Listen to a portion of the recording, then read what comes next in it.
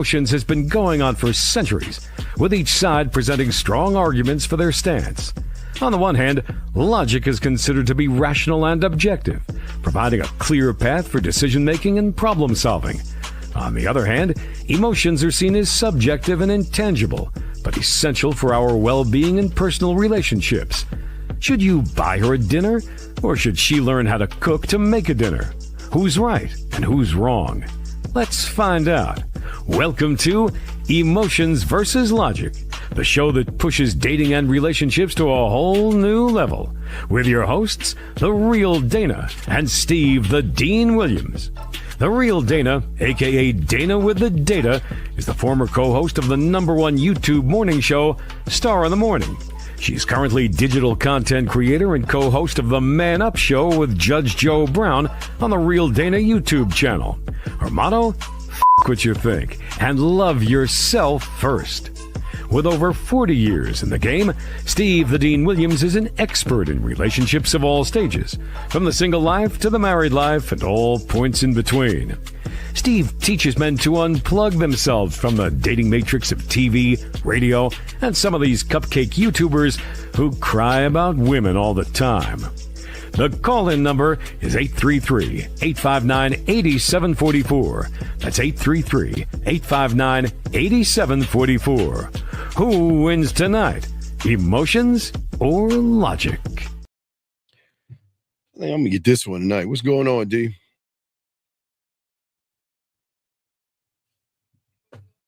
Can't hear you. I'm sorry, I didn't realize I was still muted. My bad. What I was saying was people that gotta say what they're gonna do or who they are, they're really not. That's not true. What do you mean? When you just said, "Oh, I'm gonna win today," every time you say that, you lose. So maybe you shouldn't say it. Yeah, I hear you. Honey, happy Saturday. Hi, Erica, Adam, Bridget. Yes, extra money.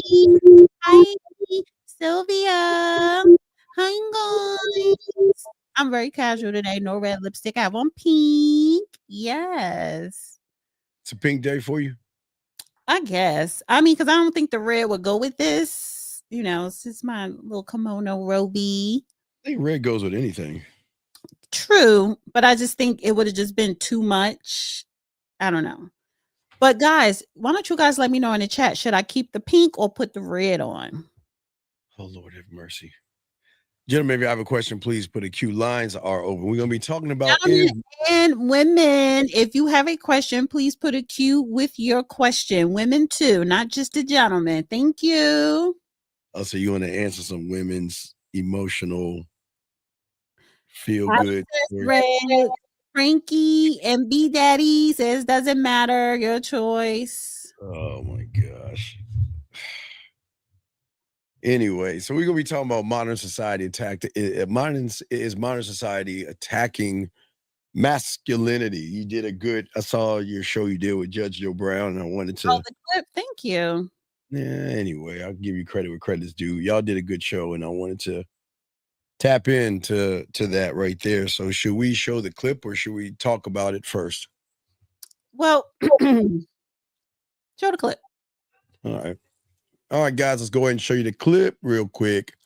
Guys, lines are open. Hold on 1 second. I know, Dan, let me take this down before you say anything.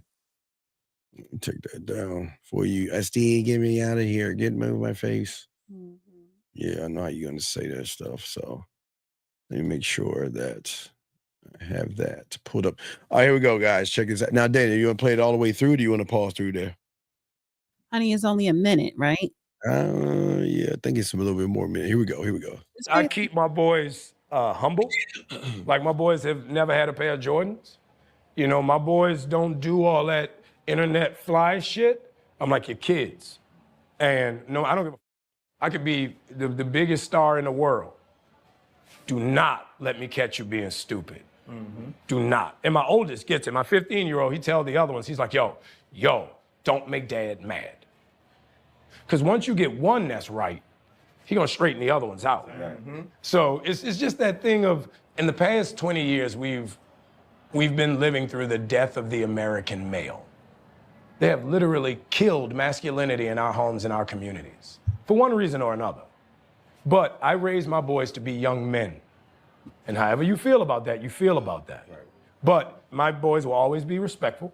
They will always say, yes, sir, yes, ma'am. No, sir, no, ma'am. They will always say thank you. They will always open the door for a lady. They will always make sure that their mother is taken care and provided for. They will always be men. And that's always, since they were 2 years old. Every time I left for a job, I tell my 15-year-old, you're the man of the house. You make sure these doors are locked every night, this alarm is on, you text me or you call me every night before you go to bed and you wake up. I love that. Because we're men. If I'm not there to protect, he got to be there to protect. Because you can have all the money in the world, climb through the window, that money means nothing. Right. You can have all the celebrity in the world, jump through the door, that celebrity means nothing. Yeah. So you got to have a little guard in there, you know? And so for me, it's always that idea of American masculinity is very different. Hold up. Limitless. So, Dave, what's your take on that, D? I really appreciate everything he said. I agree with him, you know, because when you have kids, they're going to grow up, they're going to have their own personality, their own lives. But there are certain things as a parent you just want to instill in them to have them carry it out for the rest of their lives. And I'm pretty sure you can agree to this. If you're a father and you have a son, there are certain things that you always want your son to have within him that would help him survive out in society and help him become a better person. So I think the foundation that he's laid out and continue to lay out for his sons are very important and needed. But he's absolutely right when he's talking about, you know, masculinity is basically being killed in society. And I know you don't like politics and nothing like that, but I'm just saying the last 4 years, a lot of times, depending on the type of administration, public policies kind of help shift that to try to eliminate patriarchy. So that's all I'm gonna say on the politics. I'm not gonna go in further details. That's not true, because if that was the case, they would eliminate the red pill and manosphere. If that was the case, they're not. They're pushing the agenda.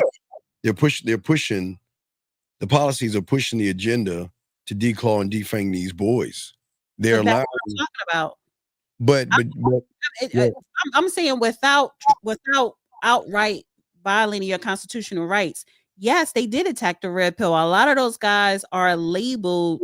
They got some label here on YouTube or whatever. So yes, there are things that the powers that be can do to try to somewhat suppress or censor you or just lower you in the algorithm. So I just say all that to say his message is needed. More men like that is needed. More fathers like that is needed.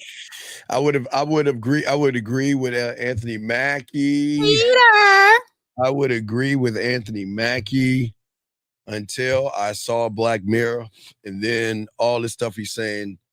If he's saying what he's saying, he would have never taken the role that he took in Black Mirror. And once he did that, all the stuff he's saying is just fluff for fools that believe that stuff if they actually follow, not to follow his career, but I mean, again, I'm a huge Black Mirror fan. So when I saw him on there and what he did on there, that's not masculine at all. So if you're pushing this a masculine agenda, but you're doing non-masculine things with other men, even if it's a role, then what you're pushing is a wrong agenda. I don't like the agenda that he's pushing, because Black Mirror?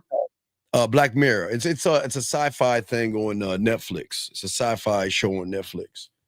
So I was cool with everything he was doing until I saw him in that episode. That episode changed everything. I don't even want that episode, because if you're he fell in love with a guy and started kissing him and all this other stuff on the show and all this other stuff. So you're talking about masculinity.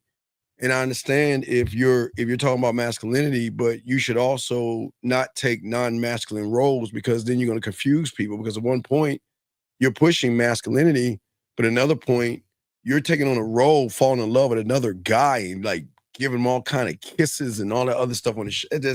That's not. I'm sorry. Did he kiss the guy in the lips? Yes, it was all lip and maybe a little tongue. I turned my head. Yeah. So Yeah. are you saying that men who are gay cannot be masculine?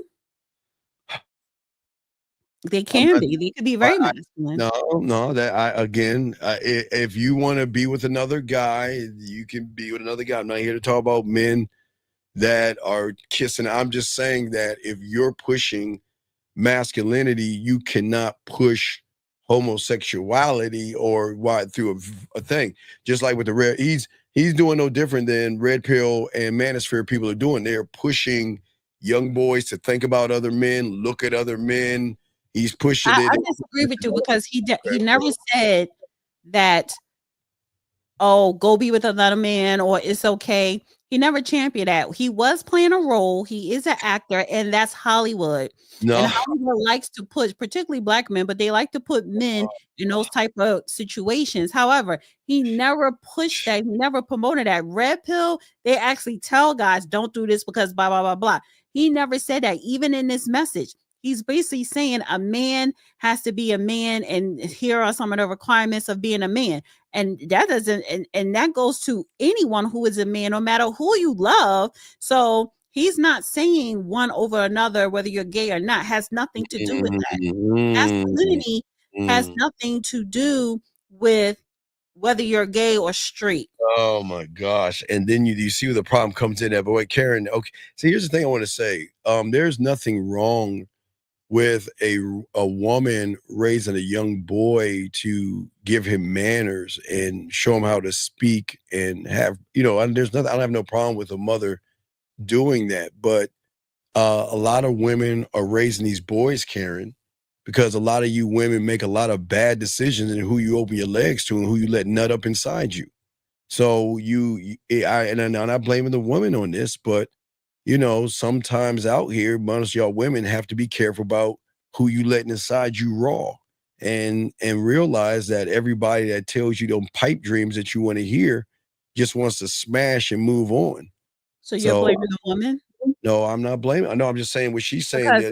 Because you need to also add on to that statement. A lot of you men need to step up, whether you marry that woman or not. Take care of your child, be in your child's life. Your child is more than just a check.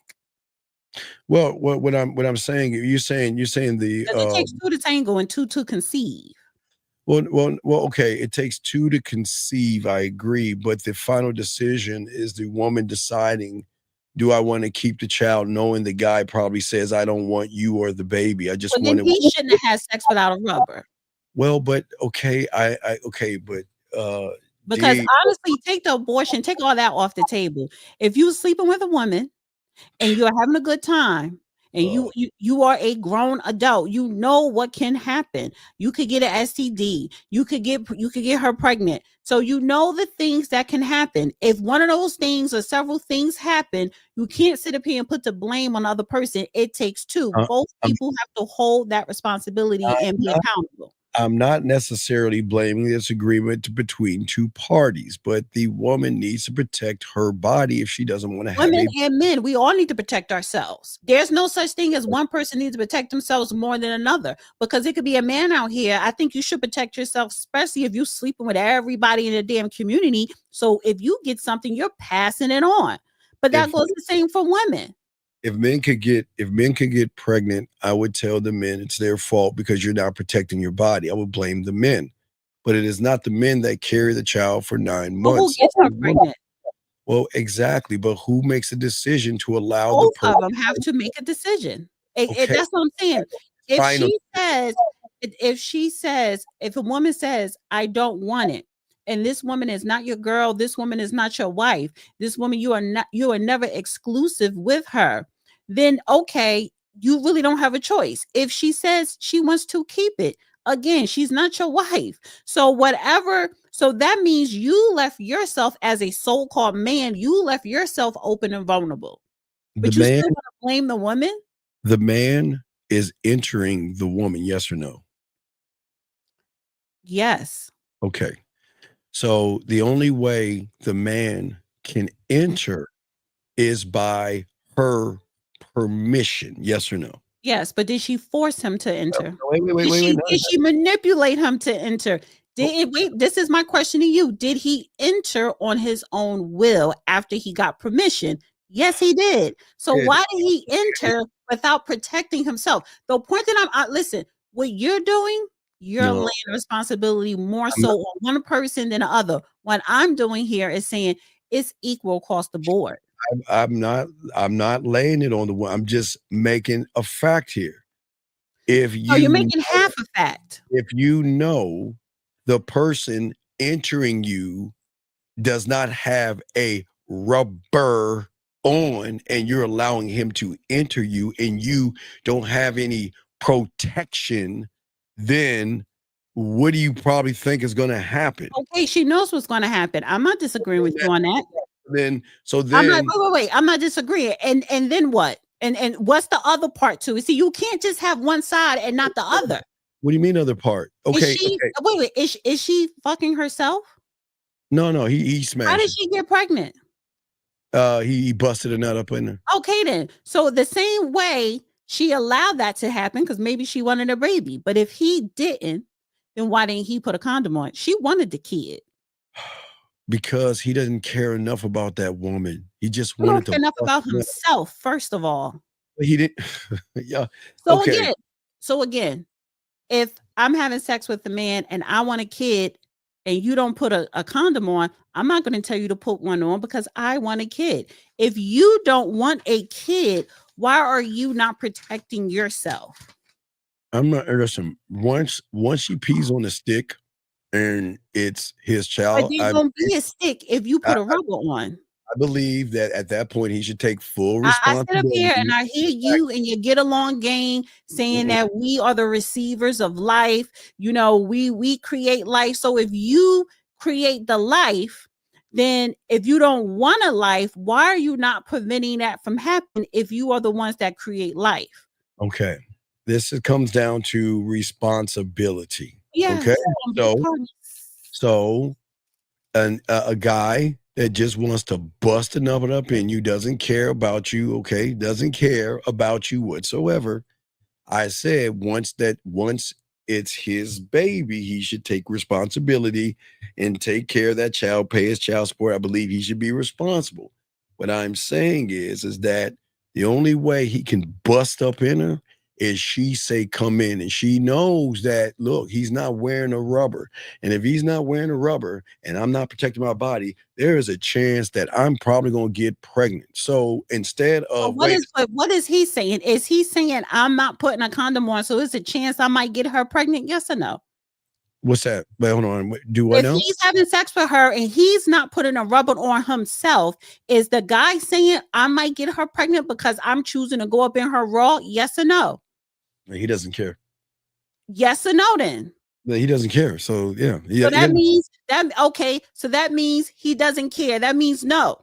That means I don't whatever the outcome is the outcome. So again, it's on you can't I'm not going to sit up here and be and look out for another grown person, especially if that person is not even attached to you.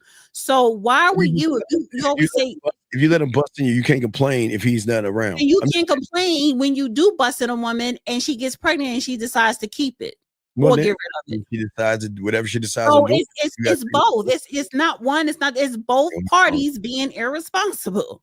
All right, Richard has a question. He says, I think I went wrong in the past having manners with women who haven't proven anything to me. What does he mean by that?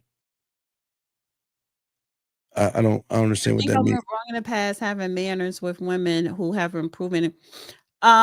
So you saying that you shouldn't have manners, that you should have been rude? You're okay. So the women that you were nice to, they were rude to you. So you're going to decide to be an asshole? So you're going to let a woman dictate your attitude or your personality or your demeanor? If you approach someone and you're nice or you're a gentleman or whatever the case may be, and she has a nasty disposition, walk away.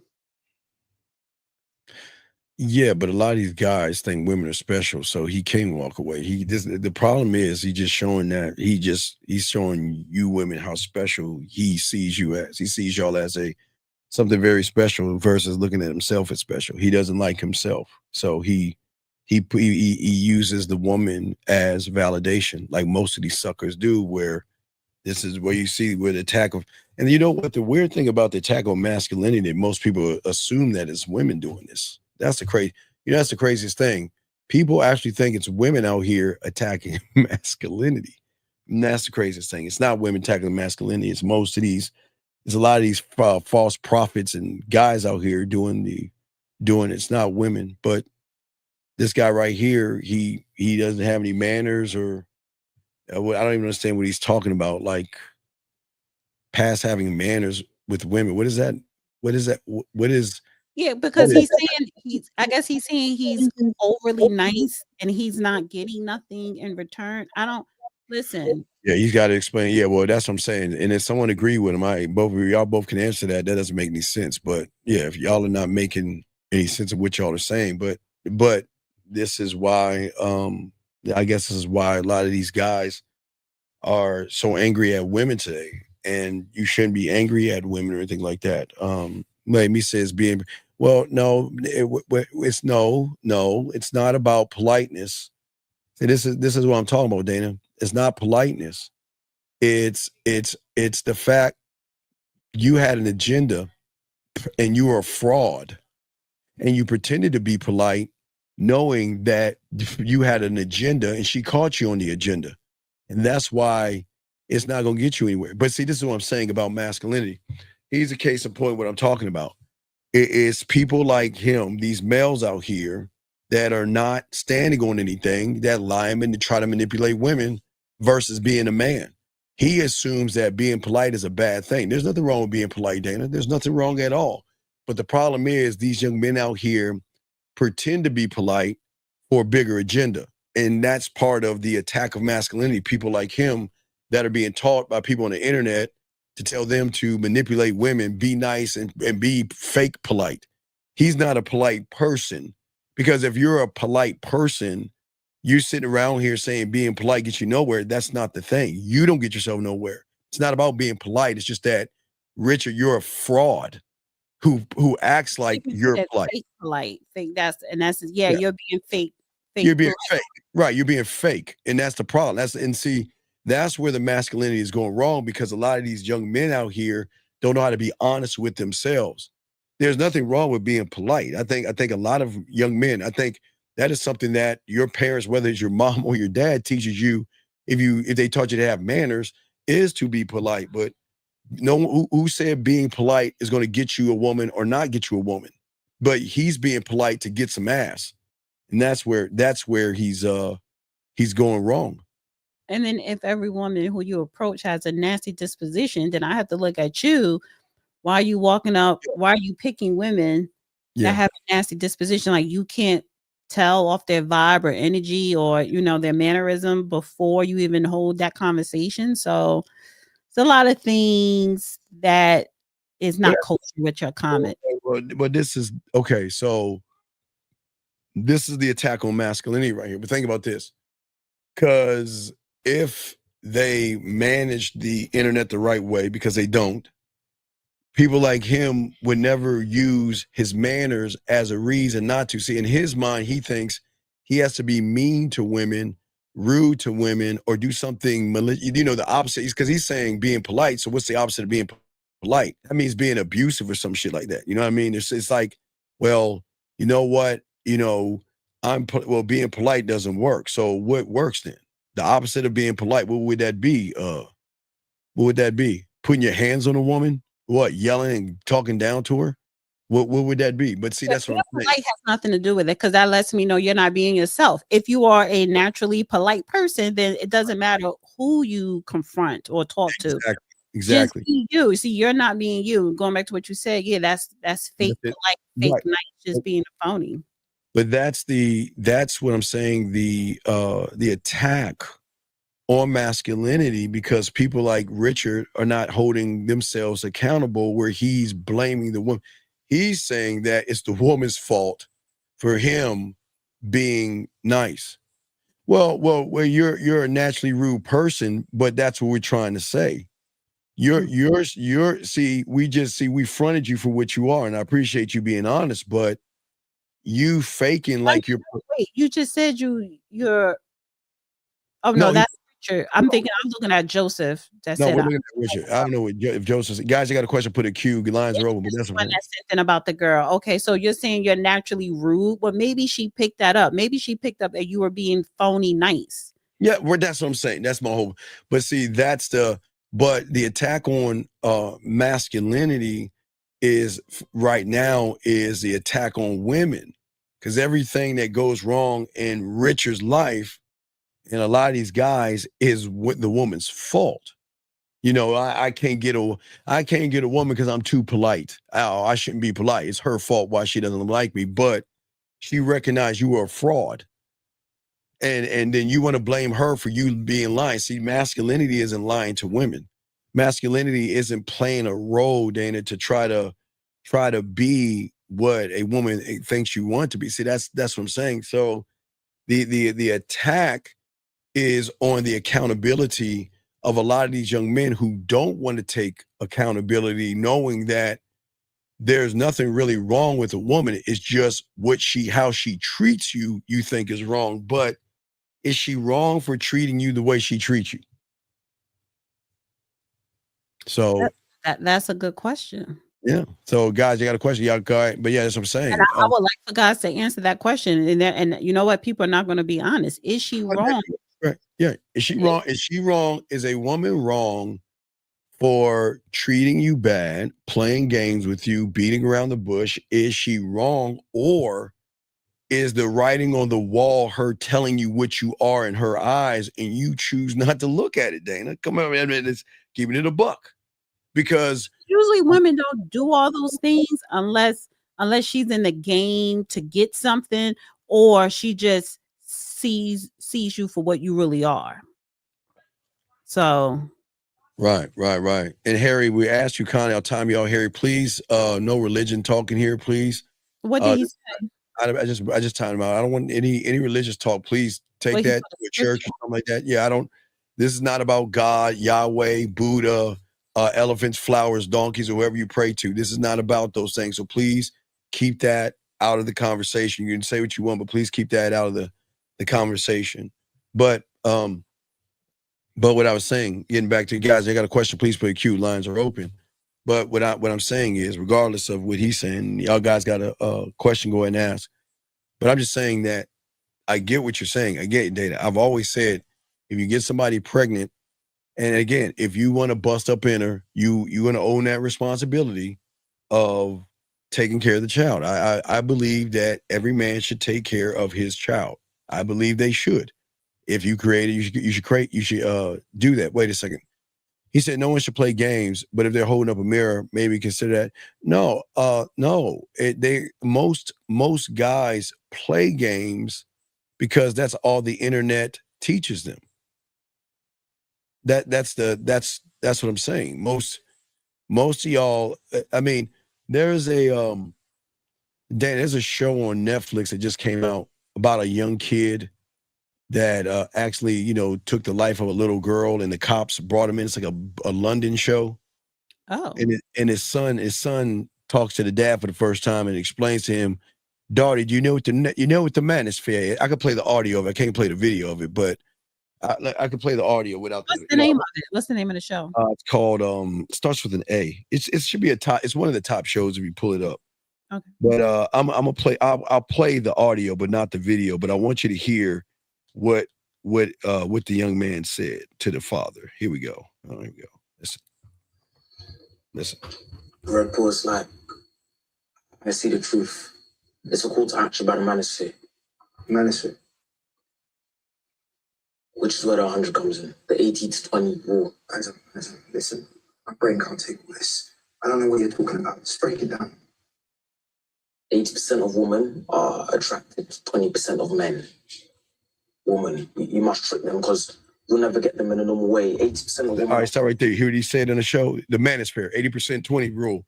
And he said you must trick them. You see what I'm saying? So into liking them? Yeah. So then it goes to is it really the woman or is it the male teaching these boys to be more feminine?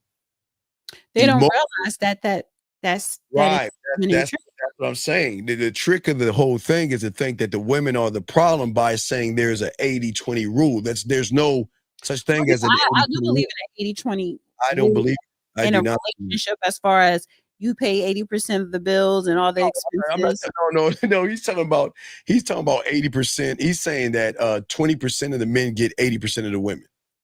That's what he's saying, that they were taught that. I think that is some fact to that. I wouldn't say completely, but that's a good theory.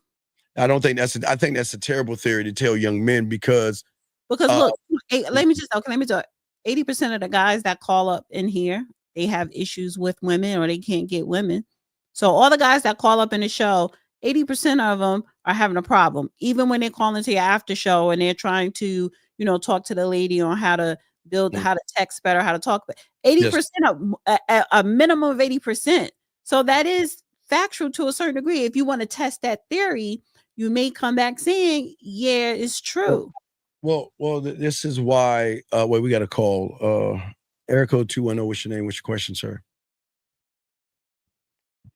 210 going once. Hey, it's Richard. He's not. That's not Richard. Let me hang up. That's not him. Anyway, so you just laugh that off, Steve. But this is what I'm saying. This is there's no 80-20 rule. That's not Richard. Who was that? You're not a statistic. Was that you that just called in for real, Richard? Was that you? Richard. That was not Richard. That was someone pretending to be Richard. That wasn't that man right there. That guy is calling in is just a whatchamacallit. But what I'm saying is that that's the problem. These young boys have a statistic. Shout out the names that you heard me say melanin. Melanin? What are you talking about? Melanin Vision TV. And I was like, Maya, Erica. Okay. Okay, you done saying hi. You want to say hi to your people? Whatever. I didn't realize I was muted. I'm shouting people out, but go ahead. Okay, so what I was saying is that in the game, there's no such thing as the you first of all, you took that topic, you took a U-turn about the Black Mirror thing, and I can see it in your whole demeanor. Well, yeah, because the Black Mirror thing showed me that you can't talk about masculinity kissing on guys. You can't talk about that. That's not masculine. Masculine men do not kiss on other men, or even take the roles of kissing on another man. If you want to take that role, take the role, but don't push masculinity, because then you're saying, well, then it should be, and again, on my terms, meaning that it's okay to kiss a man. So, I kissed a man. He's like, because he kissed a man in that show. So you can't. As a man, we don't do that. We don't kiss other men like that. So you're saying men who kiss men or men who love a man is not complete masculine? That's not a masculine thing. So, well, let me just say this, and then we can move on. We just have a difference of opinion there. That's all I'm saying. What's that? But I'm just like, you brought it up, and your whole demeanor, you was being a Debbie Downer, honey, and I'm like, turn that frown upside down. I like what he's saying. And don't judge him, because listen, he had to feed his family. He's in Hollywood. That is Hollywood. And if you listen to my clip, like you said with the judge brought it up. He was like, that's Hollywood. Hollywood does that. I understand what Hollywood is doing, but you choose to take the roles you want to take.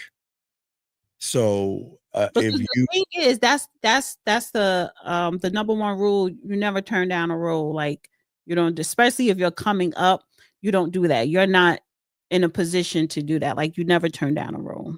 Well, he's been a star. I mean, even since Eminem's 8 Mile, I think even before then. So he's been around for a while. He was like C-list. Now he's touring on the A-list because he's Captain America with that Marvel stuff. Yeah, I think that's cool. But when Black Mirror came out, it's like, hey, you trying to go up that ladder? So who are you to turn down the role? He didn't have to take the old ass Denzel. He wanted to kiss a man in Gladiator. He even said it. I kissed a man. Come to find out, the director said he ain't kissed nobody. I'm saying that you should not. Try to say Denzel is not masculine, honey. Oh, wait. He says Egyptian and Italians. No, okay, sir. I don't think you watch Black Mirror. If you watch that episode that he's in, it was not a kiss on the, it wasn't a cheek like a Godfather, cheek to cheek like that. No one's saying there's nothing wrong with culture doing that as far as this, the cheek to cheek. That's just a culture thing. There's nothing wrong with kissing your son on the forehead or something like that. That's, Denzel kissed a man in Gladiator. Would you have a problem with that? Yes, I would. Would you say Denzel is not masculine? Yes, I would, because Denzel's in a point right now he can say no to anything. He's an A above the A. So Denzel can call the shot. Denzel can say, nope, I'm not going to do it. But he's an artist. And even if he did, he is still masculine. Okay, but that's not art. But the problem is a lot of young boys look at TV, unfortunately, because they don't have any supervision. They think what they see on TV or they see on the internet as real. They think that is real. You see what I'm saying? So it wasn't, sir, nobody said give off fruit vibes. I didn't say he was fruity. I didn't say he was fruit booty. I said that you're talking about masculinity, but you're going around kissing other men. That's not masculine. You shouldn't be talking about things about masculinity when you're lip kissing it. I don't even know if there was some tongue in there, some other guy. And then turn around and talk about Matt. What are we teaching our boys? What are we teaching our boys? Did you stop watching Black Mirror? No. I like Black Mirror. I just cut that episode out. Why didn't you just throw the whole thing away then? Oh, you want to choose? No, because I will I will not watch any man on man anything. I will not watch any of that. I just won't do that. But you will watch the production. Watch who? You will watch the production. You will watch the series. You will watch the movies. But I will watch. Because it's different episodes. It's different episodes. Okay, so if you watch the movies and you didn't know it was a certain scene, you'll just turn your head and finish watching the rest of the movie. I would turn my head and watch the movie, and you're going to judge the person that's playing the character. Yeah, I'm not going to judge him. I'm just going to turn my head because I don't need to see that.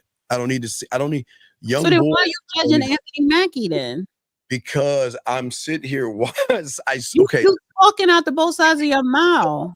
Any actor I see doing that, I'm not really going to watch or support them after that point. I'll kind of like watch a little bit. That's why are you judging them as the person? That's just a character they were playing. Okay, but the character that he was playing put his lip on another man. So why did that you enjoy Purple Rain? He wore heels. He wore that. Okay, wait. He wore heels. I agree with that. But if you learn the history of heels, men created that for men in the beginning. Clothing at the time. Back in the day, men were the ones that used to wear those. But the world, if you do history on that, it wasn't women actually wearing them first. It was men doing it. But that's just a history lesson. But that's not to say you should wear heels or not. I'm sorry? When heels were created, what were women wearing? It wasn't women that wear the heels. It was an aristocrat. No, it was the men, and you don't know the history. Trust me, you're totally wrong about the history of heels, honey. First of all, I'm a woman and I love my heels. So I know why it was invented. It was actually invented in France because they had so much shit in the palace and on the grounds outside the palace because they couldn't come up with a sanitary thing or where they're going to put the poop. They created shoes with heels so that your feet is not touching the ground to touch the shit. You're saying, but you're giving him your money for kissing that man. I don't know. Black Mirror was on Netflix. I'm not giving him my money. I'm just watching a show. I'm not giving him my money. I'm just watching a show on TV. That's all it was. But what I'm saying is that person should not go around telling people about masculinity when he's going around kissing other men. That's all I'm saying. If you're not kissing other men, okay, okay, let's get off the kissing men. Okay. And I don't know why you brought up Black Mirror because it has nothing to do with what he said in the video. And if you don't discredit him because of that, then you should have never even, played the video or, we shouldn't even be talking about it. Because I think there's some people out there who should say or teach these young boys that men don't do things like that. Now, I like the videos. That's way more important in this conversation. All right, let's move to that. Guys, got a question? All right, let's move to the next video. Ray, you got the next one up? You ready to pull up the... I sent it to you so you could download it, remember? Wait, that was the video I just played. I emailed you 2 videos today. Oh, let me go. But you only downloaded the Anthony Mackie, so I could pull up the video. Well, I will. Let me see here, Dana. You're not doing your job. Dana. You No, know what? You know what, Steve? Yeah, it is a woman's responsibility to do everything because y'all can't do it. You forget or you do it half-ass. Wait, the show topics. Let me see what this one is. Okay, I got them right here. Let me download. I'll download it. Hold on a second. So if I got to sit up here and think of everything and do everything, fine. Really? Guys gotta put a cue. Just play it on your end. I'll just open it up. You can play it. It's no big deal. Go ahead and pull it up. We can watch it on yours. Gentlemen, if y'all got a question, put a cue. Lines are open if y'all want to discuss what do y'all think is attacking masculinity. What do y'all think? If y'all guys let us know what you think. What do you think is attacking masculinity? But let's get to Dana and her thing, okay? I'll talk to Steve any way I want. You can shut the hell up. Let's see here. She ain't talking to me any old kind of way. She's doing what women. Oh, your man fan club saying don't talk to Steve like that. Kiss my ass.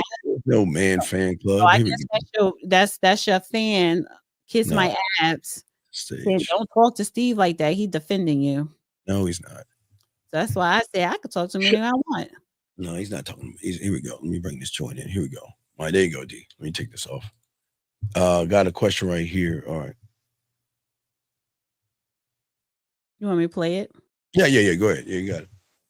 Your standards are just too high. I'm a 30-year-old single Black female prioritizing gut health and protein intake. I can squat 250. I've written 2 books and speak 3 different languages. In the last 6 months alone, I've created 4 different applications and 2 different programs across the iOS platform. Not to mention, I started diversifying my financial portfolio at 23. They don't care. They don't care. The only love language a man cares about is his love language and whether you are fluent in it or not. The only program he cares about is whatever program is making your ass tight, fit, and plump. Girl, the only time they care about you squatting is if you're squatting in the bedroom. Don't pretend like you don't know what I mean. The only books my man cares if I read are parenting books to make sure I'm not effing up his children. They don't care about your financial portfolio, honey. They care about your Instagram portfolio and how many pictures make you look like a hoe.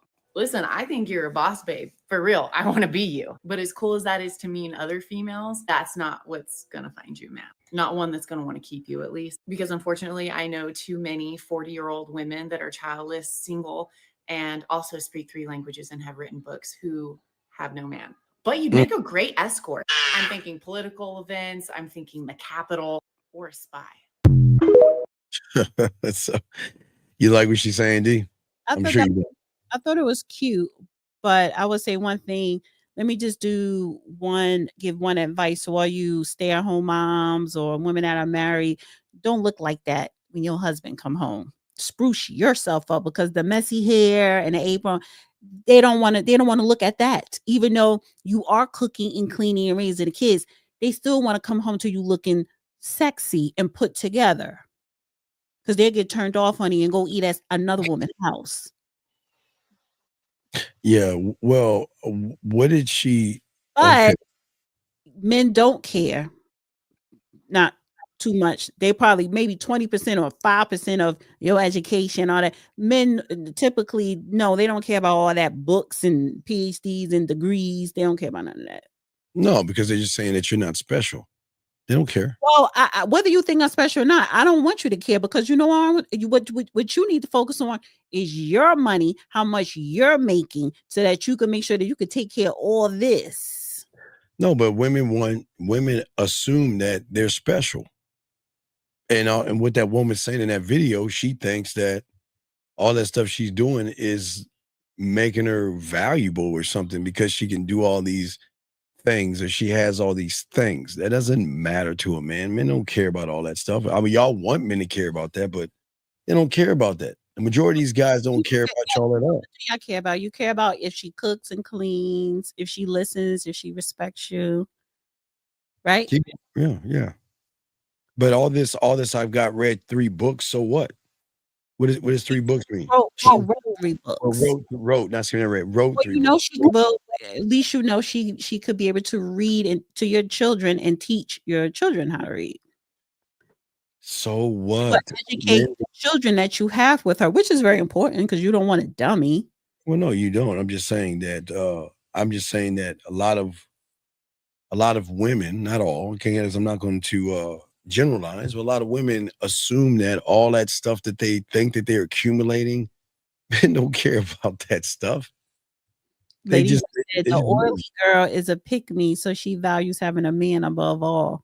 wait. The oily girl is what is a pick me? What is a pick I me? always pick Misha, pick Misha. So she's saying the girl who, that was the girl who was the mother and the wife. She's saying that she was a pick me and she Why? values having a man above all. Well, she should. A man is above all, and she should worship the man as such. And I No, don't understand this. There's no problem. red pill No, stuff. you don't worship anybody but God. Anyway, as I said So before, you should definitely respect him. Yes, you should. You can look up to your man, but I'm not worshiping no damn body. Worship you for what? You're not God. You're not I'm even not Jesus Christ. I'm not saying every man, D. I'm I saying don't that care. I don't care any man. I don't care who you are. I don't you, care. I'm not worshiping you no should be one.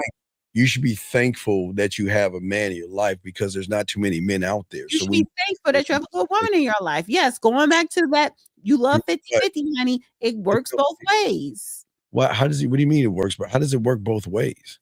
You saying No. she should be thankful. What are You you should talking be about? thankful that you have a good woman. Wait, what is that? Are you serious? What do you mean they should worship If each you other? want to worship each other. And I don't even want you to worship me. Man, that is crazy, man. Zay, do you see why you're not getting any women?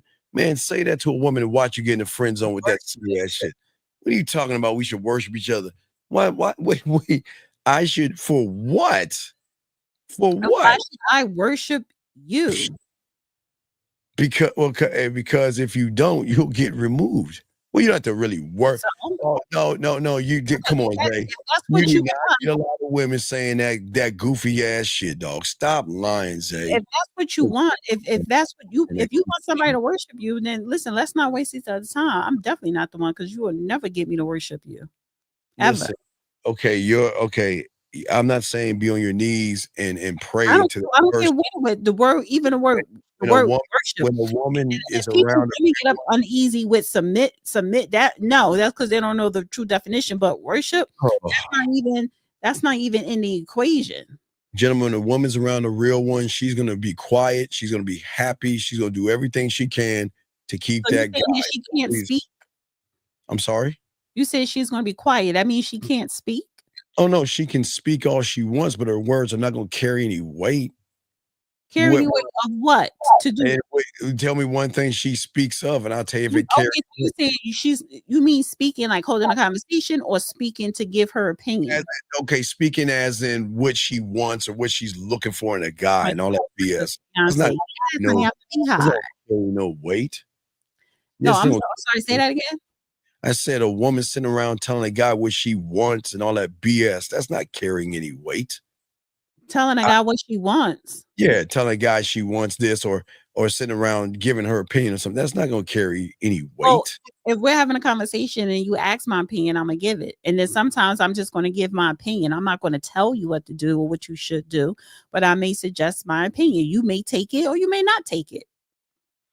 But I'm not going to sit up here and just be quiet and talk when you want me to talk. I'm not saying be quiet and being docile and not. I'm saying that that you should be very lucky you're with a man because it's very rare you're with one. So we have a call. We have a call in the question. Let's get the call first and with the question.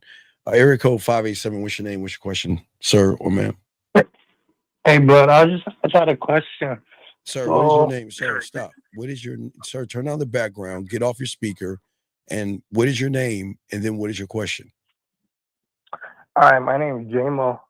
Okay, I got a question on. What's your question? So it's me, and my girl. We fucking we both went financial. Like we both went broke. Okay, right? all right, sir. This ain't the right. We can't. I think you're drunk. I don't think you're in the right place. This not. Bro, what? Okay. Ooh, okay. Sir, can you? Okay, See, I don't. In about 4 minutes. I'm shutting it down on the Real Dana. And guys, go over to the Dusty Chronicles. But before you go over to the Dusty Chronicles, check the premiere that is dropping at 9 p.m. This is for the Real Dana channel. He said, should I leave a woman alone once I notice I'm hurting her, even though I know she's going to accept that we won't be together? Why are you hurting her, you idiot? Yes, you should leave her alone. This is why masculinity. Yeah, that's some bitch shit. This is exactly what I'm talking about. These young boys think it's okay to hurt women and put your hands on them, and that's because that's what they taught from the red pill and manosphere. Same thing right here. So and if your woman is listening, I hope she leaves your punk ass. And I hope she has an older brother to fuck you up. You deserve to get beat. You deserve to get some work done, because this is very feminine. But see, this is again, real men don't even talk like this. This is the people out here believing that 80-20 and all that other stuff. This is crazy. Shame. This is crazy. Putting your hands on a woman and hurting her and all this. All right, get your question right there. Your question. Go ahead, Dan. You got it. What body part do you find the most attractive? The wallet.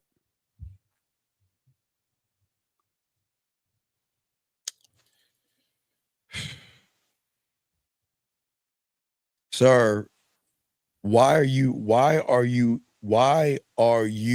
hurting her? Sometimes putting your hands on her, being emotionally abusive and hurting her is just as bad as putting your hands on her. So why are you hurting her? Sick, man. You're a sick person. Maranatha, that is a body part. That is a body part. To you, they never leave home without it. They always have it on them. It is a body part. The wallet is the body part, and that's the most attractive. Yes, it is. Guys, got a question? Please put a Q or call in. It's a body part so much that's why 80% of men develop sciatica, because their wallet stays attached to their ass. Yeah. All right, let's get to the other one. Guys, got a question? Put a Q. We got y'all. Lines are open. All right, Danny, you ready to get to the next one? Yeah. Let's see what you got. Oh, give me a sec. I had to shut down the thing. And wait a second. Where's the other one at? Okay, here we go. Oh, this is a good one.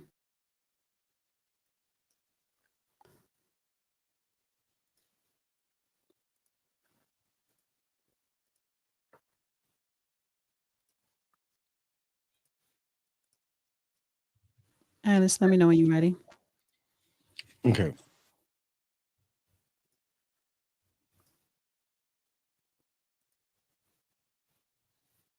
We have a call. Wait, hold on. Oh, wait. Before you do it, let me grab this call real quick. Area code 269. What's your name? What's your question? 269 going once. 269 going twice. Yeah. What is your name, sir? And what is your question? Jared. I was just wondering, Sir. I've struggled with relationships for about 20 years. After I came back from Iraq, I just feel like I pushed everybody away, even though people really try and help me. It's like I don't even want to be with anybody, even though I want love, but I don't know how to move on from what I did and what I saw.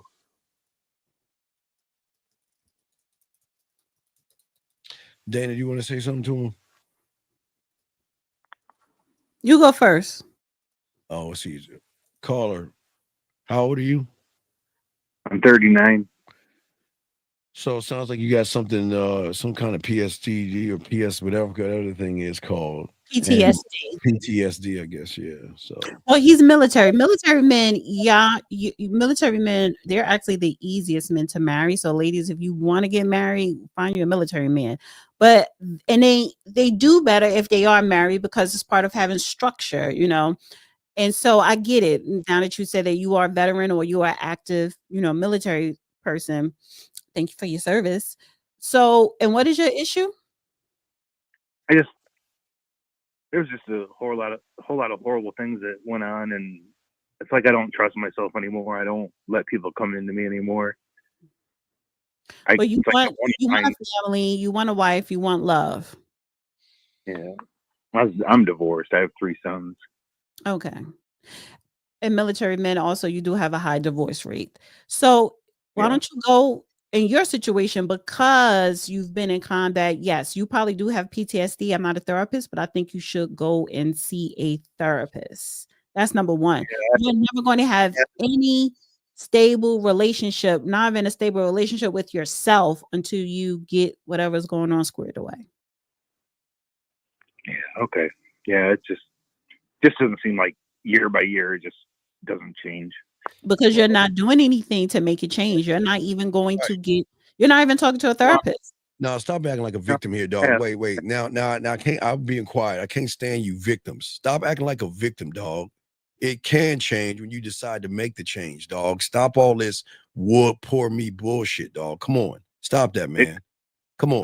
No, man, nothing. Come on, man. Look, you want tough love, or you want me to collar you, man? I can't stand people that sit around and act like you're a victim.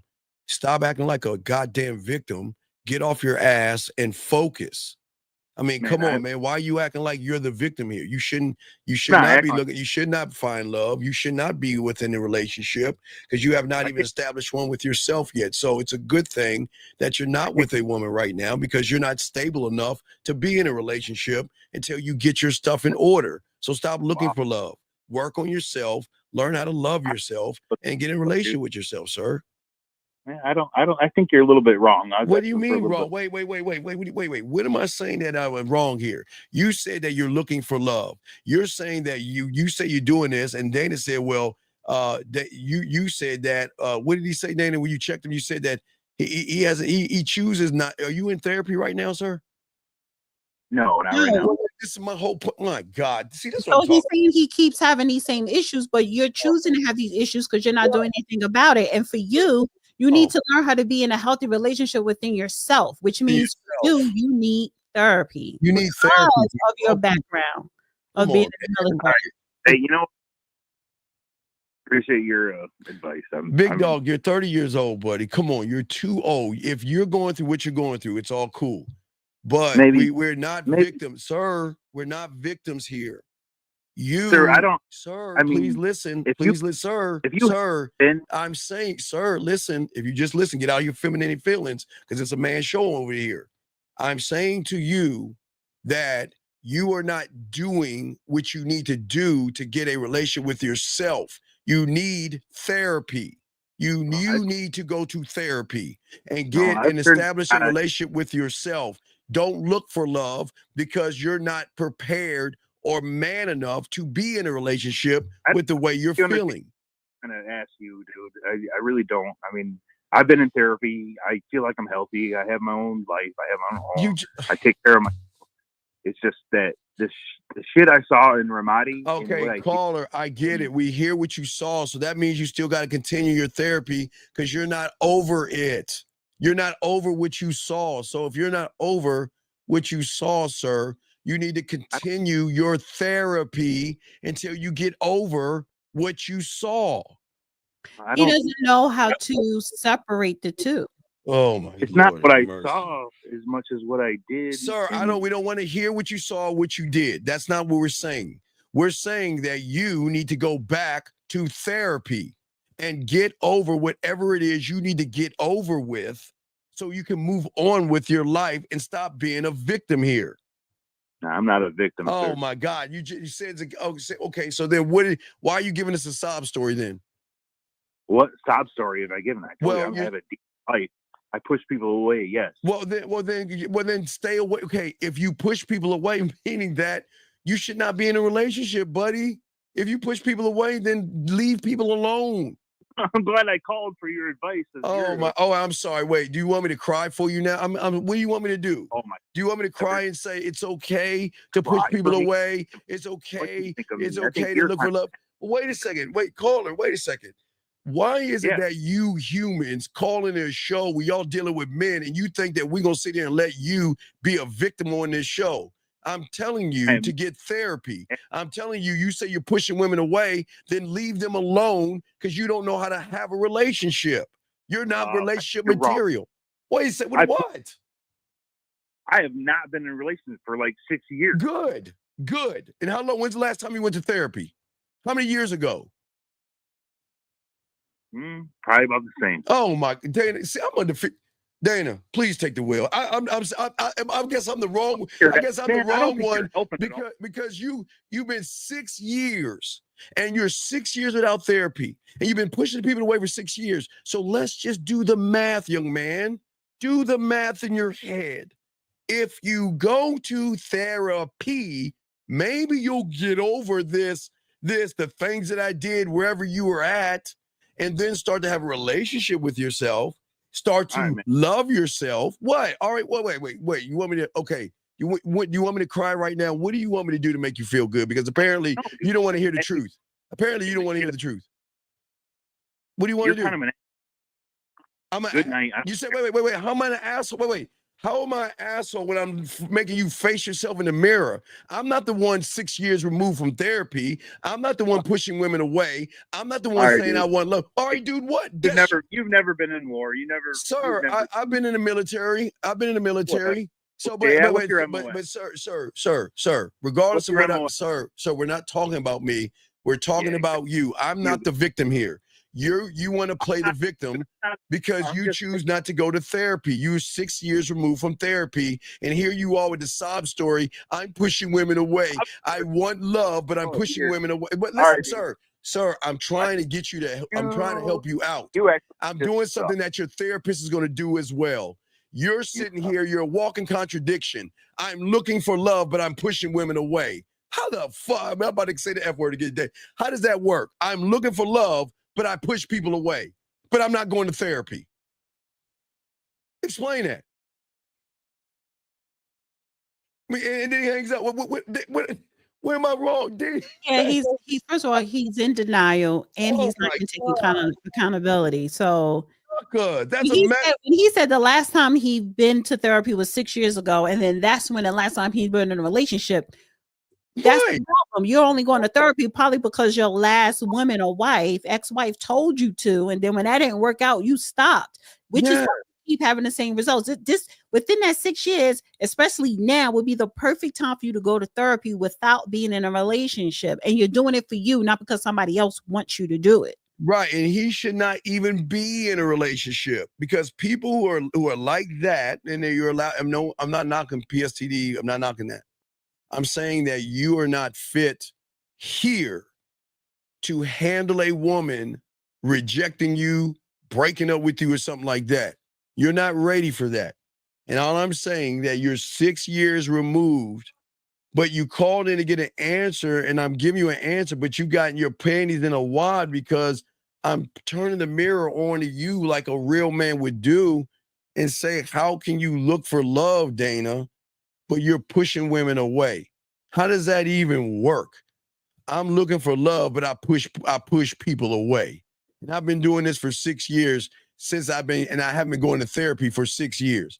How does that even work? But again, Dana, see a lot of these guys think that you can't come on a man's show and act like a victim. I'm gonna put the mirror to you. I'm not knocking you for what has happened to you, but what's happened to you is the cause why you cannot have a relationship. So what we need to do, if you're still listening, is put on your big boy pants, get over the thing with therapy that you are holding yourself back, and then start to create a relationship with yourself, and then you can find somebody. But you can't sit there. We can't sit there and, Dana, expect a woman to just want to be with someone because you know what, Dana? You know what kind of person he is? He's the kind of person that talk to women and he's going to keep bringing that shit up. He gonna bring up hey, gentlemen, let me tell y'all something.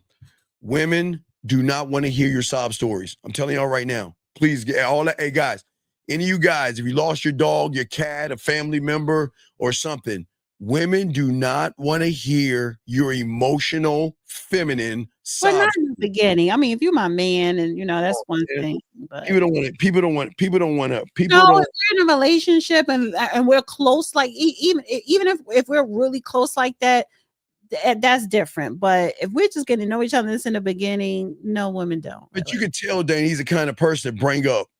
Like he'd be a Debbie Downer because it's a lot of things.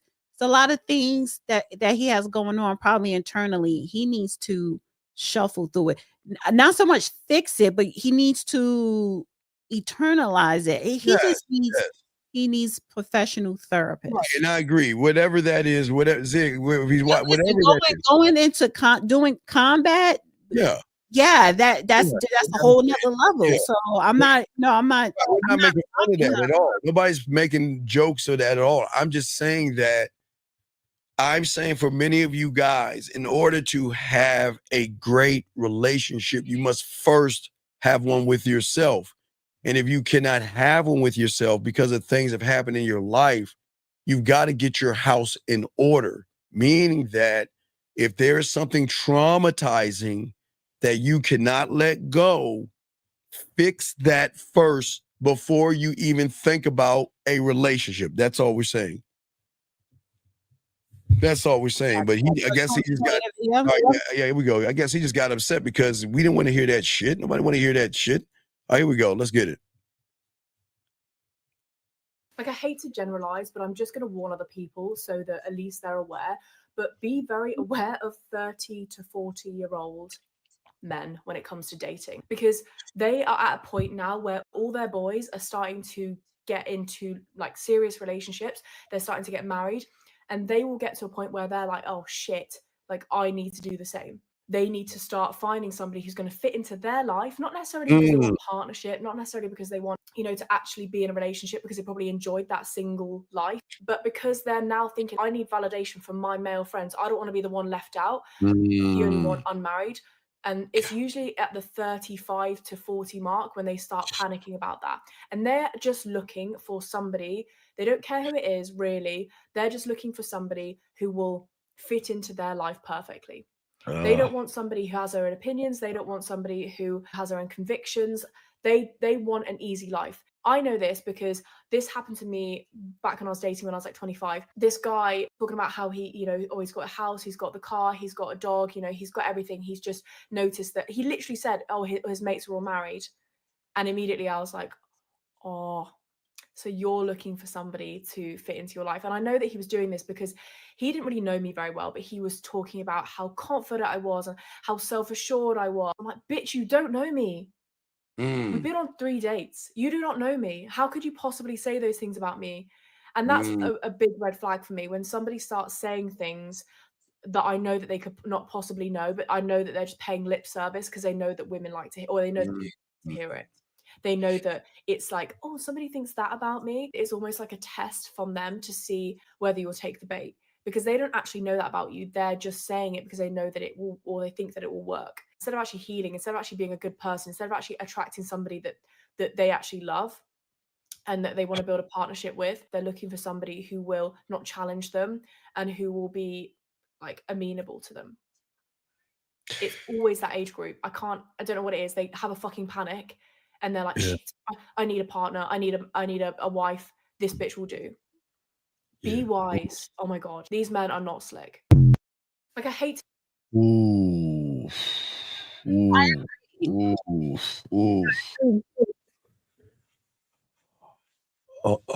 is the attack on masculinity, and it's not her.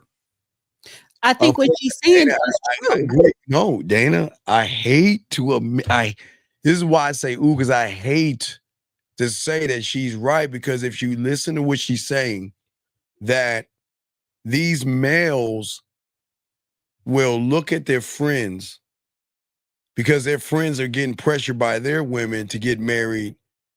They feel, and sometimes I had clients that say, like, my friends are pressuring me to get married because their woman tells me I should get married. You see, and that's what I'm saying, the war on masculinity.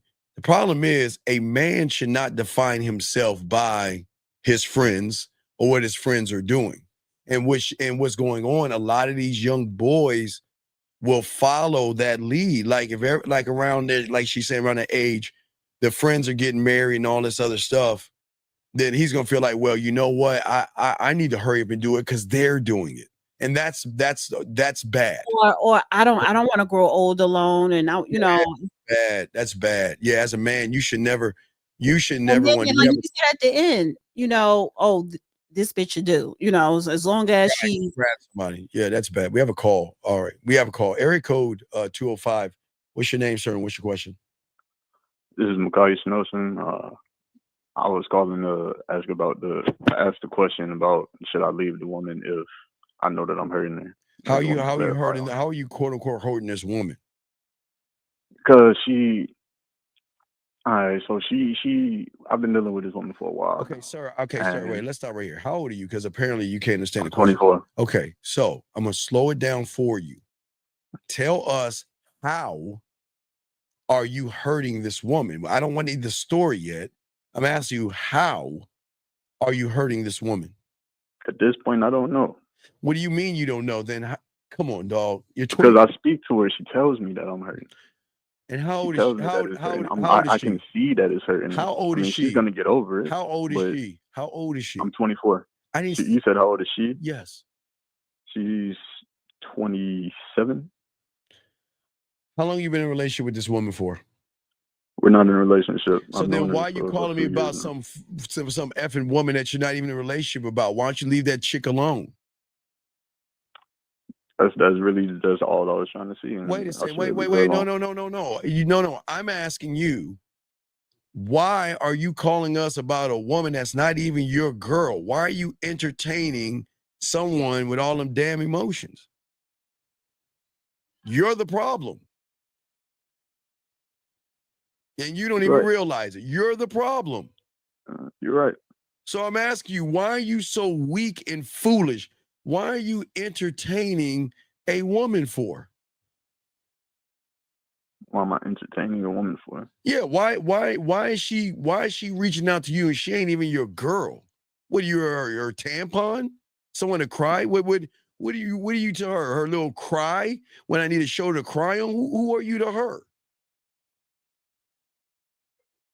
My man, she cared deeply about. Wait. You care deeply about her? You care deeply about her?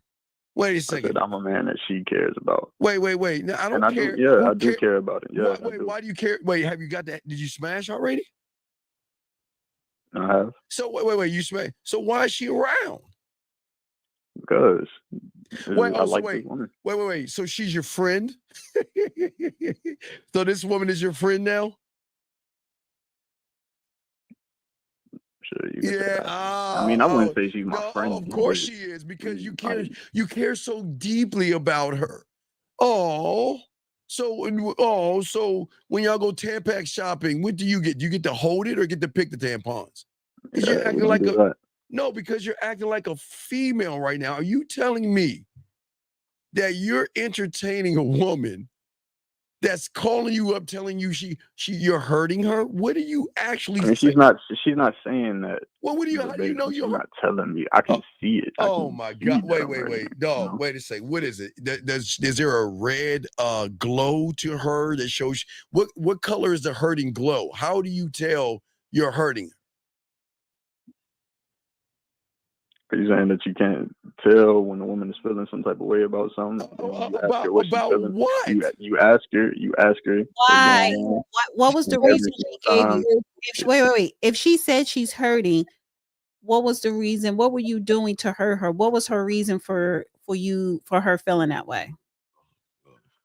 Because she wants something more, and she's understanding. She wants a relationship. You don't. You just want to have sex with her and keep it light. You know what he's doing, Dana? And I can't stand people like you. See, people like you are playing with your food. You know you don't want her. You know she wants you, and you just love the fact that you got your grubby little hands around her little neck, pulling the noose on her. You're the problem. If you were a man, you cut her off and let her go. Let her find somebody else. But you know what? You love the fact that someone's running behind your weak ass, asking and begging for friendships and relationships so you could have so you get your foot on her neck, so you keep telling her no. Does that make you feel manly to keep telling her no, to keep hurting her feelings over and over again? Does that make you feel Not like at all. No, of course it does. Because why wouldn't you just drop her and cut her out of your life? Yeah, this is one that I can see myself in a relationship Oh with. my I'm just not God, ready I at the can't moment. believe this. I can see. Do you see what I'm talking about? Why these guys are not masculine men? You're okay, dog. Listen to me. You're the good guy in all this, not the villain in this one, D. You're the good. You ought to be ashamed of yourself. You know she wants a relationship with you. And you know every time she says I want a relationship, you keep turning her down, knowing it's hurting her. So why don't you do a man thing and get her out your life all completely and leave her alone? Leave her alone. Why can't you do that? I can. No, you can't, because it had already been done. Because apparently, let me guess, every time she calls you, you keep hurting her every time? No. Why are you entertaining her? Because I care about her. Oh and that's my really God! why I'm. What is That's all why. this? That's why I'm ready to leave her alone, dog, because I do care about her, and I'm noticing this. What is all this And care about? I'll rather be. Wait. Be happy with somebody else. What is all this fruit booty care about her? Boy, if you care, okay, listen to me. If you really cared about her, you wouldn't be entertainer. You cut her off and out of your life. But you don't care about her. You're just using her. Dana, see, these are the worst scums on the planet, because these guys can't get women, and they love dragging women through the mud, knowing that you know damn well you shouldn't be around that woman, Dana. He knows that. And people like him are the scum of the earth. Shame on you, caller. You ought to be ashamed of yourself. Dana, what do you want to say to this guy, man? Okay, so you were leading her on because you are afraid to stand alone. There you go. So you know how she feels about you. Mm-hmm. But you are too afraid to be in a relationship because you are the type that think, if I get into a relationship with her, the one is going to come around the corner. And that never happens. So you keeping her at arm's length, and maybe you just don't see her in that way, but you like fucking her, and you don't want that to end because you ain't really got nobody else to fuck. At this point, I don't even. It's not even that fun. Wait, let me finish. You still You're comfortable with her. You think she's cool because you even said that y'all were friends. So that's your homegirl who you like to fuck, that you don't want to be in a relationship with because you think the one is coming around the corner. You're the problem. And that's fucked up. You're not a friend. You don't care about her because you're lying to her. You are the one that is leading her on to make her think that is going to be something. You're dangling a carrot in her face, and that's fucked up. Because okay, are you still sleeping with her? We haven't had taken about a week or so. So right. So you still smashing. So let me ask you a question.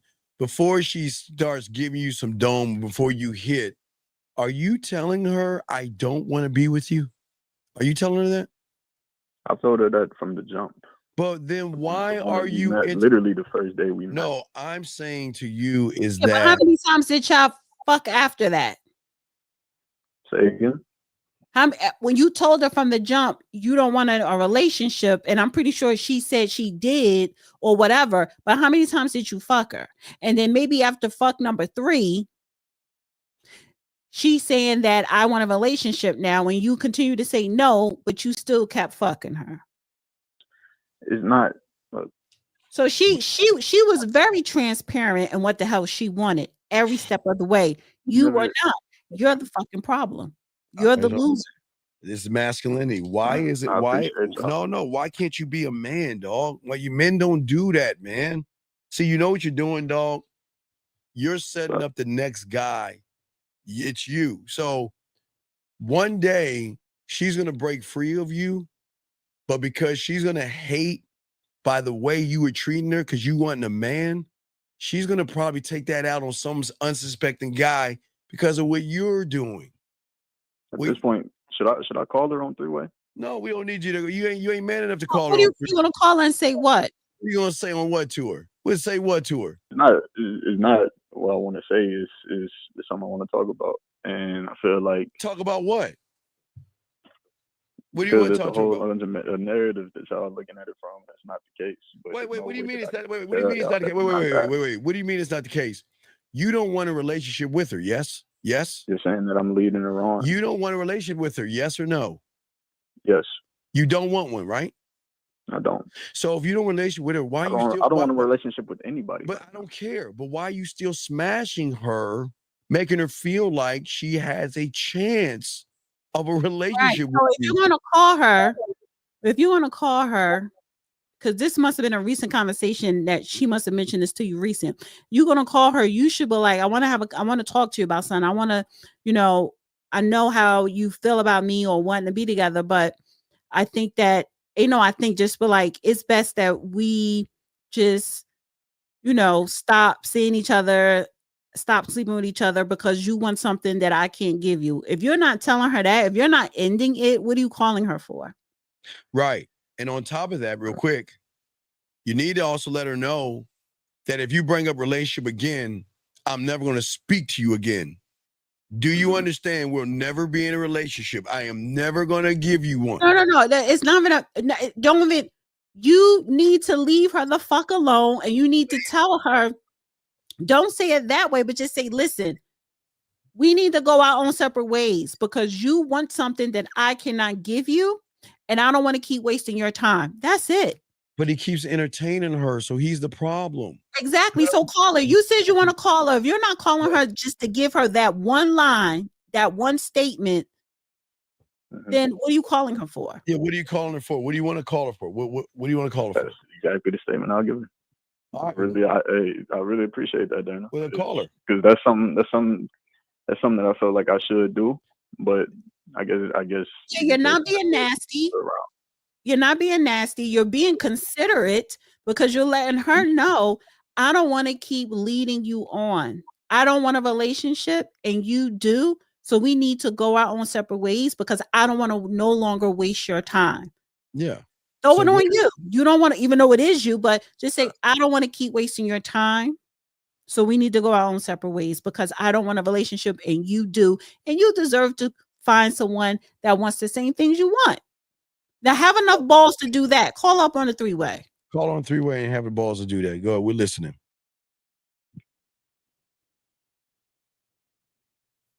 We'll see if he does it.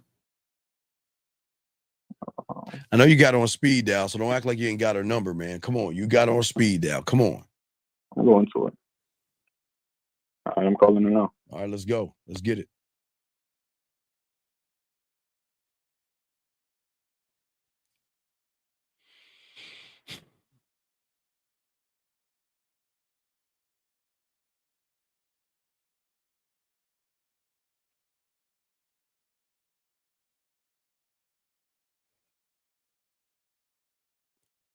$20 seconds.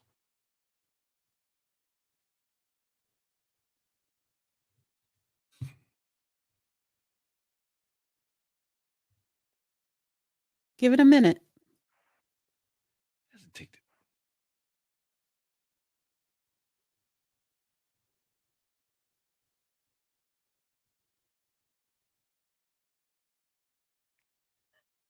take this long, dang.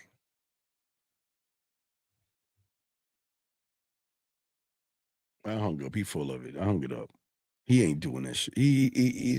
He knows he can merge a call. It does not take that long to call somebody, then pick up and merge. Well, honestly, no, because I get confused with that merge stuff. With these phones, it's hard to merge and, Yeah. So, yeah, that's, he's probably, but this is what I'm saying. Again. You got to give people at least a minute or two. Shit. It doesn't take, Dana, it does not, he has. Okay, it takes a minute. If he and I don't do no merge stuff. Dana, if he talks to her that much, then he can just go to recent phone calls, press a button, ring, and press the button. It's that simple. He's bullshit. He listen. Yeah, somebody said O'Neal said he's telling her to play along. He probably is. Yeah, he's playing. And guys, y'all shouldn't do this with women. This is another attack. See, people like that, they can't even be honest with women. There's no reason why you should play games with women or their feelings or emotions. You should not do that. That's not cool. Men don't do that. And for him to sleep with her and her thinking that there's a shot, that's not cool because that's the problem. Because I guarantee you, 80% of men out here are doing that at all ages. That's the sad part. Well, that's what I'm saying. I come across men like that, grown 50 plus, who are over 50, still playing those stupid games. And then they lose their mind when you just cut them off, because it's like, fuck out of here. That's pathetic. Like, you too old for that shit. Let us continue. All right, let's get to the next one, Dana. Let's get to the next one. I don't know if you want to. Did you want to review what the girl was saying? Oh, we did that already.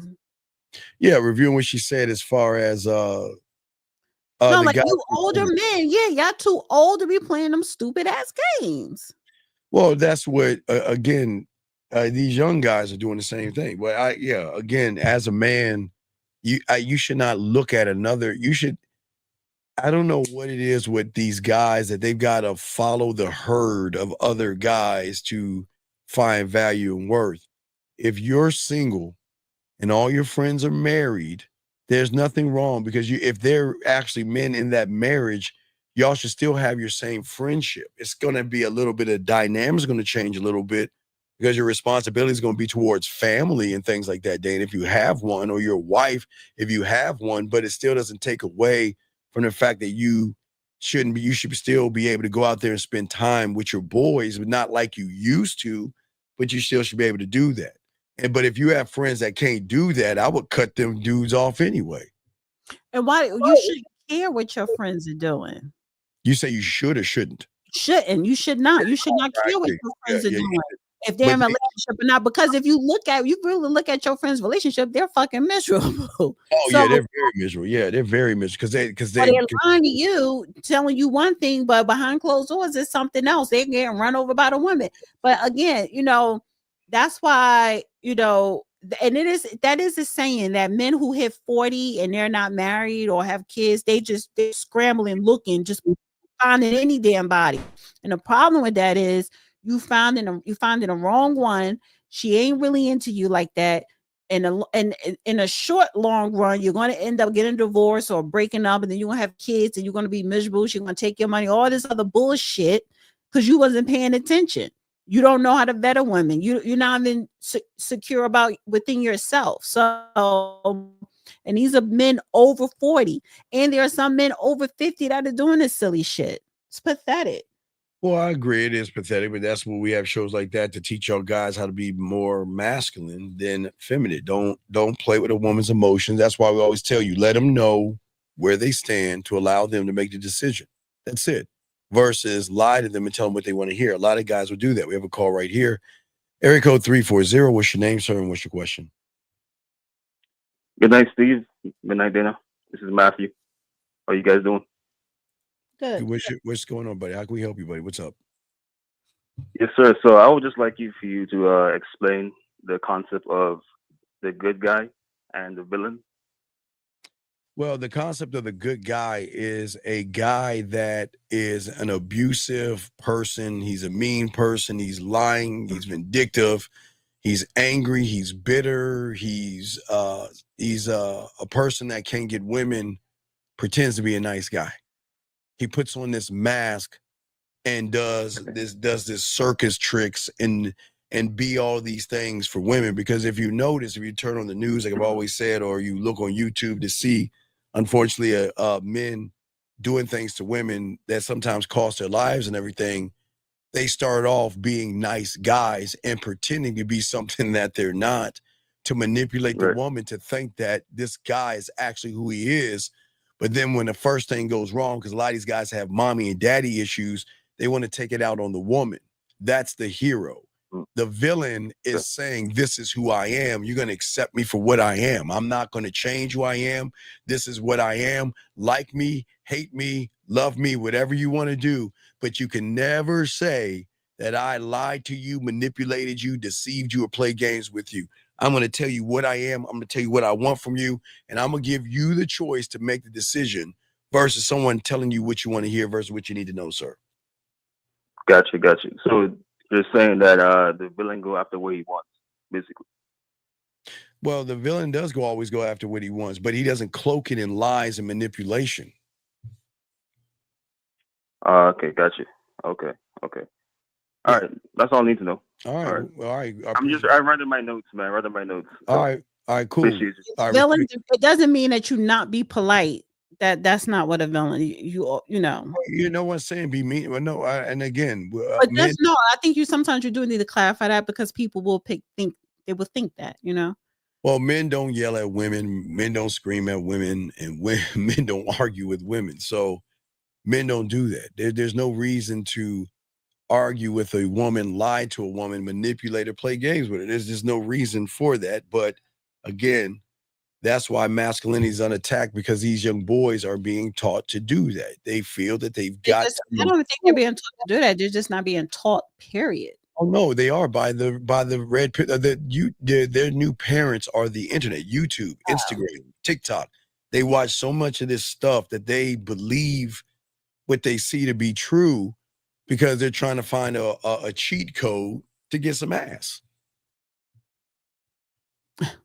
So let's get to the next one. Yeah, guys, got a question? Go put a Q. We got y'all. Let's get it. Wait, hold on, Dave. Let me get to the next one. All right. So let's see what you got for us. Let me see. If there's nothing in me that is making me be impatient, right now, all I have is patience. So exercising the patience. If anybody wants to control you, watch me design this. Wait, what turns me on is when a man sends me money. Why are we skipping all those other things? All right. Is this the one? I guess, yeah. All right. I feel the moisture between my legs. I'm like, oh my God, you actually sent it?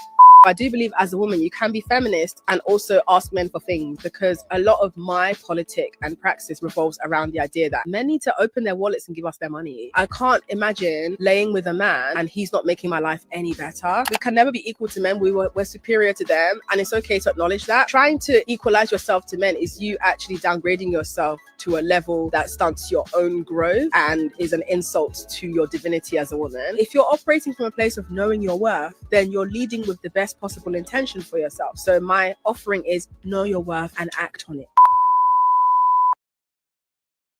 Sometimes she's annoying, but the things that she say be crazy. But at least she's honest. She is a feminist, but she wants to be taken care of, and men show up in their wallets. I'm gonna shock you. I agree with her. Why? Why do you agree with her? The reason why I agree with her, because, gentlemen, this is why I keep trying to tell you, gentlemen, don't try to change what a woman wants to do. Every woman that says this BS is smashing someone for free, and that can be you. So don't try to stop her from all that rhetoric she's saying. Let all the suckers out there pay for it while you get it for free. So don't ever try to change them. If they come in like this, making all these idiotic demands of buying and paying, don't try to change her. When you're the guy, she'll give it to you for free. But don't change her. Let her keep doing that with suckers. That's why I agree with her. I have no problem with what she's saying. It's just when you're a man, she's not going to do that to you, but she'll do it to them. So you don't want to disrupt that. Why would disrupt that ecosystem? We don't feel guilty for the next man. If the next guy is willing to pay Dana to take her to, I guess, Ruth Chris or whatever, that $300 meal, if he's willing to buy her things, pay her rent, pay things for her, who are you to stop that? Don't stop her money train. But when you're the guy, she'll give it to you for free.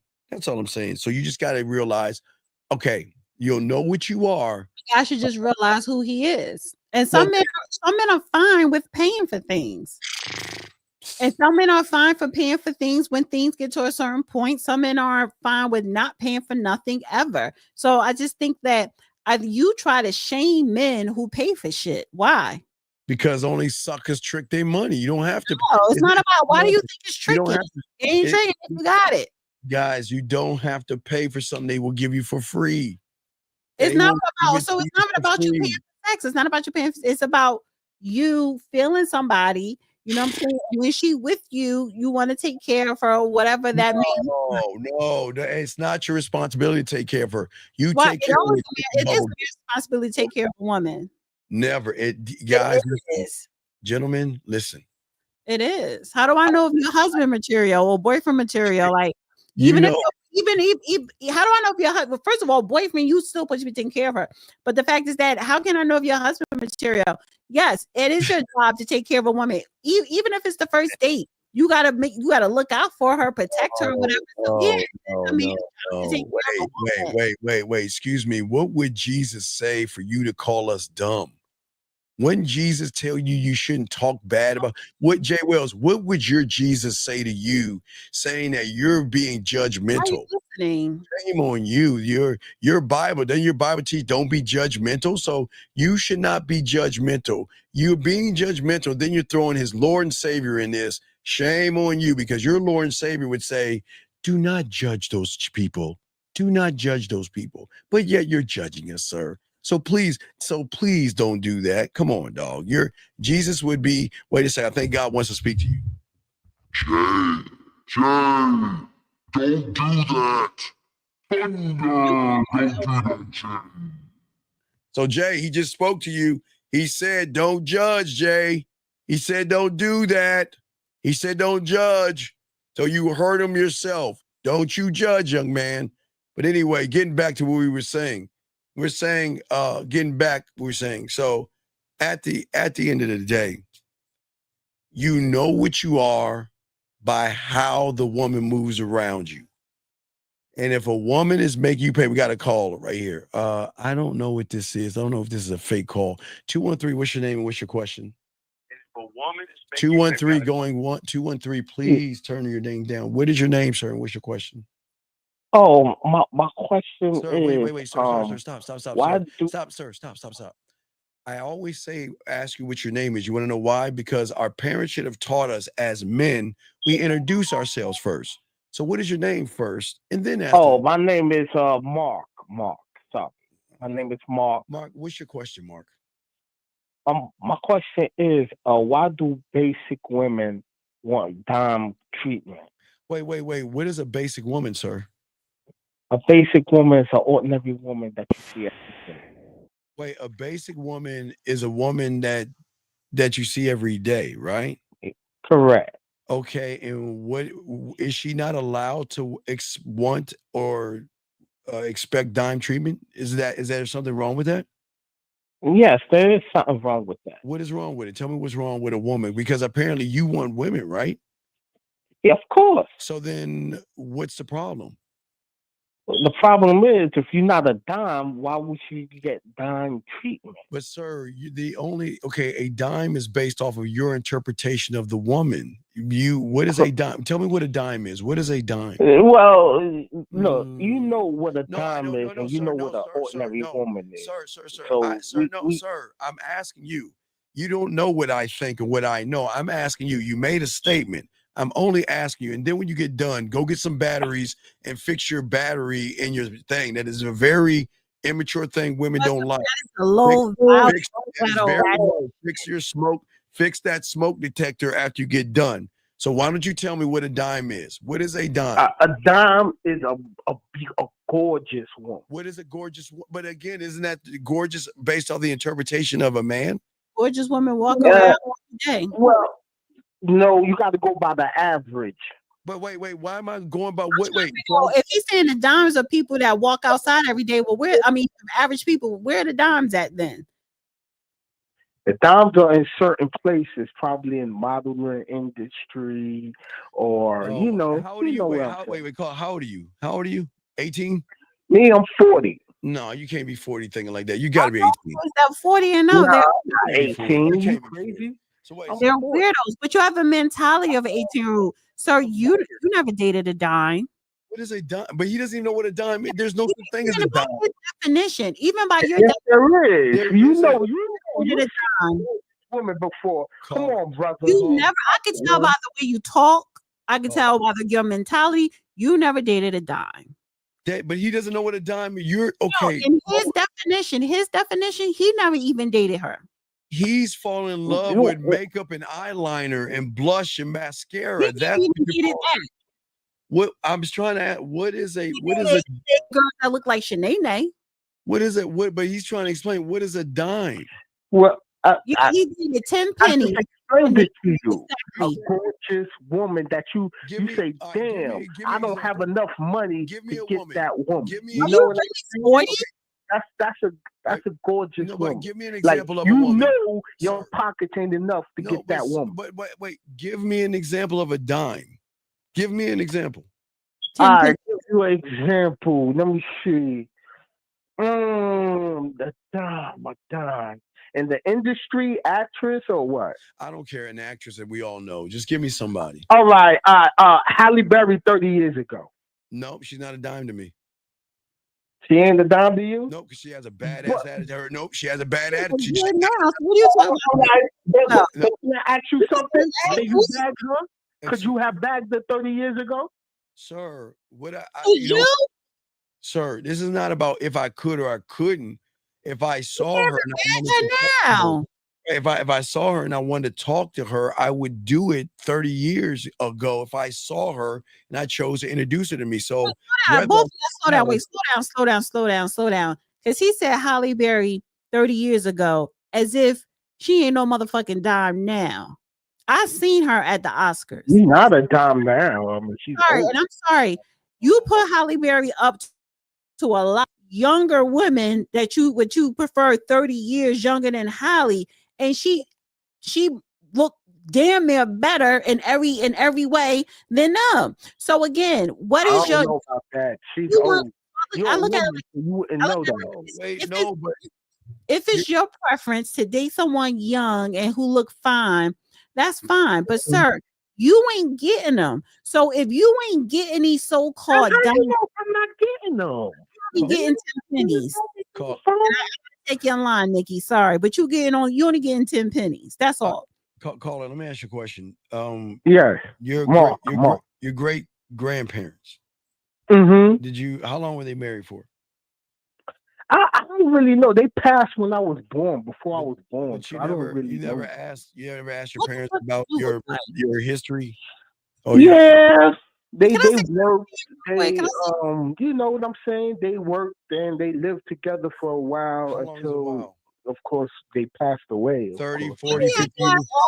Let me just say something. I think like 30 something years. Why is it that when y'all guys always talk about a dime and y'all walk around here with rotten ass teeth, no teeth, funky, ugly, unattractive, out of shape, broke, dusty is all fucked. But you talking about something dime, whether you get it or not, just for you to even say some dumb shit like that or to even think that way. And you just so fucking low grade, honey. You are beneath my goddamn shoe. So anyway, getting back to your grandparents. So if they were together for 30 years, do you think your grandfather would say that she is an old ass woman? Well, they grew old together, so that's a different story. No, wait. No, you it's know not what a I'm different saying? story. It's not a different story because what you're saying is that because Halle Berry is the way her age that she's dusty and old, but because her man thinks she's a damn 20 or 100. Matter of fact, 100. Well, see, Halle Berry is supposed to grow old with somebody. She just grew. Wait. She's just trying to do. Who says she's single? Halle Berry is not single. That's not cool. Who says she has you know what I'm grow? saying? We have a relationship. Oh, crazy. Where's your wife at, sir? Where's your bitch? Oh, I don't have no wife. Exactly, because you're a fucking dusty. I'll call her. I'm asking you this question. I'm just trying. Wait, can you turn it down in the background, please? Can you turn the background down? I'm just trying to get you to think. Your grandparents were together, you say, for 30 years. So that means that your grandmother was older than what Halle Berry is now, yes? Yeah, she would be correct. So why wouldn't you say that about your grandmother, what you're saying about Halle Berry, because she's older? Because my grandmother was married. She didn't try to have a hot girl Tuesday at the age of 60 or 70. Okay, let me say something, caller. You said you're 40, But why do you sound like you're fucking in elementary school? You sound you can't even talk properly. So who are you to say what somebody is a dom or not? Holly, I'm not finished talking. Let's use Holly Berry as an example. She's not walking around here like she's a hot girl. She has a man. She's in shape. She looks good. She's but again, a lot of you guys that want to sit up here and say, well, she's not married, as if marriage makes a woman sexy or a dime forever. No, but you guys, you sound like you're a fucking dust bucket. You don't even know how to talk. Do you hear the way you sound?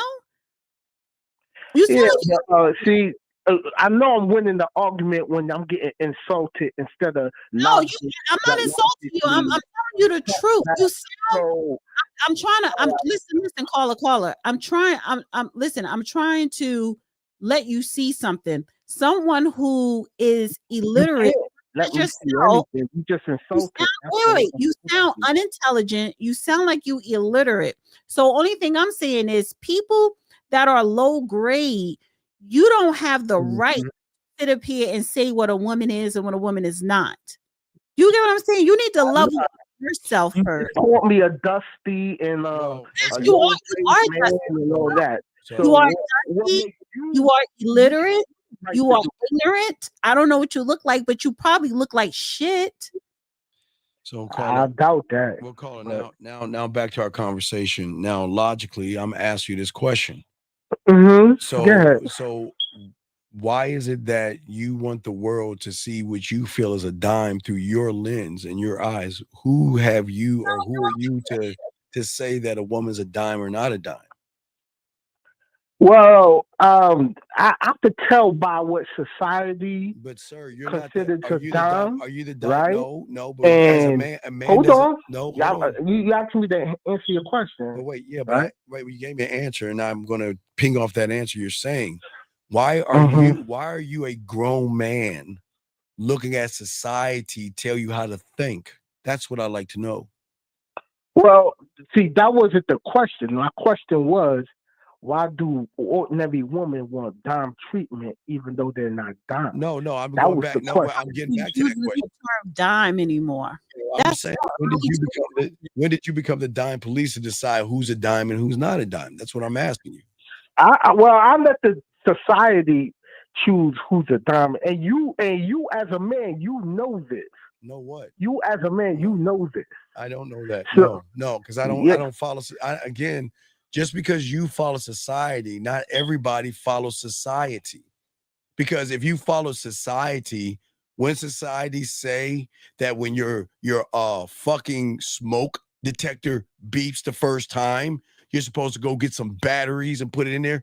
Wouldn't society tell you to do that? Yes or no? Doesn't society tell you to do that? But you're not listening to society, so you're going against your own thing. You're saying, and it's not about dime. Society says when you hear that thing beep for the first time, you got to get up, get that ladder, get there, and fix and change the battery. That's what society would say.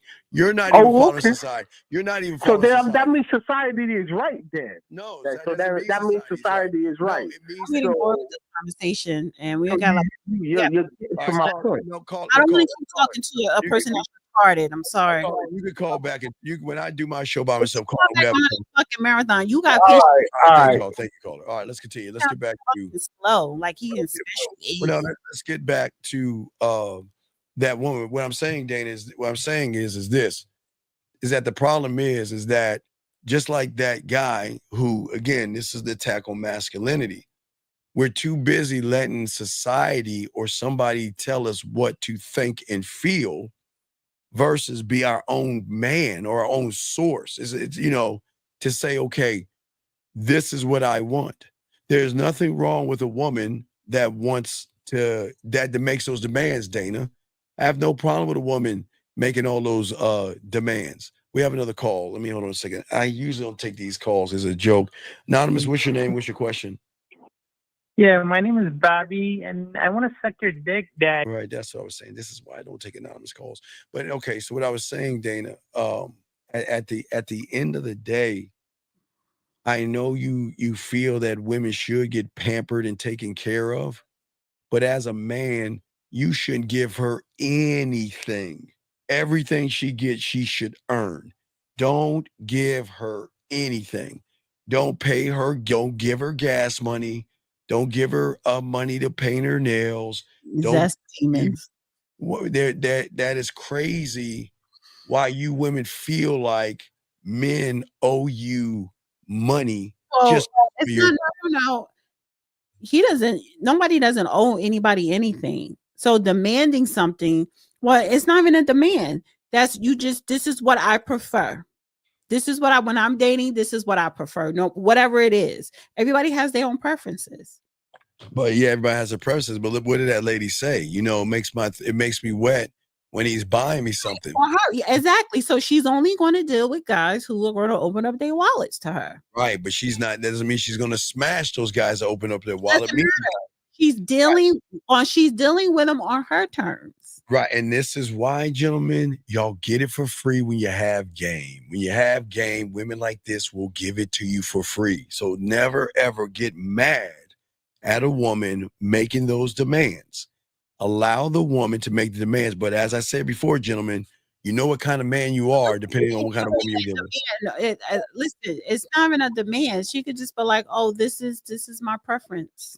Yeah, you know, but preferences change based off the man. I prefer this. I prefer this for a man to do this for me. I prefer this man, and then you have the option to say yay or nay. Right, but you know what? When you're the guy, they don't know about you should appreciate a woman that tells you what she wants. Well, of course, Men don't do that in general, but a woman will, whether you like it or not, whether you agree with it or not, whether you do it or not. She's telling you what she wants, so you have that option to stay or to go. Well, gentlemen, you only have the option because when you're the guy, they're not even going to talk about their demands because they're going to know from the get-go. I'm always going to talk about my demands. There are people. No. See, Steve, no, you stop because you're being disingenuous. No, I am going to tell a man not so much I'm a demand that I'm demanding him to do, but I am going to tell a man my preference because I want you to have that option. I want you to tell me, well, no, or I only do that for XYZ or whatever, when or whatever, or just no and keep it moving, or yes. There are people that will, when he realizes, I don't want what I prefer. When a woman recognizes you sitting down, she'll make the demands. But when she recognizes you're the guy, they know better. They know better. They're not gonna have that conversation with every guy. They're gonna have the conversation with the thirsty ones, the ones that are thirsty, needy, and desperate. That's the ones that she's gonna make the demands from. She's not gonna make those demands from a man. She's not gonna tell. Let me get to a video. All right, let's get to the next video. I think you got it. That women really should move about the world only thinking of themselves when it comes to dealing with men. Because if something happens and, pregnant, you're the one who has to take care of the child. Women probably need to just stop dealing with dudes like that, period. Do not deal with somebody who is not caring about you, who's not going to be involved. Because if they care about you, they're going to care about their child. You know what I mean? So just don't even associate yourself with people like that. And if you are not a good judge of character, just leave them all alone. Leave them and shit. Just leave them all alone. Get pregnant there. Work on your craft. Work on your business. Work on yourself. Just leave them all alone because right now we're at a point where there's no shame. Ain't nobody shaming you. Ain't nobody sending you to go live with your auntie while you had a baby and be hidden away. That doesn't exist anymore. But I just think that if we really care as a community about creating and perpetuating broken families, the men aren't taking charge of being a leader in that regard. So the women have to. The women need to step up and just be like, I'm not doing it. I'm not messing with these niggas. I'm not having sex with these niggas. And in some countries are calling it, I think, the 4B movement or something like that. It's it's actually a really big deal in Asia right now. I think it's called 4B. They're just not dealing with men because they don't want to end up in those particular situations. And then there's some variations of it. I think there's 6B or something like that. But it's like a really like big growing movement among women. And I think it started in Asia. Hey guys. So real quick, then I'll let you go first with this BS that I guess she's on your team with all this idiotic talk. But go ahead. You got it. A lady has to do everything for herself. She wouldn't need you, period. A man should be treated with respect, and he spends money on a lady. He's a leg up. He has a leg up. Well, listen, I think a man should spend money on a woman, but a woman shouldn't feel he has a leg up. That sounds more feminist. See, I'm not a feminist. I'm not. You, first of all, as a grown person, you should know how to take care of yourself. Thank you. There may be a situation where you have to take care of yourself. Anything can happen to your partner, your baby daddy, or your husband, or whatever. But she's saying that's not true. If a lady has to do everything for herself, she wouldn't need you, period. And I don't want women to go through life thinking, feeling, and operating. I don't want women operating in that mindset. You should know how to take care of yourself regardless. You should always have something of your own regardless. But when a man is in your life, especially if it's getting serious, he should want to come in. Oh my God. He should want to come in and do some things and love on you and take care of you. Especially, he knows it, even if you are independent or you know how to take care of yourself, allow a good man to come in and take care of you and love on you. Whoa, you know what, Dana, you got me. You're right. And Patricia, listen, she's right. Because I'm going to love you and care enough to sit you down, and we're going to have accounting 101. I'm going to ask you to show me how much money you make, and then we're going to look at your books and see how much you're spending. And the love that I have for you is we're going to manage your money right, so you stop asking men for things that you should be able to afford yourself. That's right, Dana. You're right. I don't ask a man give me money for my hair, my nails. That was in high school. But when I became an adult, my personal essentials, hair, and stuff like that, that's on me. The difference is, though, if I'm with a man, you're going to be paying the bills. You're going to be paying all the major things because my money is going to be spent on all those things, the hair, the makeup, or the maintenance. I'm getting older, so it's all about maintenance. I have to invest or whatever. But if I'm in a relationship, I'm not, my bill responsibility is less. Anytime I'm living with the man, or I'm in a relationship with the man, or both, in a relationship and we're living together, my expenses, as far as, outside of my cosmetic stuff, the bill expenses always decrease to minimum to zero. But I still have to maintain me. I'm not asking you to do that. Like I said, Patricia, you're right. A good man is going to sit your lazy ass down and say, you know what? Let us look at the books. I just need to know how much you get after taxes.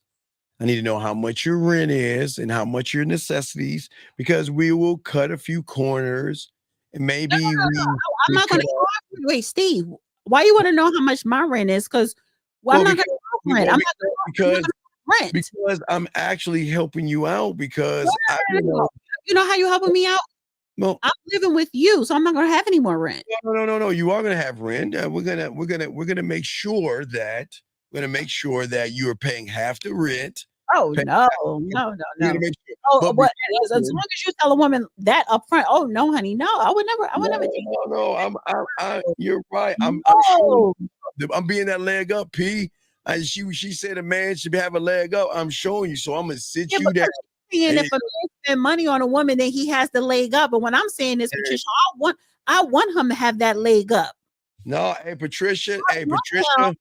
I want that man to feel as though, yes, I have the leg up. I have the last say. So of course you do, because you earned that spot as a man, because you are the man. Patricia, I think what we're going to do is I want you to turn in that expensive ass phone that you're paying all those bills for. It's just apps, and we'll get a Cricket or something. We'll get a less expensive phone so you don't have to worry about. Of course, I'm just showing you. I can still have my name brand phones, my name brand glasses. What? Because my bills are less. Rent. Do not move in with the man who pays rent, young ladies, and a mortgage. Wait. Do not move in with a man who pays rent. Yes. And mortgage is questionable. I don't understand that. I think she's saying that all you ladies got to learn how to be responsible, I guess, unless she cleans that up. No. Okay. Can you clarify that, Jasmine? Are you saying only deal with the man who has a mortgage? If he's renting, then that's a red flag. If he's renting, is that what you're saying? Yeah, I like to. Or are you saying do not move in with the man who pays? Go. Why don't you own your own home? Oh, okay. Well, listen, I push back against you on that one. Don't deal with the man who has debt. Okay, so this is the thing. A lot of people, especially people who have real money and has worth a lot, rent, and they have properties that pay for that rent. A lot of people, to own a home, that's a debt. It's not really an asset unless you're making money off it. So no, I disagree with your statement. But I look at it like this real quick, Jasmine. Whether he has a mortgage or he's renting, I'm not paying it. Yes, you are. You are. And the thing is, regardless if you have a home or not, you can always go back to your home if you don't follow my instructions. He says, Mr. Steve, are you saying that if a man renting, then that's not a red flag. It especially depending on where he's renting at. No, that's not a red flag. Y'all see a lot of women, y'all just want to look at the income. No, I want to look at the whole portfolio. Well, we're looking at the whole portfolio, and again, we're going.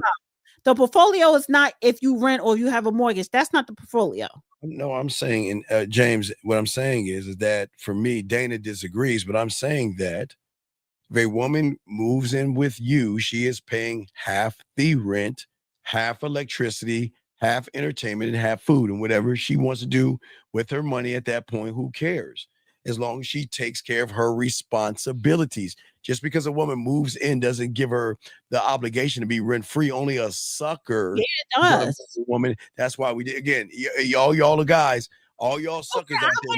But I'm not paying the major stuff. Sorry. 80, 20. 20% is the most I would go up. 20%. Guess what? First of all, y'all don't care about a woman's income. So, if I'm dating men who make high six figures and up or whatever, I can't afford to go half on that goddamn lifestyle, and he knows it. So first of all, I'm not even offering to pay nothing. So if he really want me to contribute anything, he gonna know, okay, let me just give her this little bill here. He would say something. Why would I offer that shit up? And Jasmine said, no, that's business. That advice is for young ladies of birthing age. So, right. So only thing I'm saying is whether he's renting or owning, you should not be paying half of either one. And I'm saying you should. You're crazy, guys. If y'all let women live rent-free, y'all are crazy. Y'all are crazy if y'all are letting women live rent-free for what? Because she opens her legs up and gives you some action. Check this out. If you let her pay half, she gonna have half to say so. That means she could claim that place as hers. If you want her to split everything, then that's half hers. Even though it's in your name, you got to put her name on it. Well, wait a second. She says, she's saying will not happen. I pay my mortgage because it is my mortgage. So don't come in to change my way of life. I need a man to fix a transmission and do plumbing and keeping the yard up. I can't handle. Wait, you need a man to do those things. You need a man to do those things? What kind of person are you? You said I can handle it. What can you handle? You want to handle the yard work and the plumbing? Yeah, so you want just a handyman? No. I'm confused, Patricia. When you say you can handle it, you mean the mortgage Or you mean the transmission and the plumbing, or do you mean both? No, she means the transmission and plumbing. She's gonna take care of the mortgage. I salute her on that. What a good woman. Paying her own. So she's going to take care of her mortgage. She just need him to do the transmission, the plumbing, and the yard. Yeah, hey, go ahead, hey, gentlemen. So you got one. Go ahead and just do the transmission, the plumbing, and the yard. I don't want the maintenance man. I want the CEO. She wants a maintenance guy. I don't fuck the help. No, but you know why? You know why? Because she wants to put her thumb on that person's neck, saying that I pay the bills. I can handle my household. Okay, well, I don't fuck the help. Hey, yeah, there you go. Well, that's see that I fuck the man that builds it, that goes out and make it happen, so he can employ people to build what the fuck he wants to build and place me in it. So so she wants a handyman. That's all she wants. So guys, if you want all the bills paid, which I disagree, I still think you still should pay your side. That's to be responsible. See, Dana, my side is my maintenance. I'm getting older. You know how much maintenance? You know how much money? My gym membership that I just signed up for is $180 a month. Dana, see what I'm saying? I get my hair done every 2 weeks. You know, I just bought goddamn Beyonce tickets, and you know, I'm still trying to figure out how the fuck to get to Paris because I am not going to fly economy. Now, I may just have to stick to seeing her in New York. I probably can't even do both. So, yeah. But you know why? And you know I'm single because I'm still trying to figure out how to get to Paris. If I had a man, I would be already in Paris. Well, D, what I'm saying is that even though she's paying the mortgage, what I'm still saying is I don't want men to take advantage of women. On a fucking mortgage, do you understand what I'm saying? The mortgage is not even in my cipher, and that's what I'm saying about women. The mortgage rent should not even be in your vocabulary because you got to focus on how the hell I'm gonna get to Paris to see Beyonce. See, if I had a man, that would be solved already. See, that's my dilemma. I'm single, and that's why I ain't going to Paris. If I had a man, I would be going to Paris. No, because your man would not take you. You don't deserve to go to Paris. You don't deserve to go to Paris. Whether he comes with me or not, because he's alleviating expenses, that's more money in my pocket to put towards that Paris. See, that's very simple. Business class airfare. So your man should sit you down and let's look at your expenses. We all hate those hats. You gotta get rid of the hats. No more fancy hats. No. And that's the last time I bought a hat. That's how you can tell I'm single.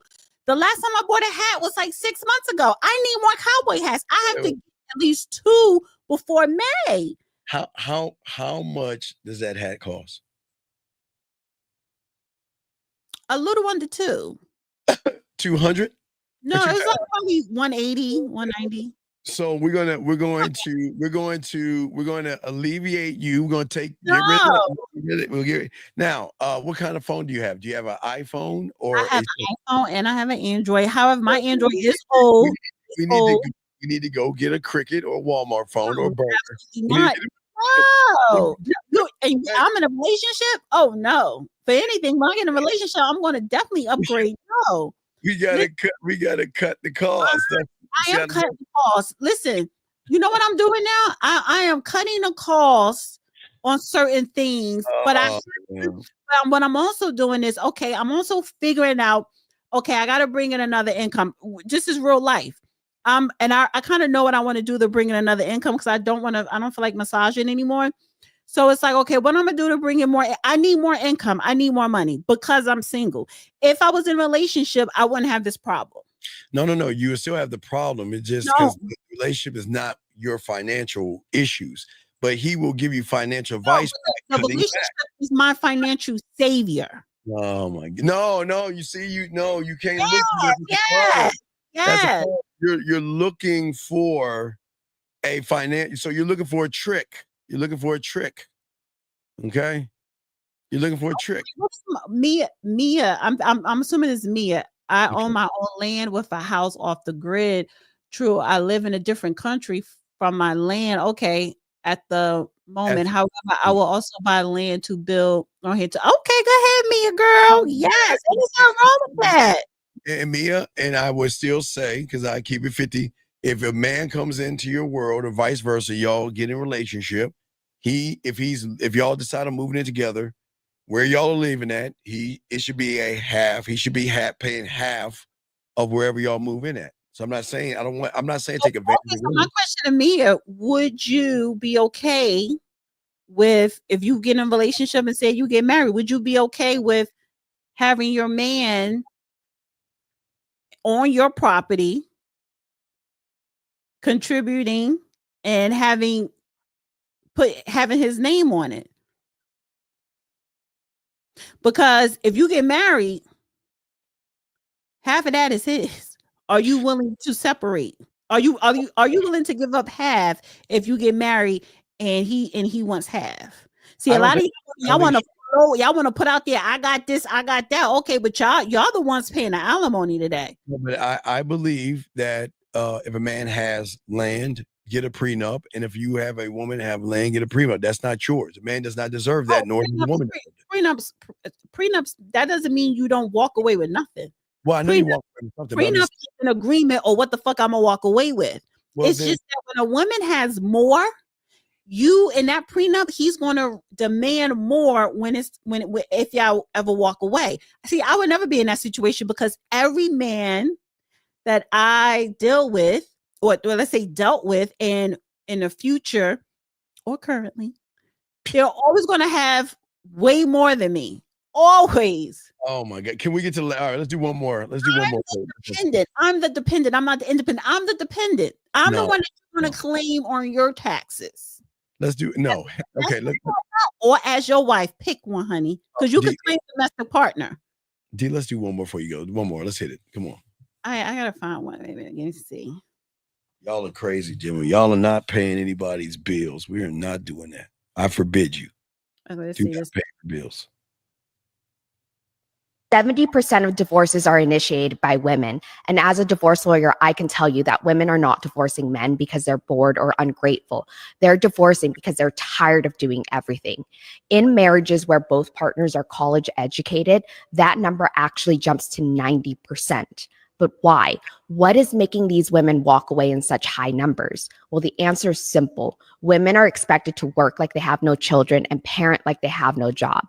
They're expected to be the emotional support system, the household manager, the one who remembers birthdays, doctor's appointments, and what shoe size the children wear. Meanwhile, many men still believe that just providing a paycheck is enough, but it's not. Women are not leaving because they hate marriage. They're leaving because they're exhausted. They're tired of doing all the invisible labor that no one acknowledges. They're tired of being expected to handle everything while their husband thinks he's helping when he loads the dishwasher once a week. Most women do not leave for another man. They leave for themselves. They leave because they refuse to live another decade feeling like a single mother while being married. 70%. You know what? I disagree with her. What a shame. What a shame. Because I've heard on the flip side from reliable sources, yes, women do file for divorce more than men, but it's not because I'm tired of doing all this stuff in a relationship. It's because a lot of times the men already checked out of the marriage. They just don't file for a divorce. So women will just say, I'm just doing something he just don't have the time or just don't feel like doing because he already checked out. Sounds like they're crying about being a mother. Yeah, it did that a little bit. It did. They do that, ladies. Y'all want that happily ever after, and you want that fairy tale. You want some kids. You're gonna have to play mommy, and mommy means that you're gonna do all those extra things. And what's crazy is, shouldn't you want to do those things for your child? What is all this? What is all this BS? See, to me, that's like a complaint, because first of all, being a parent is the hardest job in the world. I'm sorry, it's the most fulfilling, but it's the most it's hard. It's not easy. So you're not gonna. I don't care how much effort the husband or the baby daddy puts into it. Being a parent is hard. Mothers are more hands-on up until a certain age, because that's when a lot of times dad completely can take over. But I didn't agree with her. I didn't agree with her stance. I don't agree with her because what's odd to me is that a woman wants to be mom to her baby, you know, taking care of dentist appointments and all, because she wants to make sure her, not to say a man can't do that, but it's just, that's something that women, I'm sorry, I thought they loved doing that kind of stuff. I've never. It's not like, oh, I love taking my kid to the doctor. It's not something that you love, but we do it because you have to do it. That's part of being a parent, doing what you have to do. Well, again, if y'all parent together, that means whoever can bring the child to the dentist is going to do that. Right. Now, if he has no interest in doing, because I guess she's saying these are, because there are a lot of moms who work, but and just to be realistic, both parents nowadays, majority of the time, have to work. So yeah, right. I agree. But Dana, but this is why I always say, Dana, before you guys get married, but around that engagement, y'all need to have that conversation. Y'all need, this is very important, that conversation of school, discipline, religion. Are we saving up for college? What's the plan? I mean, see, people don't think, great marriages last when you have those conversations, because it will be at that point where a woman can say, well, I don't want to feel like I'm the only one bringing him to the dentist, but whoa, if I can't take him to the dentist and you can, you're going to. That's the conversation that needs to be had. But and then maybe she's talking about the men that says that always has an excuse all the time because they just don't want to do it. It's one thing when you don't, because there are some men who just don't want to do it and want her to take care of all that. But if I'm working 40 hours a week and you're working 40 hours a week, sometimes depending, I may, if I want to work overtime, then you take them, or vice versa. But women like, I've never, again, I'm sorry. I don't like, first of all, it's a chore to go to the different dentist for ourselves. So it's not about liking something. It's a priority.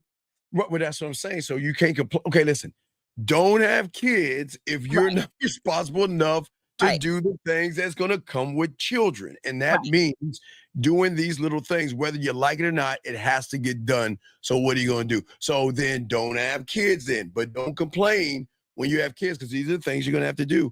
But with that being said, Dana, if you're dealing with someone that is not trying to help you along with these things, then you have you made a bad choice in a guy. Because as a father, you want to make sure your son or your daughter is getting to the dentist and having the things they need to do. If I gotta take off work, it'll be taking off work, or she. But that's how good marriages work. But when you don't know the person you're marrying, you're trying to rush them through all this stuff and trying to hurry this stuff up. Then you get married, have kids, and all of a sudden he's lazy. You can't get mad at him for being lazy, Dana. So Mara, how you pronounce it? Maranatha. She says, my ex and I had no kids. I was over that shit, cleaning the piss on the toilet, all that shit.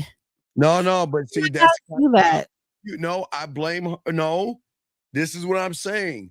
You know that he was pissing on the toilet before he became your man. That is true. That's true. Y'all better stop acting like the motherfucker that MF wasn't pissing on the toilet. You knew what he was doing. You accepted it. But so you can't complain about what this is what I'm saying about women. This is what I can't stand about these women. They want to act like all of a sudden, because we're in a relationship, he ain't doing this stuff before. No, you knew he was pissing on the toilet and you accepted it. So you cannot complain about what you accepted. It is not going to fly. Can't do that. Eddie has a question. Eddie, your last question before Dana goes. Dana, I'll let you answer this question. At 10:30. No, not 10:30. I got 10 minutes. Go ahead and answer this question. Honey, sit up and act like you know what I'm saying? I'll be trying to check out. It's 10. I got 10 minutes. Go ahead and answer this feminine question, please. Is Miss Bangkok coming on? No, don't worry about it. No. She'll be no. I'm just gonna be teaching my guys to get game. Why? Please. She dumped you. She got tired. She got tired of dealing with them damn men calling in. Please answer the question right here. This like, I'm not doing this shit every Saturday night. These men are pathetic. This person. Okay, Eddie says, how do you detach from someone you emotionally invested in? Eddie, I want you to Read that question to yourself 3 times. Oh And my then I want you to God. type in the chat where you went wrong. Thank you. Thank you. Thank you. How do you detach? Why you detached? You emotionally invested in? You emotionally invested in someone. So you woke up one day and said, I don't want to be invested. So how can I get myself out of this? Well, why the fuck would you invest in something that you wasn't really fully committed to? No, he was No. Wait for a second, Steve. What's that? He found out she was fucking somebody else. So now he wants to detach himself. Well, I think it's worse than that. I think he knew from the get-go she didn't want him. And I think he knew from the get-go she was never invested in him. She didn't like him. And all he kept doing was bugging her and begging her. And please talk to me. Please give me a chance. Please, please, please. And she said, you know what? Fine. I'll give you a chance, but I don't like you. I really don't want this. So Eddie, this is on you, buddy. She never liked you. And you wanted to bleed between your legs. And you wanted to attach to her like a woman and stuff. And now it's on you. It's you. I understand why I made the fault, but now we are here. Well, can we understand it, Eddie? Can you call it, Eddie? I don't understand. Where did you go wrong? Did you find out? I believe you found out she was fucking somebody else. No, I found Eddie. Your feelings, and you want to take it back. You want to take his feelings back, Steve. No, you can't take Eddie. Eddie, I'm gonna be honest with you, Eddie. You're screwed. Eddie, you're the woman in the relationship. So you're gonna be like that caller that was dogging that woman out. You're just the girl in this, Eddie. So you just gotta. Hey, no, he had a broken heart. He was a sucker. Eddie, if you had the game, you wouldn't be in this predicament. But listen. Eddie, I know what you're going to do. You're going to go online and look at how do I get my ex back and all this stuff because you have no value and worth. Let's bring this call in. This last call for Dana. 760. What's your name? What's your question? What's going on, Steve and Dana? This is Eddie. Hi, Eddie. Eddie, how old are you? I'm 28. Dana, I'll let you talk to him. Okay. So, Eddie, tell me the truth. Did you find out that she was seeing another man? No, ma'am. So why do you want to take your feelings back? Because listening to the show, I understand that you should fall into respect with the woman, not into love. So love being emotions. No, Eddie. And I'm sorry, Steve. You said I take the wheel first. Okay, I'm sorry. I'm so driving. Go ahead. Yeah, so I was just saying that listening to the show is kind of giving me a different perspective on things, and I want to take, I mean, as much as it sounds kind of stupid, I want to take my feelings back because I shouldn't have given them in the first place, because Steve did say something that was real. I did let her walk all over me because I was leading with emotion, and I mean, there's a lot into why I allowed it, but like so let me ask you this question, Eddie. Let me ask you this question. Did you fall in love or get your emotions into it after she sucked the life out of you? Was it after that? Oh God. And I mean literally physically sucked the life out of you. I was with her for like 10 years. We have a kid together, and it's not even so much as walking away from her, but I do have a faith background, and it's kind of trying to do the right thing with the child involved and walking away from everything. How old is the child? Making things right. Yeah. 7. 7. So if you are a man of faith and you've been with this woman for 10 years and you have a child, why didn't you ask her to marry you? Because when I asked her to marry me, I was younger, immature. I was coming from a different place, and maturing and growing up. It's kind of like the expression people. Okay, stop right there. I don't need the whole story. Stop. You asked her to marry you at one point. Was this before or after she had the baby? This was before. Okay, but when she had the baby, you didn't ask her to marry you. Why not? I was already married to her. What? I'm confused now. You I just was said already married when we had, but we had the child after we got married. okay, so you did marry her. Yeah, yeah. I thought you said you wanted to, but you were young and you didn't. Oh no, I misunderstood. I meant that yeah, we got married and then we had the child. Okay, and y'all were together for 10 years. Yeah. So what has happened here at 18 to now, you were living a life of 40, of a 40-year-old. It ran its course. Y'all had a 10-year, 7-year marriage. You have a kid. You're still going to be a full-time dad in your child's life. That's never going to change. And maybe y'all started to outgrow each other. If you want to stay married, if you want to make it work, does she want to make it work, or did it just hit a fork in the road? It's 10 years. I think Steve has said in the past, you have to start how you finish. I think he's the one that said it. And now learning game and doing things differently. Let me stop you, sir. Your situation is beyond that silly shit. You are a husband. You have a wife and you have a child. You're doing manly shit. So if you want to act like you're 40, then act like you're 40. Leave all that Mac gaming shit. That's not for you. You need to figure out, what do you want to do with your marriage? I'm not necessarily trying to Mac and game. I'm just trying to lead through respect. It's like how Steve says, you want to be respected. And Why do you want to end your marriage?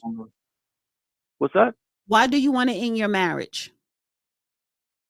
Because of a lot of lack of respect on the way that she treats me. And I understand I fucked up from the beginning and I allowed a lot of shit because of emotions and feelings and shit that Steve always says you shouldn't do. And I understand. That's why I said I understand my fault in this. But like I said, now we're here. But that's in a nutshell why. Because okay, so you're tired of her disrespecting. You're tired of her disrespecting you and walking over you like a doormat. And now you want to grow some balls. So why don't you tell her that, bitch? If you don't behave this way, I'm going to divorce you or whatever. Go ahead, Steve. Now you can drive, Steve. It's not that easy, big guy. You can't just, okay. You guys think that you can just flip a switch and walk away from someone when you're not gamed up, man. But before I talk to you, we'll let Dana tell everybody how she. No, I don't think so. Finish with your advice. What you was going to say to me? I'll talk to more on my end because we have more of a long conversation. Okay, well, I want to hear a piece of what you want to continue on with him. Dana, I will after you tell him how they can get in touch with you and all this other stuff. I mean, first of all, that shit rude as fuck. That's why you wanted me to go first. So you could be like, all right, I'm going to finish the conversation when she leaves. Because why? So you could nurse him with your breasts. You want to breastfeed him and walk him through the bullshit. He put himself in that bullshit. So now you want to breastfeed him. In your opinion, if you feel that way, but it's time for my guy. You want to breastfeed the baby so that he walk away feeling full and with nutrients. All right, Dan, tell me how to get in touch with you because I gave you that extra 15 because I was being nice. Tell me how to get in touch with you. Extra 15, we always end at 10:30. No, we do not. We end at 9:15. So go ahead. He ain't coming on tonight, honey. Okay, so why don't you go ahead and let him know because I gotta continue the show. Yeah, how do they get in touch with you? Come on, Dan. I gotta get with Joe. I don't want them to get in touch with me. I just don't. Okay, well, all right. Well, then tell them goodbye. How you always say your bye and everything. I'm not going to say goodbye. No. This is how you get in touch with Dana right there. All you guys out there. All right, Dana. All right, Dana. Appreciate you, girl. Whatever. We'll see you next week, baby. Appreciate you. Say bye. Say bye, Dana. Do your bye. Be smile. Put a smile. All right. All right, Dana. So we'll let you go. Dana, caller, I got you real quick. We got to play the music. Make sure. So we got to get this game right, gentlemen. Let's get everybody together. Let's usher it in, guys. Hold on 1 second, young man. I got you 1 second, guys. Let's go ahead and usher all my dogs in. Everybody listening, guys, get your crayons out. We're gonna start to spit this game. So as we always do, gentlemen, shout out Dana. Appreciate Dana being here, but now it's time for the man stuff to go on so we can teach y'all this ism.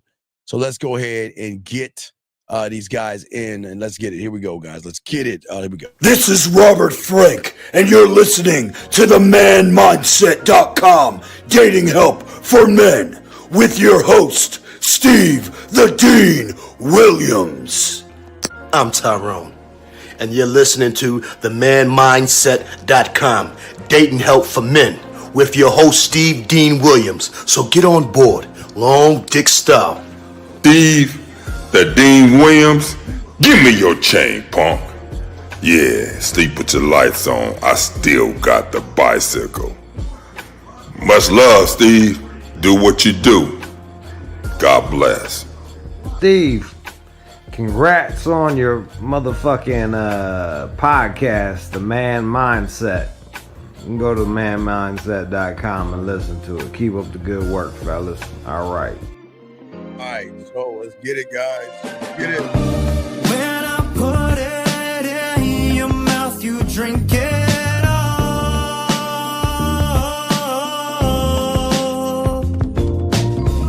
You take your clothes off every night just to call.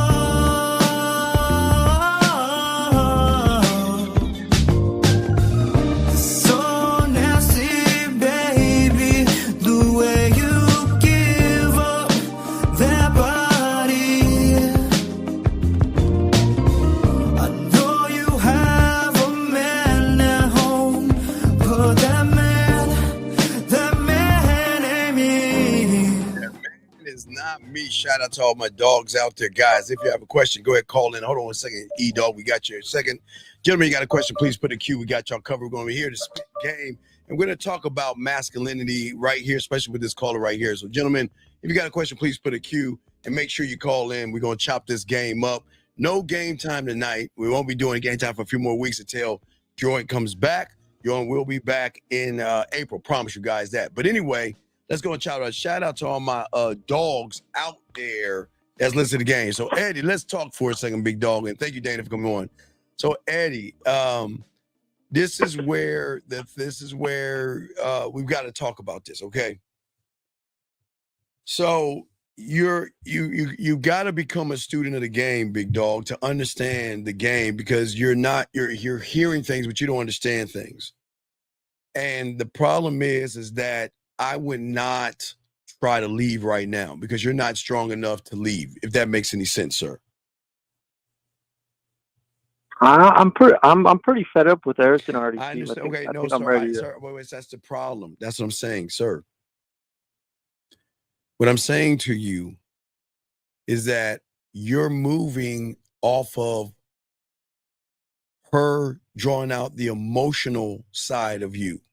So all your decisions are based off of her influence and not yours, your own, by yourself. Does that make sense? Yeah. So if you are going to make a move, it can't be through her influence, whether she's making you feel good or make you feel bad. Because the thing that's going to make you leave is the thing that's going to make you bring your ass back. And that's the problem. And see, that's where the game comes in at. And that's why we always try to tell all you guys out here, we have to be careful by how we allow women to move us. Do you see that? Does that make any sense? Oh yeah, it makes sense. Yeah. So what I'm saying is, with the game, you got to become the student, because what you don't understand is, in order for you to dominate your world, okay, you as your own man, when you learn the game, you have to have and learn the ability to make your own choices, to have control over your life instead of being controlled. You see what I'm saying? Right now, you're being controlled.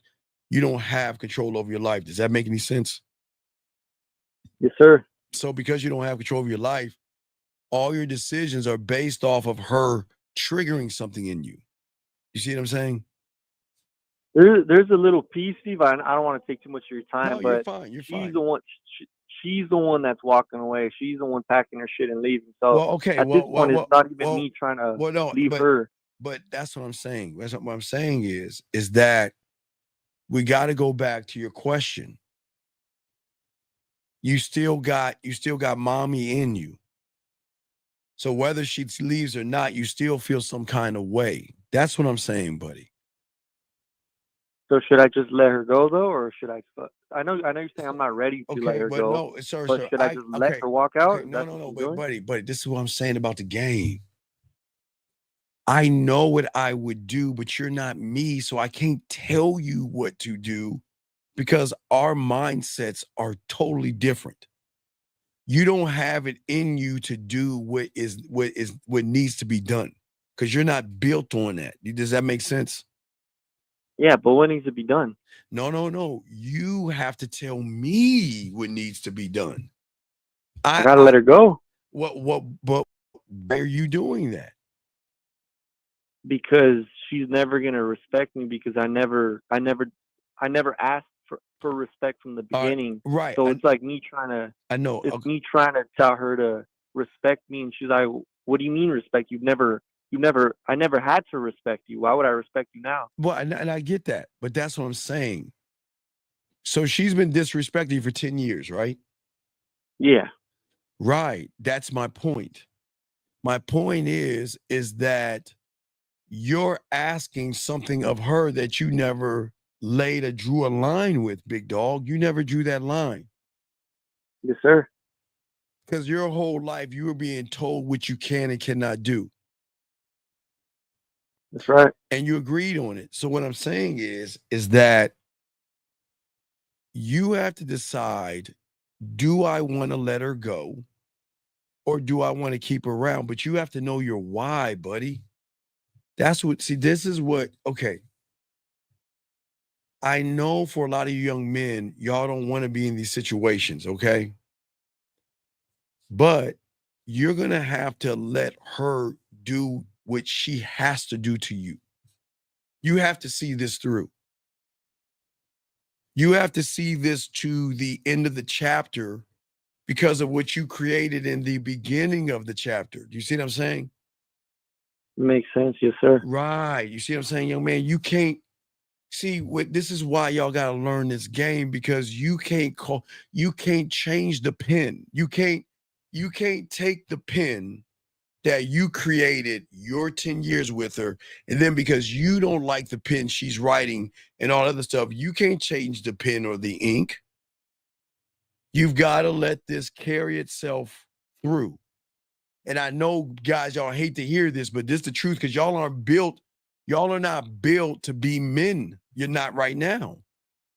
And I know, listen, I know you hear us talking. You're like, yeah, well, I should let her go because that's what men do. Yes, but you're not a man right now.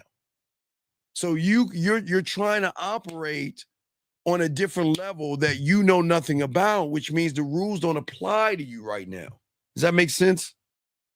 Because I'm not, listen, please understand this. I know people are thinking that, Steve, you should tell them to leave. No, y'all don't understand the rules of the drug. You cannot go cold turkey if you're not gamed up. You can't just cut her off and think you're going to be okay because you're so used to being abused by this woman and disrespected that it's going to feel weird not to be abused and disrespected because then you're going to want it back because that's all you know. And what I'm saying is that you're going to have to allow her to see through this end of the chapter. You're going to have to let her leave you and walk away from you. But you walking away from her is not going to help you. It's going to bring you close. See, you can't walk away from okay. You know, like, have you ever seen someone that's addicted to drugs or an alcoholic? Yeah. And what do? I'm not going to drink anymore. I'm going, hey, look. I'm going to take that drink and I'm going to put it down and I'm going to go cold turkey. I'm going to walk away from that drink. I'm going to walk away from that crack, that heroin, or that fentanyl. I'm just going to walk away. I'm going to go cold turkey and I'm going to do that. And then what do you think? What do you think happens within a week or 2 weeks? What do you think normally happens? They go back to it. Right, but why do they go back to it? Because they feel weird without it. Right, because that's all you know. You can't walk away from the story that you created. You created the story. So the story. How do you create a new one? Wait, we can create the new story, but you're still in the chapter where you're at. When is she? You got to finish it before you start a new one. There you go. When is she leaving? At the end of the lease next month. Okay, so that the end of the story will end at the end of the month. Now, have you talked to her and got the provisions for child support? Have you gone to family court yet? Not yet. I told her I was going to put myself on it, and she wants to try to deal with it outside of court. No.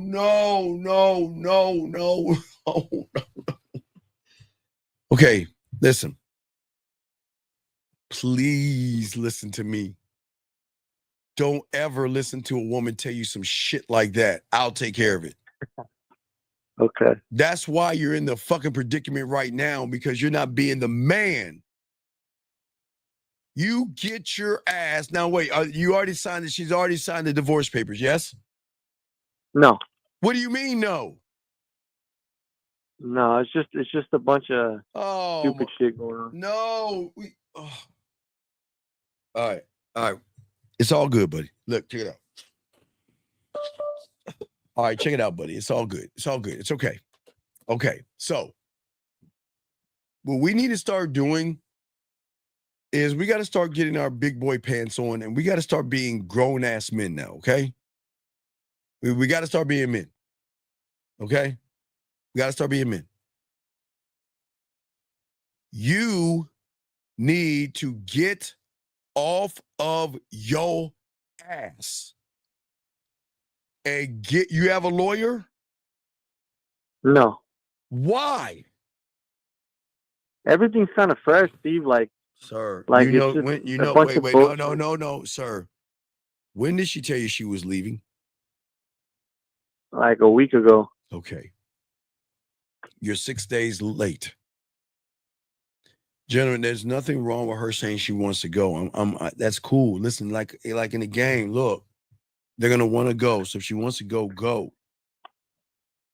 But as a man, an emperor and a king, you must be in control of you. It is time for you to get a lawyer, get the assets divvied up, and get family court taken care of so she can sign the papers and you can move on with the next chapter. But if you're not taking the lead on your life, not her life, but your life and your life as a fucking father, you have two responsibilities, one to yourself and one to your child. So it is you that has to go to the divorce court, go to the lawyer, get the papers drawn up, get the custody, get everything taken care of. You have got to do that. Do not sit and let her dictate that stuff, gentlemen. You see what I'm saying? Yeah. Come on, dog. This is important, gentlemen, for all you guys. This is how the game works, okay? This is not about the thing about being a man, young man. It's not about the chaos. It's breaking free from the chaos, okay? All right? That makes sense, yeah. Right, because a common mistake people always think about for us villains is like we like to watch the world burn and shit, you know what I mean? For the fun of it, right? But that's not always the case. As a man, one thought, one mind, one way. I don't want destruction for its own sake. I want you to be free from the drama and the bullshit, okay? The destruction is just a side effect for you reclaiming your control over yourself by doing the necessary things that men do. You are no longer a husband, so you must then take the lead as a man to get the lawyer and file for divorce. You must then take the lead as a father to get the child support. Because if she's gone and y'all are separated and you're not paying child support, man, that could be a thing that she can run back and say, hey, he's not even taking care of his responsibilities. Is at that point, it's all about the court. Do you see what I'm saying? Yeah. That's what I'm saying, young man. This is why the game is so important for all you young men, is because all relationships are not going to be happily ever after, okay? But if things are not going well for you, young man, I still want you to be in control. Hey, listen, I'm sorry that 10 years was bad, okay? That's life, okay? You created the hole that you're in, but you got to be accountable for that. I created this, okay? And that's what I'm saying. Remember, you said you still got this emotional investment. That's why I'm telling you, you got to do these other things. See, right now, your emotions are here. Your manhood is all the way down there, like the Grand Canyon. It's like all the way down there, right? So what we got to do is we got to build and build and build and build and build to even out, to then build to go past. But the only way to do that, young man, is by taking control of your life. I didn't say your feelings, because you're still in your feelings, and you're going to continue to be in your feelings when it deals with her, because she has control over you. Does that make any sense? Yes, sir. Right. So what I would like for you to do, you don't have to do it, is that you can't take control. I'm going to be honest with you. But you can begin the process of the beginning of taking control of yourself. Yeah, I'm not saying you listen to what I'm saying. Let's take the guy that says, I'm going to put that drink down, right? I'm going to go cold turkey. But his process to win that is going to Alcoholics Anonymous or going to a facility that's going to also help him get past that wave of wanting that alcohol back. You see what I'm saying? Yeah. So that is because a lot of people are going to assume that, okay, well, Steve, you should tell him to leave. No, it doesn't work that way, gentlemen. You can't just leave when you are feminine and emotional. But that doesn't make you a bad person, young man. It's what it is. You see what I'm saying? Yes, sir. So what I'm saying is, you've got to let this thing play out, yes. But at the same time, you have got to start beginning the process of loving yourself by taking control, not of your feelings, because right now you're emotionally attached. You see what I'm saying? It's okay for you to have emotions, but you're in this with your emotions. You're emotional right now. So in order to get those things back, we've got to start to then build you from the ground up by doing the basic things. You've got to get the divorce. I'm not saying get it. I'm just putting this on your table. You're your own king, sire. I am just putting this on your table, sire. Get off your lazy ass, get your lawyer, get your divorce, divvy up everything, split it down a thing, and then work on child support. Then at that point, you'll begin the process of gaining power back. But you're not going to have power. I want to make this certain, because a lot of people think that it's easy as in, well, I'm just going to drop her. Nah, if you don't have game, it doesn't work that way. It doesn't. I'm being honest with all you guys. I'm not trying to fuck you over. I'm just being honest with all you guys listening. I know sometimes you don't like women that are abusive, bringing you down, that you're in this relationship, but you can never go cold turkey. You've got to let this thing run its course. But while it's running its course into the next chapter of next month, when the rent, let me ask you a question. Do you have an apartment together? Yeah. Okay, whose name's on the lease? Just mine. Okay, so how many bedrooms? 2 bedrooms? Yeah. Okay, cool. Now, here's my question. Does she have her own place? Did she get an apartment yet? Where's she going to be staying at? You stay with the parents. Okay, cool. All right, that's fine. Okay, cool. Good. Because I'm only asking for your child. Because I want to, hopefully, I'm glad your child has a place to lay her head. That's good. But it is time for you to get your crown back for all you young men. Okay? For all you young men. Okay? Get the crown back by taking control of your life. Get the lawyer. Get the papers signed. Get the child support done. Because that's what, okay, you this is honor now. This is about this is your kingdom. Now, once that happens, we can still work on you on the back end and get you where you could go. I'm not saying you won't ever get there, but we can't do it now because of the way you're feeling right now. Does that make any sense? Yes, sir. So that's what I'm saying. So if you might need to talk a little bit more on the back and get some coaches so we can talk, but it's a different ball game you're in right now, dog. The game has changed. You're in a whole different ball game because you're still emotionally tied into that woman, and you have got to let the poison run its course through you and out, because you never ever loved yourself enough to stop the poison from coming in. It's already in, it's here, it's there, it's now. You're already in, so you just can't run from it like you want to. Where a lot of guys, they say, well, shit, I'm gonna be like the guys on Real Game No Theory. Now we gamed up because we never put ourselves in a predicament, but you're in it right now. So you have got to work on the beginning of the process. It's not going to change anything. I'm being honest with you.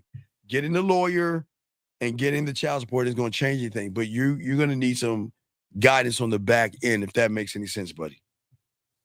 Yes, sir. Okay, so do you have any other questions or anything? No, I appreciate you, Steve. Thank you. No, so you got this, okay? So you just got to listen. Last thing I want to tell you, listen. Let's get our lives together. Let's start to create the new chapter, and let's have a plan of attack. Look up the lawyers, divorce lawyers, find one, talk to the paralegal, set up an appointment, find one that you want to find, and take care of your fucking business. This has nothing to do with your feelings. This is business now. This is business, okay? Y'all have the same joint account? Y'all have the same account? Like financial wise? Yes. Money wise? Yes. No, sir. We have a joint for Okay. our child, but okay, yeah. So that's for the child. Okay, cool. Well, okay. So listen. What I want you to do is I want you to cancel that joint account. Okay. Let mom take care of that account. What I want you to do is create a brand new one for her, for you. Okay. So what I'm saying is that what I want you to do is I want you to put whatever you can in that account, because I think she's 7 right now. So kids are expensive. So the tough thing is going to be 11 years from now.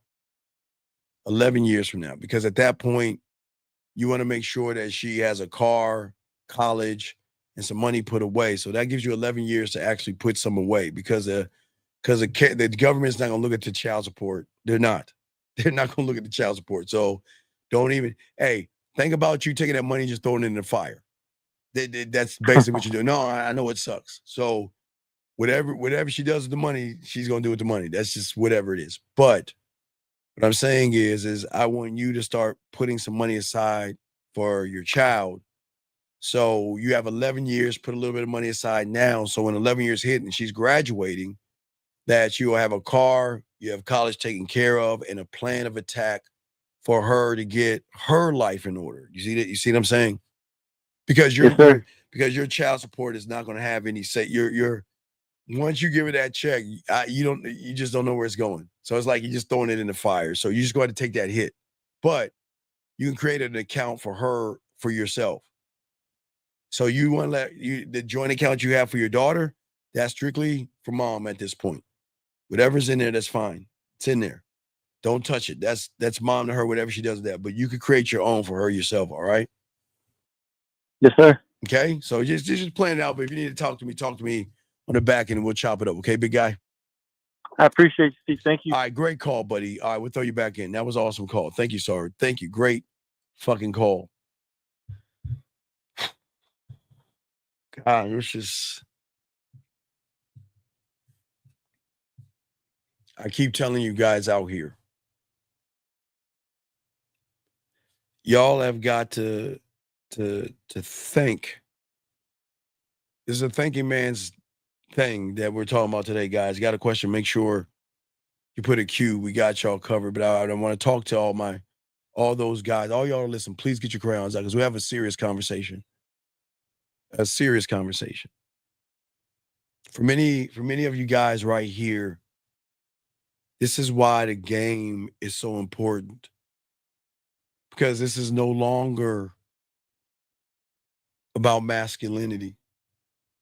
And I'm going to show, because we're gonna prepare y'all. The school is close. I'm getting all the classes together right now as we speak. Our school's gonna be close, but I'm going to tell y'all something. It's no longer going to be about masculinity.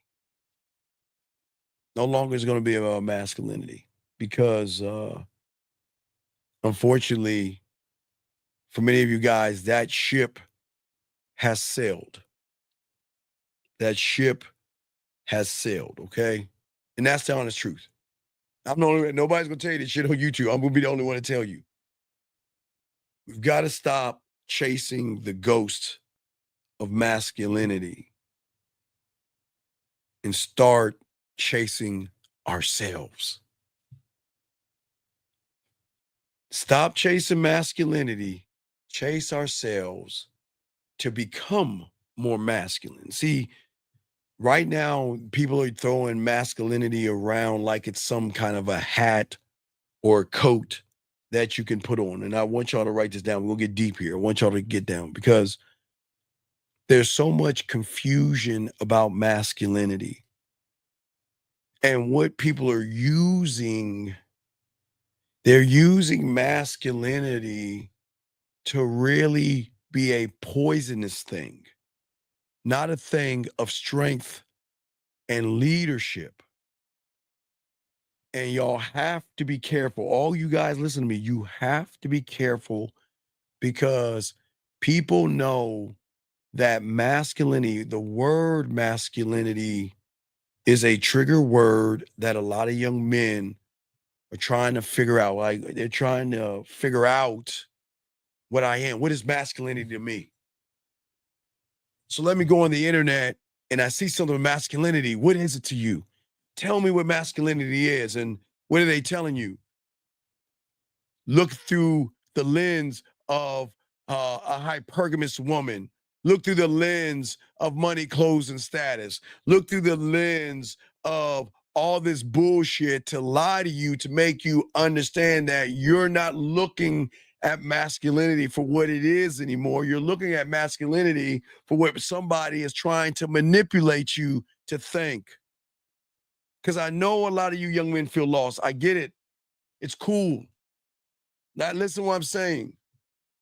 See, people want to tell you it's not cool that you're lost. And I'm saying it's fucking awesome that you're lost. It's fucking awesome. I think it's the best thing for you to be lost. Because right now, they're lying to you, make you see, masculinity isn't toxic. It's what they're using masculinity for now that's toxic. Gentlemen, I'll tell you right now, when you learn the game, you're not toxic. You're not toxic. But the world is showing you why you're toxic. A lot of y'all are toxic because y'all believe in red pill rhetoric. You believe in manosphere rhetoric that's cloaking all the manipulative things through masculinity. I don't, for all my church aficionados, I am not trying to disrespect religion, but there are people out there that will use religion to create a cult to utilize the religion, right? I want y'all think. I want y'all to understand something. Some people will use religion to create a cult, and in that cult, they'll use Yahweh, Buddha, God, or whatever to draw you in, to then manipulate you to follow their doctrine. What I'm saying for all you guys, this is important because nobody talks to y'all this way. And this is why we got to show y'all it is important. The days, gentlemen, it's no longer looking for a strong role model. We got to stop that. I know you want to look for someone that has strength, but the person that is doing you good and doing right by you is telling you, don't look at anybody for strength except the motherfucking man in the goddamn mirror. If they're not doing that, run. Run. We're too old to look for strong role models. We're done. Those days are over. We're grown men now. Because when you look for a strong role model, what you're doing, and you don't realize what you're doing, is you want to be like that person. And that means you're only going to be the second best of that person. And that's why we got to stop. No more role models. I'm telling you, I know nobody's going to talk to y'all this way. This is why we tell you about the game. Listen, I get it. Listen. I know a lot of you have grown up without your father.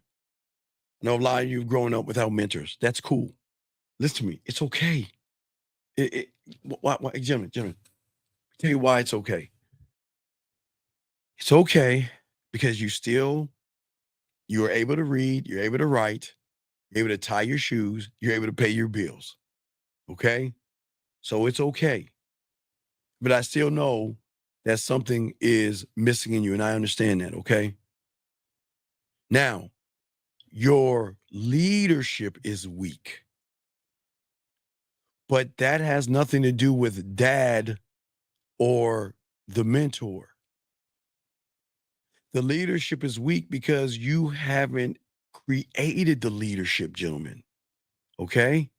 And I know a lot of we feel that, you know what, I needed my father to be that person. But look at who you are right now.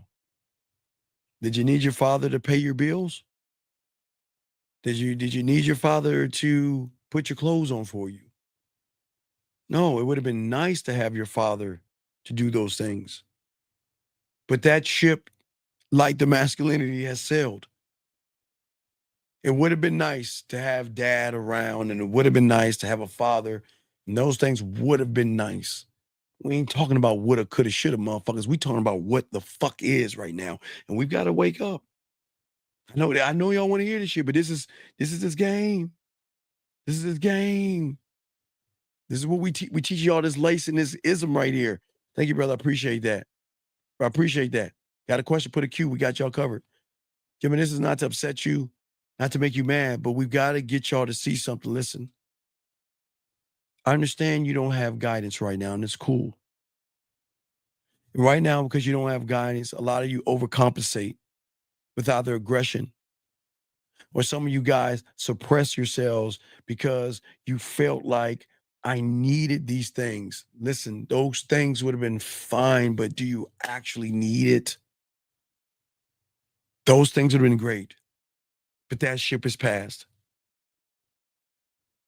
You are no longer, you're a grown man now.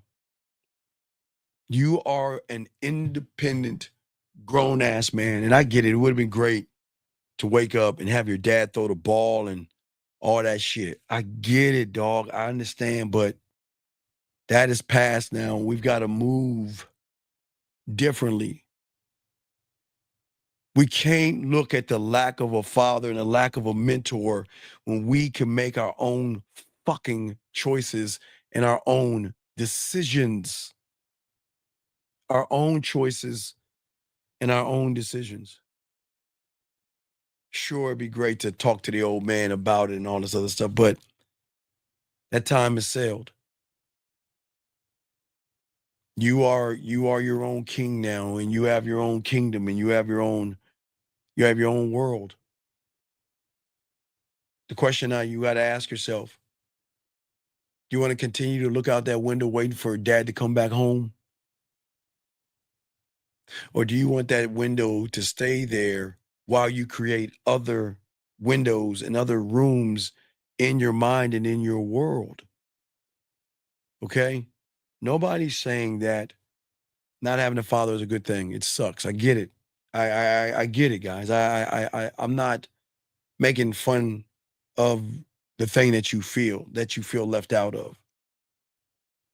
But that ship has sailed.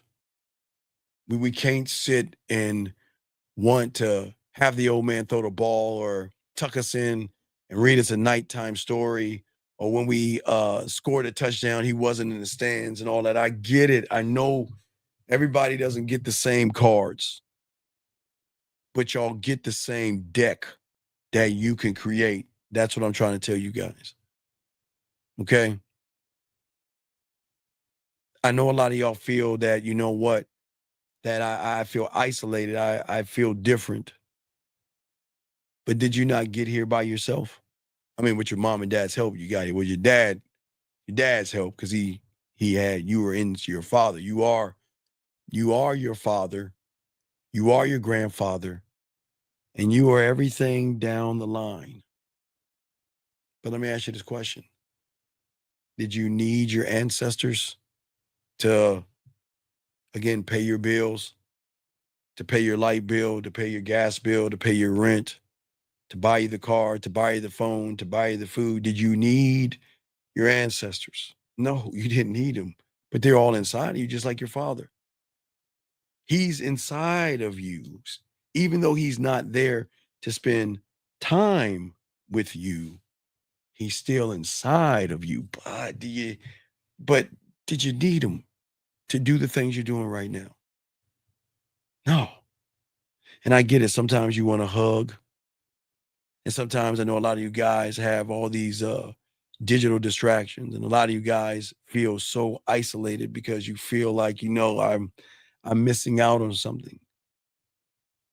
But there are guys out there that have their fathers who act more like their mothers. There are guys out there who had their fathers that would hit and abuse them. So is it really a bad thing not to have the old man around? It would have been good as a child, yeah, but we're not children anymore. We're grown-ass men. We're grown-ups now.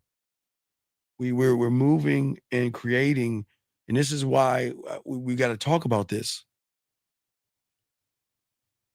We're too busy looking at the attack of the masculinity, but nobody's talking about attacking fear, attacking anxiety, attacking worry, attacking blame, attacking excuses, attacking poor me, attacking the woulda, coulda, shouldas. Nobody's doing that. We're too busy attacking the masculine. Let me get this call real quick. 717, what's your name and what's your question, sir? I can help you. Hey, this is Carlton. I called you a few times before, and I just wanted to say that this conversation you're having right now really hit home, because I had a friend like that. I grew up in the foster care system, and I had a friend who constantly went back on, my dad was messed up, my mom was messed up, and it got to the point where I looked at him and I said, hey, man, I said, Oprah's not going to come to your door and give you $1 million because she heard you had a bad life. Because I had a bad life too, and we kind of went our separate ways. Long story short, he ended up landed in jail shooting somebody, and I could have easily been that same person, but it just kind of clicked for me. Even though, I mean, my life, it was really, really rough. Foster care, group homes, you name it. But I just clicked for me. It didn't click for my brothers and sisters, but it clicked for me that I still have to make something. Yeah. You get me? No, I totally do. I totally get it. And it's hard for people out there to separate themselves from that. But I'm like, some people like, oh, I miss my dad, or I'd like to meet I met my dad, and he ended up being one of the worst people I've ever met. And it's like, I could have died back at my house with my parents. And then there's also the thought like, oh, well, maybe it would have worked out. And it's like, bro, you can't spend your time deciphering whether you're going to make it or not, or whether it would have been good or not. All you got is you in the moment. And I just wanted to say that. And for anybody going through that, just keep on pushing past that, man. Okay. Well, I thank you for the call, brother. We'll throw you back in, okay? Appreciate the call, brother. Thanks, man. I Have a respect. good one. Great fucking call. Great call. Guys, you want to call and we got y'all. Gentlemen, do you know why you not having your father is a good thing? Because everything has its own reason, gentlemen. And this is what led you right here to my motherfucking cake ass. So everything that you're doing in your life is perfect because it led you to the person that's trying to tell you now that you don't need your father or mentors anymore. But you don't even see that. You don't even see everything that you have done has brought you to this point right here. And you don't even realize it. Because even in that fucking darkness, there could be a light to show you how to be your own light. See, in the darkness, there can be people that will use masculinity to make you feel like, well, I want to be a part of something, and they can use that against you. But gentlemen, here's the good news. You're not having a father, you're not having a mentor, everything was wrong, bad, all of whatever fucking happened to you. You know what? It led you to this moment right now. This moment we're here right now. In this moment right here, to realize that you right now, shout out, it's 11:11. Hey, hold on real quick. You know, gotta get shout out to ladies. It's 11:11, ladies. Y'all know what y'all doing. But I got to talk to the guys. You ladies, hurry up. You ladies, go get in that drawer, rub the pussy, do what you got to do. I got to get back to my guys. Got to talk to my guys here. Appreciate y'all guys. Lines are open. Have a question. Please understand that you're here now. And you're getting a message that you've never heard before. And the message is simply this. We don't need to, we've got to look at the attack on masculinity is going to continue to go and happen. But we should be past the attack on masculinity, and we've got to start attacking the things here that is holding us back from our greatness, not my greatness, but yours. Okay. He says, and put a Q if you're talking to me. I'll be nice and answer this thing.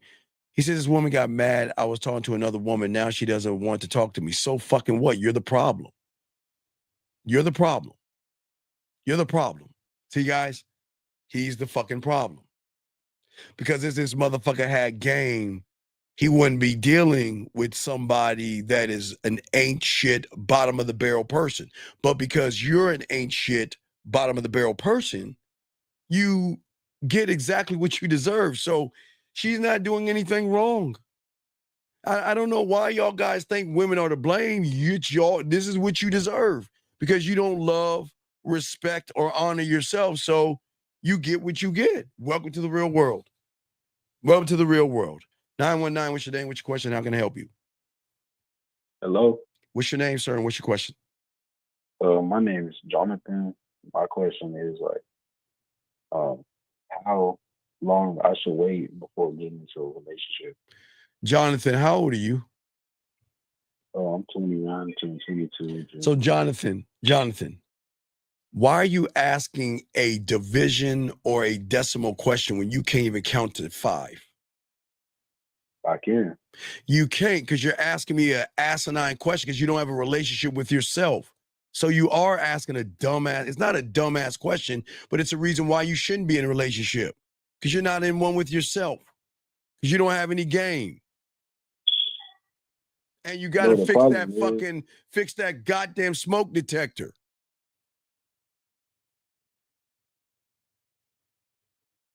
What's the problem? The problem is what? The problem is what? So the problem is it's too many girls talking to me and caller, I don't want to hear that sobby line bull. Who gives a fuck if women are talking to you? You still ain't a fucking man. Fix your smoke detector when we're done. Yeah.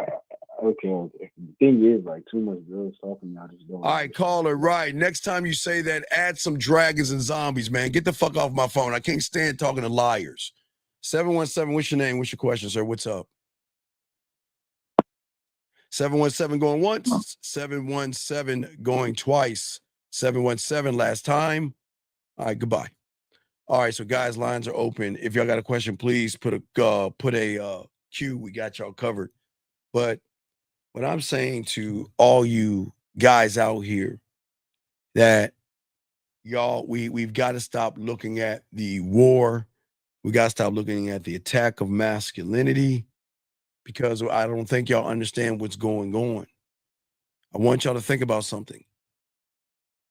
If we're focusing on the attack of masculinity from outside of ourselves, what aren't we focusing on internally?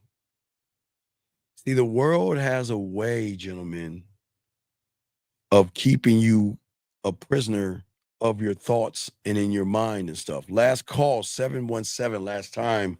What is your name, sir, and what's your question? Oh, my name's Edward, man. Sir, can you please get off your speakerphone? I cannot hear you. Can you get off your speakerphone, please? Yeah, you can hear me now? What is your name and what's your question, sir? How can I help you? Oh, I was wondering why you was talking about masculinity. Okay, sir. Can you What hear is me? your 'Cause sir? I got a friend. Okay, sir. I'm gonna let you go. This isn't for you. Have a good day, sir. Thank you. So anyway, like I was saying before, gentlemen, for all you guys out here, all right, for many of you guys out here, okay, okay, I'm gonna show you where the problem is. I appreciate you asking, what do you consider a man? This is why you guys are always going to fuck up and fail as men.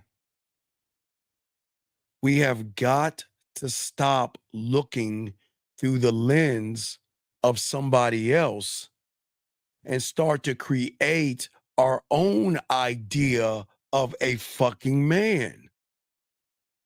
See, this is how I know you're either red pill or manosphere, or someone's leading you and you're not leading yourself. You have got to learn how to interpret the world for yourself by creating a standard for yourself, so you can stop asking the world what a man is and fucking just be one, God damn it.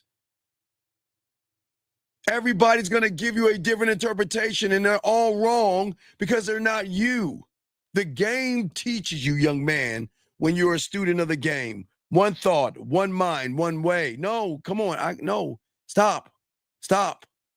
You're asking, you should understand my mindset, but me telling you how to think for yourself. How to tell you to stop thinking about masculinity. Stop thinking about that red pill shit. Stop thinking about the manosphere stuff and be around somebody that is going to tell you not how to think, but how to think for yourself. That's how you see this mindset right here. Because no matter I tell you, I don't tell you, you ain't a man in my eyes, because you don't even know what a fucking man is. But what I can tell you is that when you push aside the femininity, when you push aside the emotions, stop acting like mommy and stop letting everybody dictate what you are as a man, then maybe you'll learn something. But you got to be a student of the game.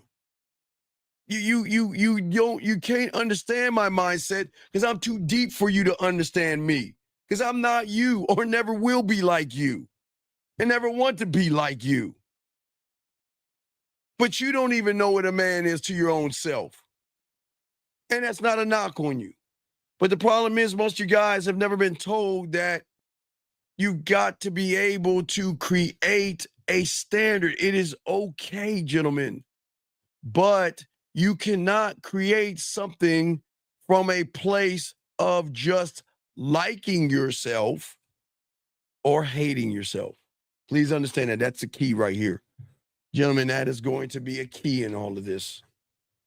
Because you guys do not know what loving yourself is about. And let me grab this call real quick.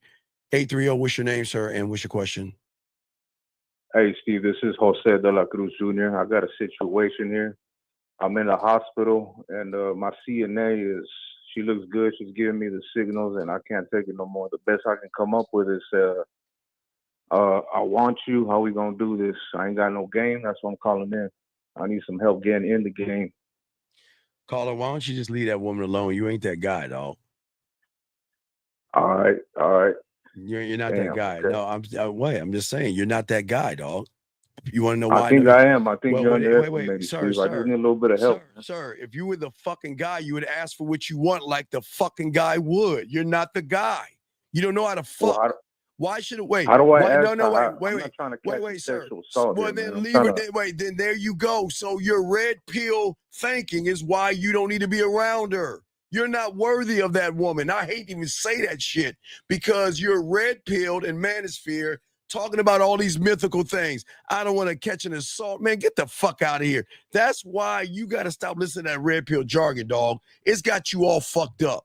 Look at you, a grown goddamn man thinking that if you say something to a woman, you're going to have an assault case. Dog, you might either need some therapy or something because there's something off, fucked up, and broken in you, big dog. And I'm being dead ass serious. There's something off in you, dog.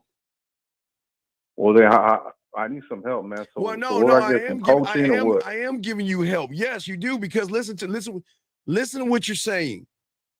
I want to say something to this woman, but I'm afraid of a sexual assault. So what fucking YouTube and content creator told your dumb ass that stupid shit? Or did you conjure that stupid shit up yourself? Somebody had to tell you, or you conjured it up. So who's the dumbass? I conjured it up, man. I don't fuck with the red pill dudes, man. Oh, you do, because that's how y'all think. That's how you think. How old are you? How old are you? I'm 36. You're a 36-year-old grown-ass man who can't tell a woman you're interested in her? Well, I'm in the hospital right now, I man. don't give So I a feel fuck like if it's a bar mitzvah or a wedding. Dog, like, hold on, wait. Listen.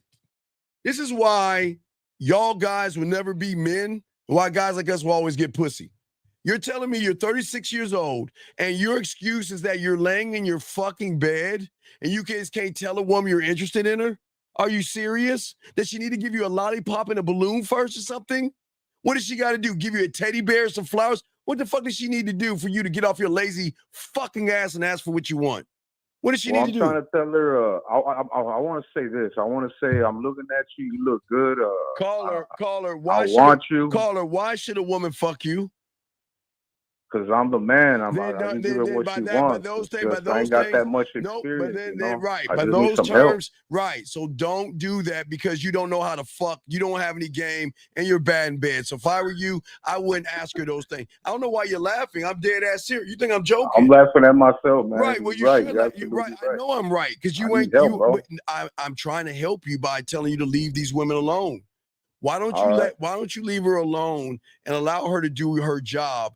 And you just sit there and get better instead of conjuring up this fantasy that because she's smiling at you and giving you bedside manner that she likes you. She's not interested in you. Let me explain something to you if you don't know.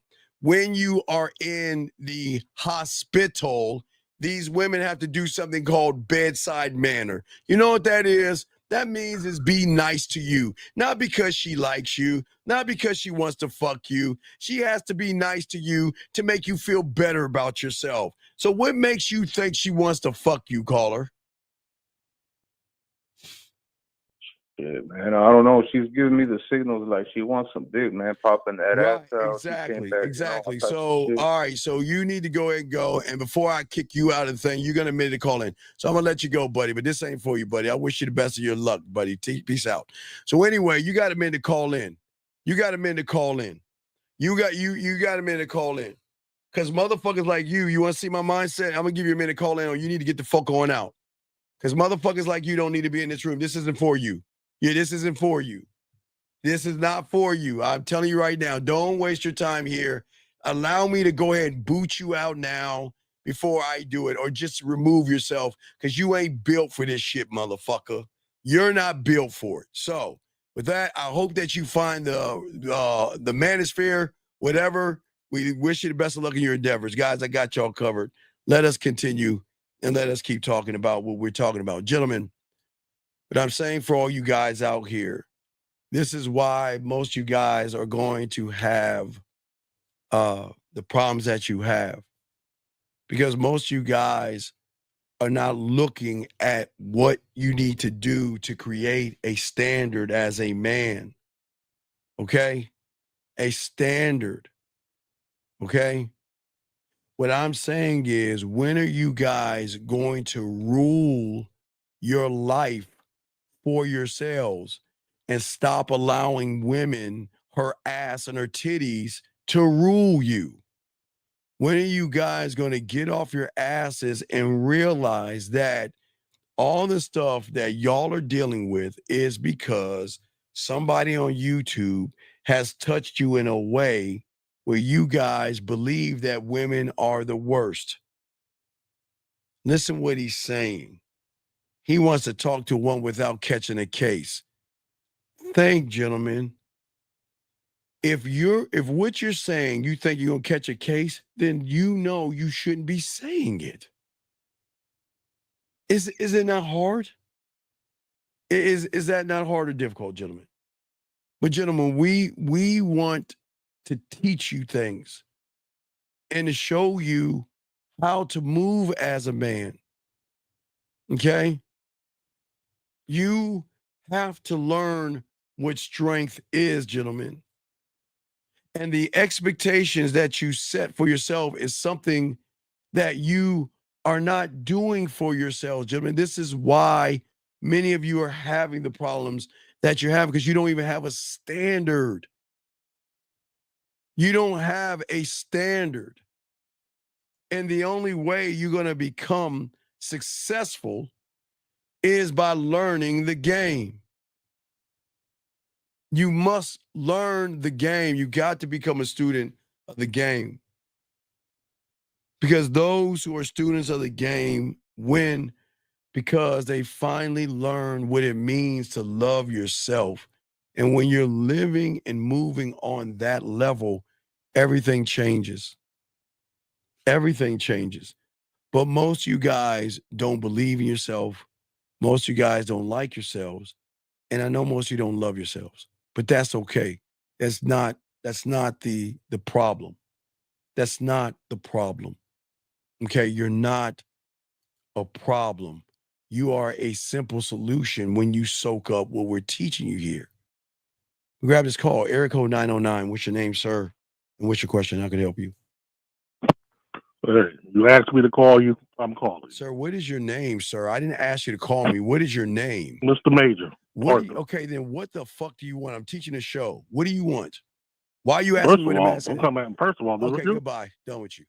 Done with you. I don't give a fuck about you. Anyway, so what I'm saying to y'all guys out here, the thing about the game, gentlemen, that we want y'all to learn is that when you learn being one thought, one mind, one way, is that we've got to learn self-control. Self-control means controlling your dick. A great villain never sees themselves as weak and sloppy.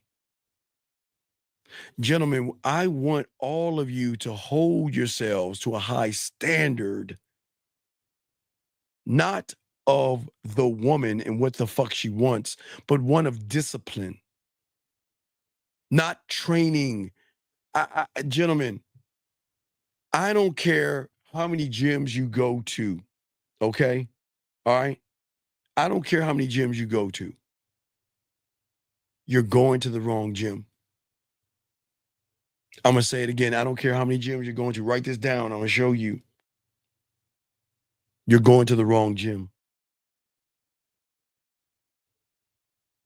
Because that gym outside of you is not going to help the mental toughness you need here in this gym. Okay? A man who has emotional control may be seen as ruthless to women, because his ruthlessness isn't in begging for pussy, trying to manipulate pussy. He's ruthless to a woman because he just doesn't give a fuck. And for that reason alone, with control and discipline, gentlemen, you will be terrifying to a woman because she cannot control you with her pussy and what she has right now. We're too busy We're too busy showing weakness, gentlemen. Too busy. As a man, when you start to learn the game and love yourself, it is not the game. It is not masculinity. It is not hypergamy. It's not money, clothes, and status. It's none of that bullshit. It's going to be you that is going to refuse vulnerability, even to yourselves. Okay? I'm not telling you to hide Santa Claus, suppress the Easter Bunny. And what I'm saying, to hide your fucking fears and suppress all your femininity. What I am saying to you guys out here, we've got to get you, get you to stop doing the thing that many of you guys are doing, and that is doubting yourself, gentlemen. Listen to what I'm saying. You're doubting yourselves. We have got to shift your mentality, gentlemen. And in order to shift your mentality, we've got to get you to think of yourself totally different. You are allowed to think the way you want to think when it comes to you. But we've got to stop thinking of what women want us to think we should be, do, and say. We've got to stop doing that. Gentlemen, I want you to move differently and think differently. You as a man, when we talk about one of one, okay? We talk about one of one, okay? All right. For y'all, many of you guys out here, okay?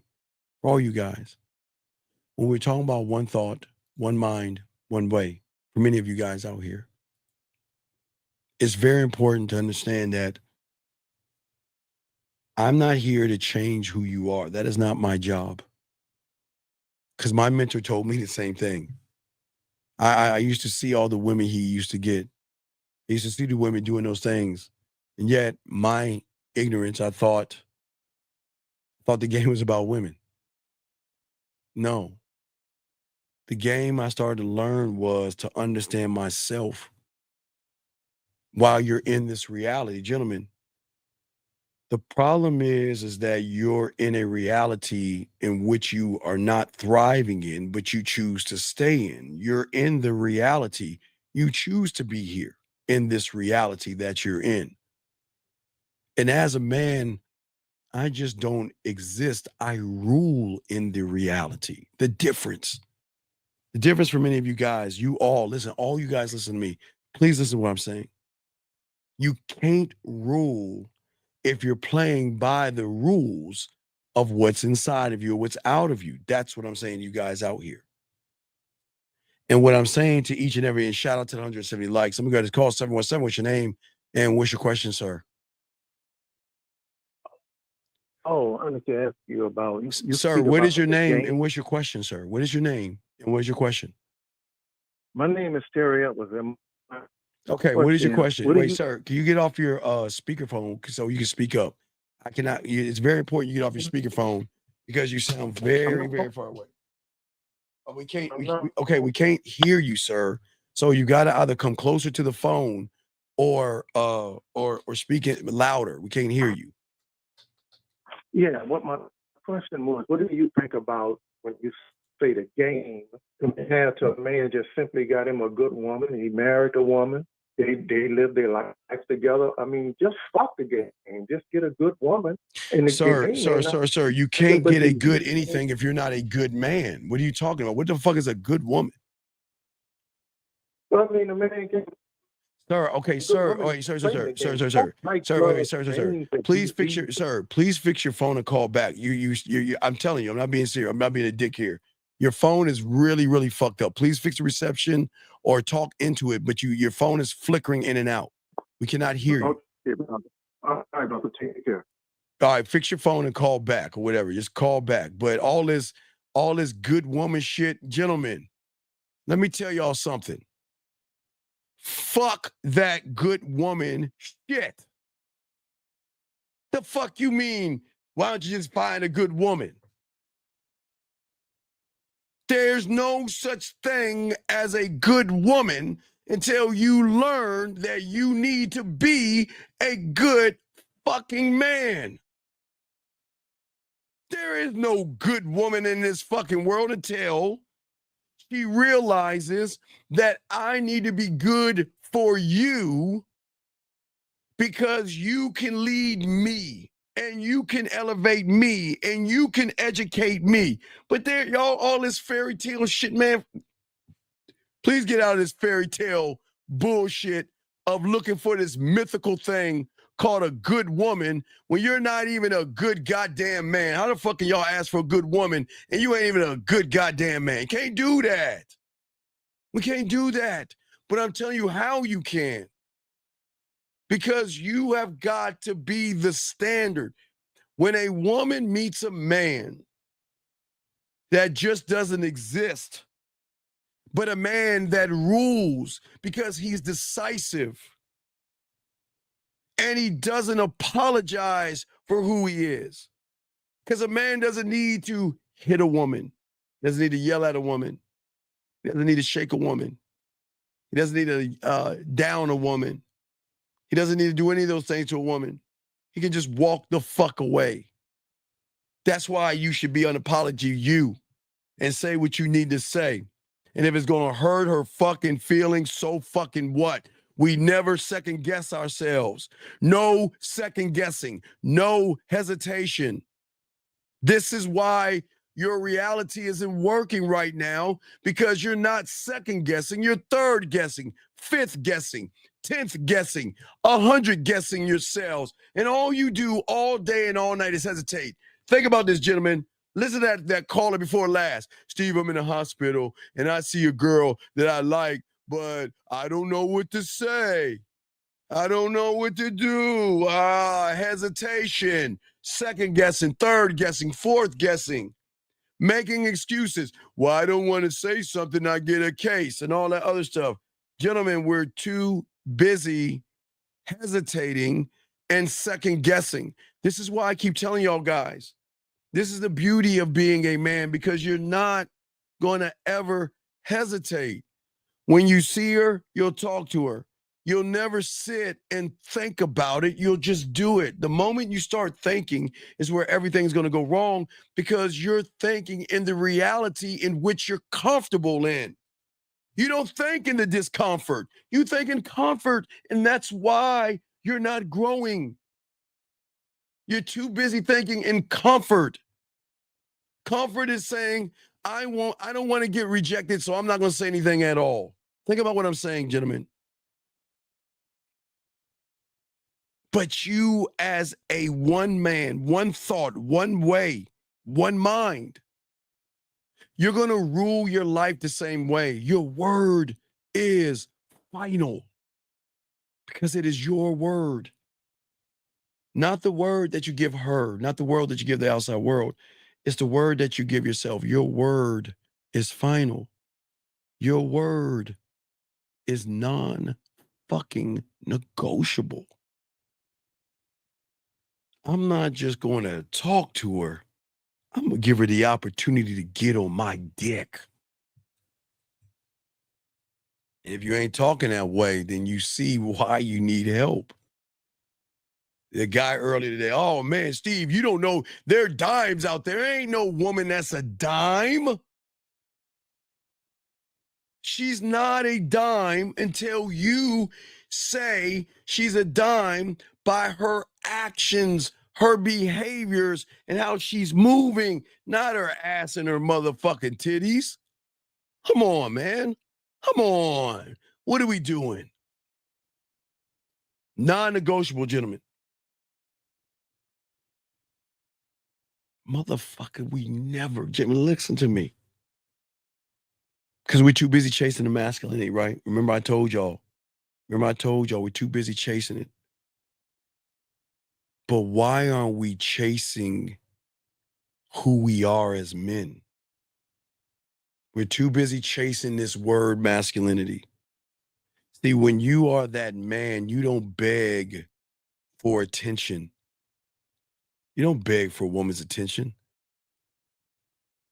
When you learn this motherfucking game, you rise to a level where it's going to shock you guys, where she must meet your standard. That's what makes you alluring to her.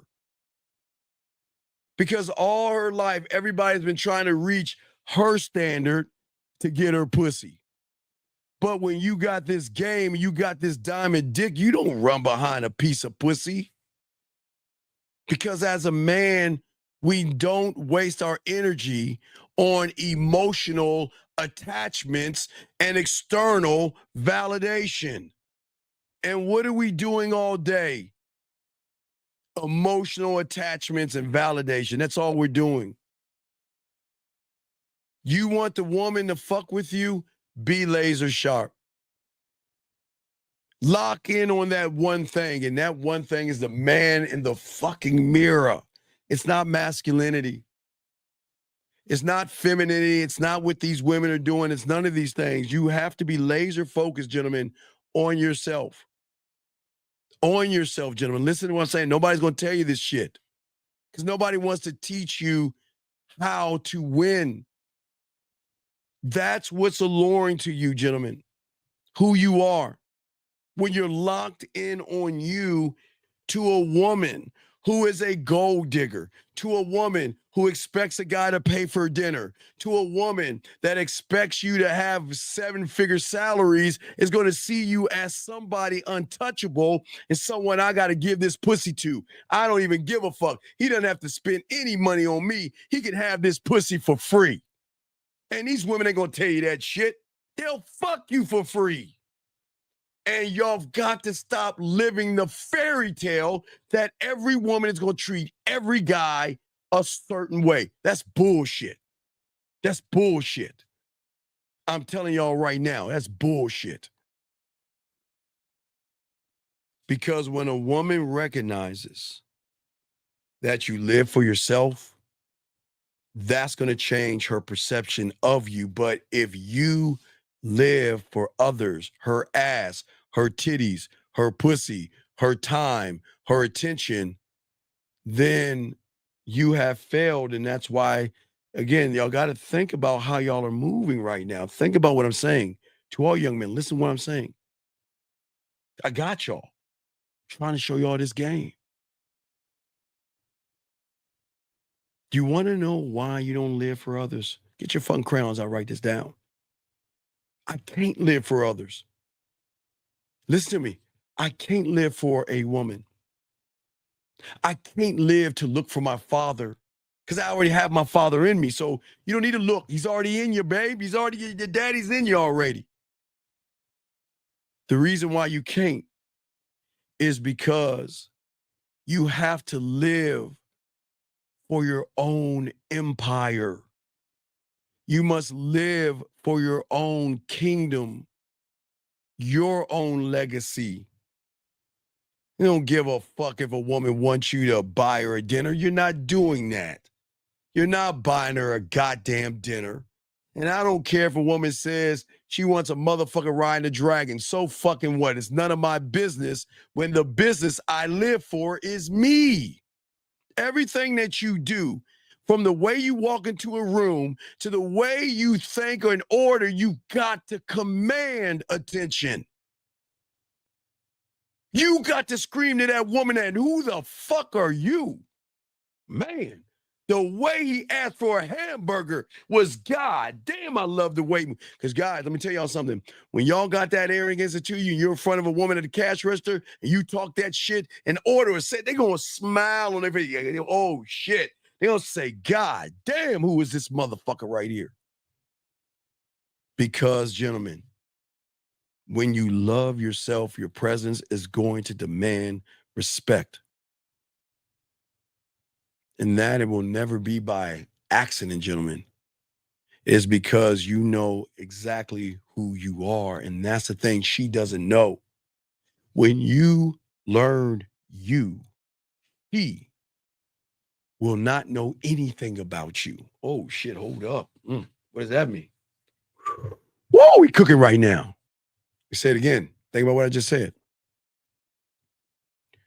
When you learn you, she will never know or have met you before. But as long as you're making it about them, about her ass, her titties, her pussy, her sucking your dick, her giving you some ass and all the other stuff, she knows exactly who the fuck you are. And this is why y'all lose, because y'all ain't making it about yourselves. You're not making it about yourselves. Think about how you operate. See, the way you operate to yourselves, not to masculinity, not to manhood.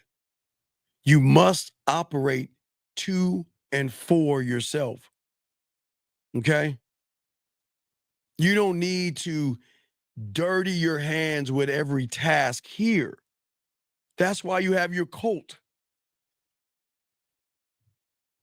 Remember, I'm the only one to tell you to have that cult. There's nobody on YouTube that is telling you to have and create that cult. You must, gentlemen, must. If y'all are new to me, don't think I'm crazy. You must create the cult. You must create the cult. That's why a man never gets his hands dirty. You must create the cult, because the cult that you create is going to do all the work for you. And when they do all the work for you and it's time for you to make the move, you already know what needs to get done and you're just going to do it. And that's why you need the cult. And I know y'all think I'm fucking crazy. And if you're new here, let me explain to you motherfuckers what the cult is, because I know y'all think I'm crazy. The cult, gentlemen, is what we're talking about in your mind. One thought, one mind, one way is a place that you create your kingdom and your empire, but you need things to love and serve you, like your scribe, your marketing team, your film room, your blacksmith, your construction worker, your judicial system, your marketing team, your culinary school, your guide, your studio, your blacksmith, all these things represent you, who you are, your blacksmith, your compass, all these things, your construction worker, your detective, your studio, your film room, your guide, your warrior, your motherfucking board of directors, your motherfucking gym, mental gym, your culinary school, your judicial system, your sexual amusement park, your marketing team, your fucking drug lab. All these things have one thing to do. And that's to work for you. And when they work for you, you don't have to dirty your hands up, because you're giving everybody a task. You are more than a total of what you think you are, because unfortunately, your mind has told you you're a one-trick pony. Who you are is going to be what you are. And that's the fucking lie, gentlemen. That's the lie. That is the lie. But remember, gentlemen, I've always told you guys, and shout out, thank you very much. Thank you. This is beautiful. Thank you. I love this shit. This is what I'm talking about. Gentlemen, do y'all see what I'm talking about? Y'all see what I'm talking about? I'm lame. Gentlemen, I am lame for telling you to love yourself. I'm lame. You're right, young man. I'm lame. Don't kick him out. Don't kick him out. I'm lame. You're right, young man. I'm lame. I'm lame as fuck. But why don't we see who you are to see if you are as lame as me? Well, looky here. This motherfucker, you little kid, you don't need to be in this room, goddammit. Oh my God, the nigga has got this. This is on his thing. This nigga's got what? Usually's woolly world. What are we doing? What are we doing? This is, you want to call me lame? Motherfucker, you got it right. You got it right. I'm lame. You get your bitch ass out of here. Right. I guess I am lame. You're right. I'm lame. You're absolutely right. I am lame, gentlemen. I'm sorry. I'm sorry for telling you guys to love yourself. You're right. He's right. I'm a lame person, guys. I apologize for telling you to love yourself and respect yourself. I'm sorry. You're right. I'm lame for telling you to have a standard. I'm lame for telling you to love yourself. I'm lame for telling you to have a standard. I'm lame for telling you to have a mission statement, laws, rules, and codes. I'm lame, gentlemen, but you see what I'm saying? This game is not for everybody, but it can be for you. We can't change the world, gentlemen. We can't. We cannot change the world, nor can we force the world to do anything, all right? All right? Get to work. If you got to get to work, I got you. Go to work. Go to bed. Go to work. Go to bed. I got you. I just saw that. Go ahead. You good. You good. But I'm saying to all you guys out here, that's what I'm saying. We don't need to feel sorry for anybody. We just, listen, remember, gentlemen, accept people for what they are. The game is not for everybody. People are not ready to hear this. People are not ready to be accountable. People are not ready to love themselves, okay? People are not ready for that, and that's cool. But it's okay. I'm lame to him.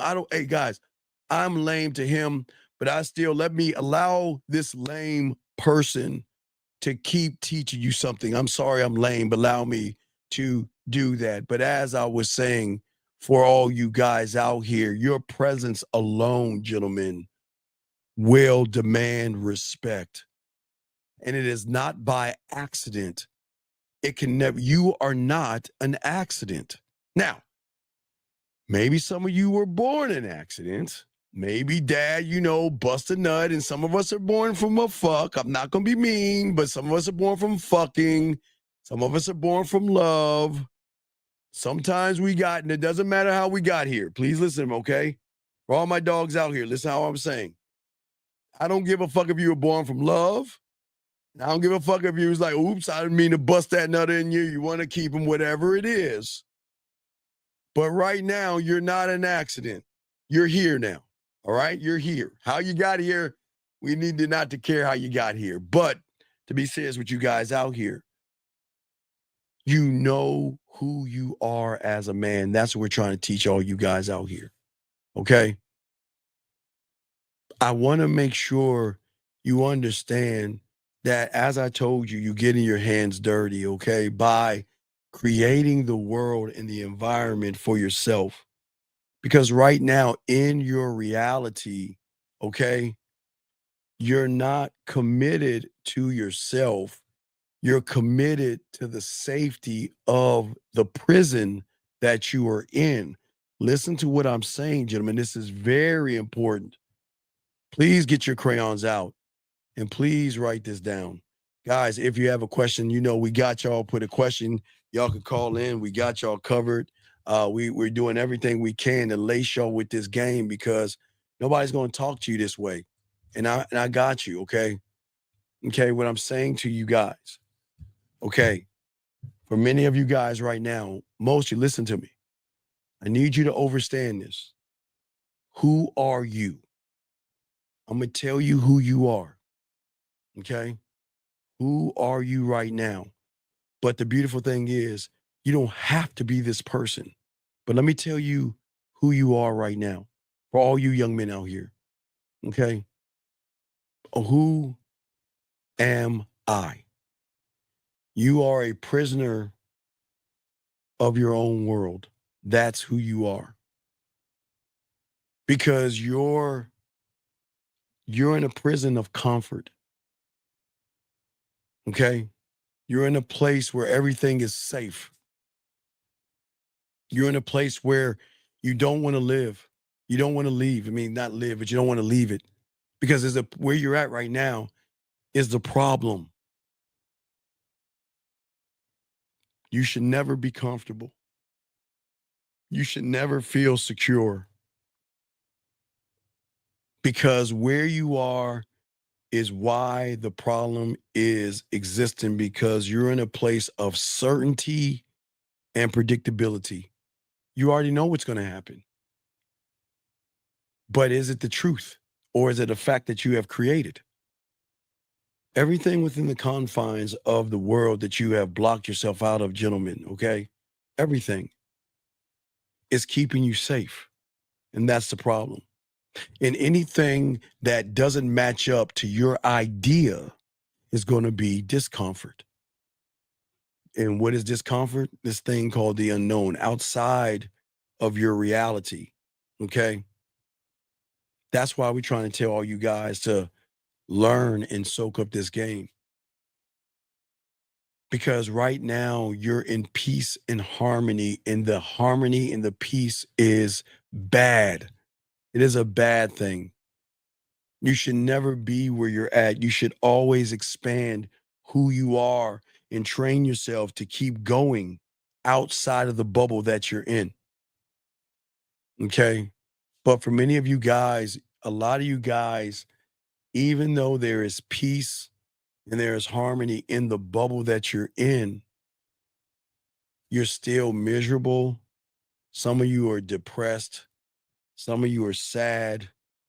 And some of you feel like I gotta drink my depression away or smoke it because I don't, even though I'm in a safe place, I'm just not happy with myself. But what most of y'all don't understand is that most of you guys are miserable because you don't understand that your world isn't really that perfect. Yes, you feel comfortable right now. And yes, you feel secure with everything familiar. But what you really want is not here. It's out there, not outside of you, but outside of the way that you guys think. Listen to what I'm saying. The way you think. You are not in the right gym. Stop that workout sickness and start getting in your mental gym and change things. You can never change your mental gym from the outside of yourself. You can't. Doesn't work that way. Most you guys out here will never leave those confines of what you feel secure in, because you choose not to step into the unknown. But why wouldn't you?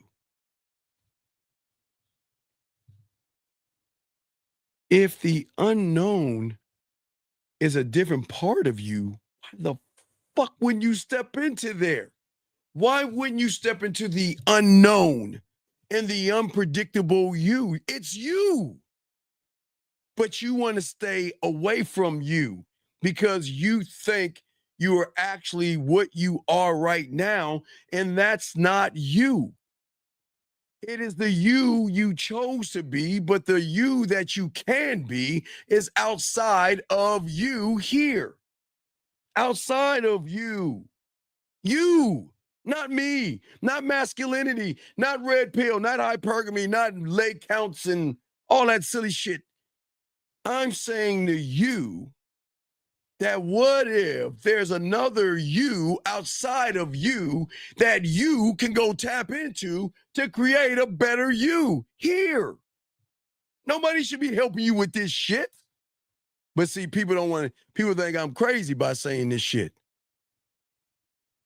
What I'm saying is there's an opportunity, a plethora of opportunities. And there are a million marvelous things that you can bring into your world by stepping outside of the one you feel safe in. Where you're at is the enemy. The world that you are in that is keeping you comfortable, keeping you safe, is and always will be the enemy, because that's not you. It's him. Steve, what do you mean him? Don't you mean you? No, I mean him. Him. You know who he is. You just haven't named that motherfucker. Him. Him. Or them. Well, first we'll say him, but then we can say all of them. You know who they are. He knows you inside and out, and he keeps you there. Him. The one that tells you you're not good enough, him. The one that tells you you're too short, you're too fat, you're too ugly, you're too poor, you're too broke, him. You know, I don't know his name. It's him. Him.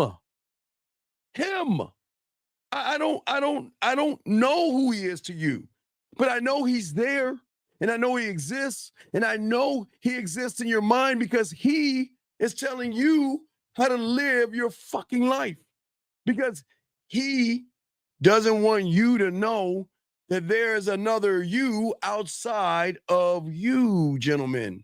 Not me, but you. But he is going to do everything you can to prevent that. Why would you listen to that old motherfucker? What does he know?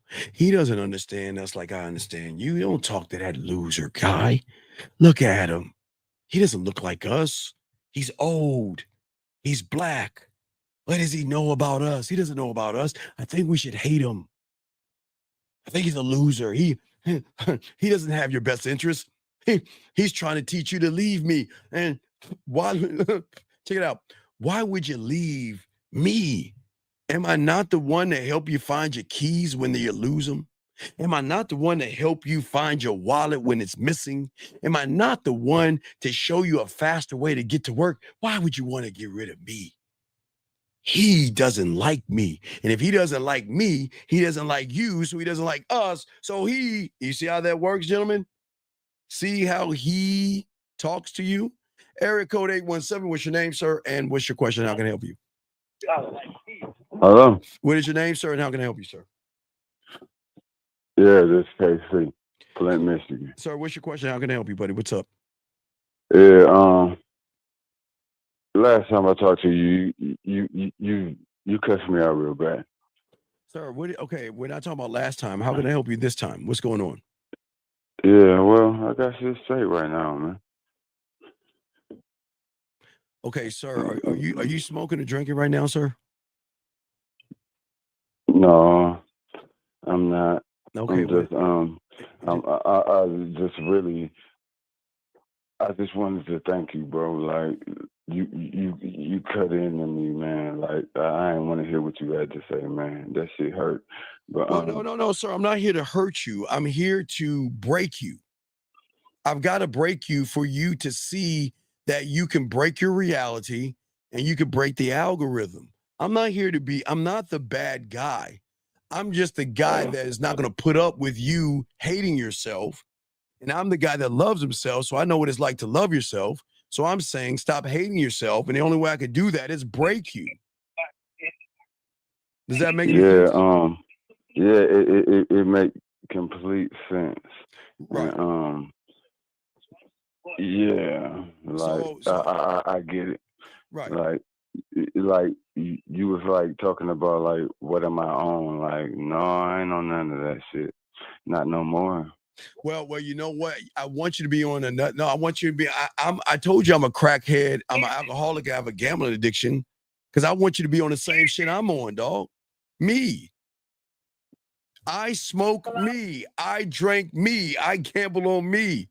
Boy, the fentanyl of me is a motherfucker because that's my high. It's a high right now until I can find something stronger than the fentanyl of me. So that's what I'm saying, young man. I'm not talking about outside substances. I'm saying is let's get our life in order.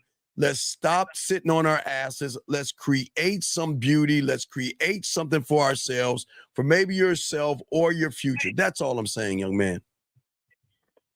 Yeah, man. You really open my eyes up to some shit. And yeah, you really got my shit straight, bro. I thank you for that. No, don't thank me. Hey, I'll have to take that back. Don't thank me. I don't need your thing. You did it. I didn't do it. You did it, brother. And don't thank me. I appreciate you thanking me, but I can't take the credit. You got to take the credit, dog. I'm just the guy that you were like, fuck you, Steve, you fucking motherfucker. But after you push the hate of saying this motherfucker, you started to see that there's actually a little bit of respect in what I'm saying because I want to show you how the game works, young man. Do you see what I'm saying? Yeah. Yeah, because I hated you when you said that shit. I know, hey, but that's cool. I need you to hate me because if you hate me, I'm breaking you. We got to break you, baby. We got to get you out of the prison that you're in. But I'm not going to break you free. You got to break yourself free. Yeah, you will. No, you're real. No, I know what I am. I'm saying you're real. Fuck what I am. What are you? You're real. That's what I'm saying, brother. That's what I'm trying to get you to see. And when you can see that, you change your reality. You expand what has never been expanded before. That's all I'm saying, young man. Does that make sense? Yeah. So you got this shit. Hey, dog, I can't wait for you to tell me about your fentanyl because, man, my motherfucking fentanyl of me, man, I'm high as fuck right now. And I'm drunk as fuck. Because, hey, man, I'm drinking some of the Hennessy of me. I'm eating some of the fentanyl of me. Man, I'm cracked all out on me. But that's what I'm saying. The question is, I'm trying to get you to do it here. No, I'm saying, dog, here, dog, and here. Here. You see what I'm saying, man? Here in your mind. All right? All right, so you have a question, you let me know, but I'm gonna throw you back in. I got you, brother, okay? All right, bro. You got this, man. I'm proud of you. You got this, young man, okay? Thanks, bro. All right, respect to you. Great call. That was a great fucking call. But that's what we're talking about in this motherfucker, guys. I am not the bad guy, but I will be if it means that I break you. I've got to break you because you don't know how to break yourself. And I've got to get you to see the beauty, the worth, and the value that you have for yourself. Fuck who I am. I'm saying learn who you are and break those walls down so you can expand who the fuck you are. That's what I'm saying for you guys out here. Right here, shout out to the 191. Yeah. Oh, yeah. No.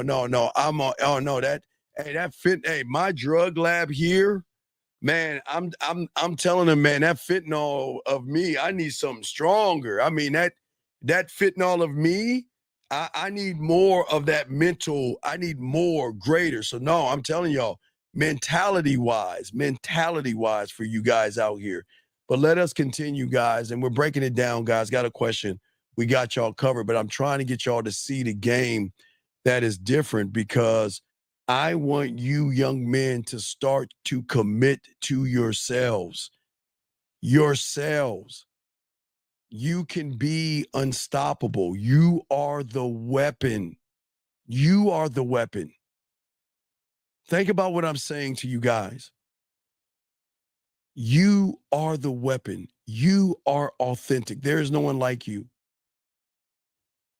You don't follow trends. You're the trend. See what I'm saying? You don't seek approval. You only seek it from yourself. Eric code 469. What's your name, sir? And what's your question? How can I help you? Yeah, so I'm asking you or I'm asking sir, what is your name, sir? And what's your question? my name's Adrian. Okay, how can I help you, Adrian? What's your question, buddy? Basically, my question is, so I'm with this girl right now. She lives in Canada. I've met her a couple times. I've flown over. She's flown over. We've talked, all that. But recently, she's been acting a little off. I know you say not to go long distance because, you know, obviously the bitch is going to be fucking other niggas. But I'm just trying to know, like, off how? How's she acting? How what? How is she acting? You say she's off. How is she acting off? I mean, wait, turn down the background. Wait, stop. Turn down the background first. You're watching it. Turn that shit down. And oh yeah, sure, no problem. Okay, focus on me. So tell me, what is she doing and acting out? What is she doing? Well, normally we call like every day, which I know is some pussy shit, but you know, you gotta do what it is. So we call like every day. Recently though, she hasn't been calling me at night. She has been going out with her friends and shit. Cool. That's good. I think that's wonderful. What's the problem? I think that's awesome. What's the problem? How's that awesome?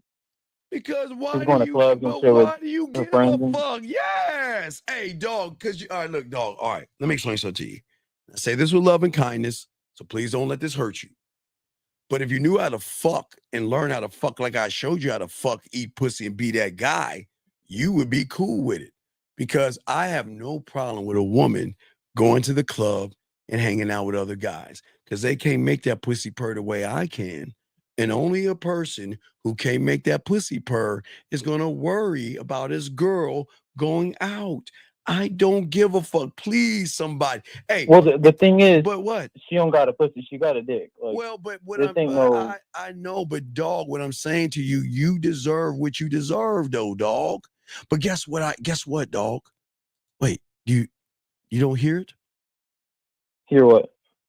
I thought you're gonna hear it. Wow. You can't hear that.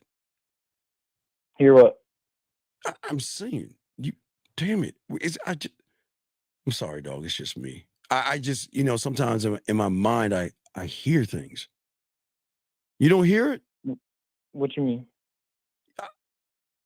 Wait, guys, chat room, do y'all hear it? Oh, wait, I'm sorry. Oh my God, I'm sorry. That wasn't it.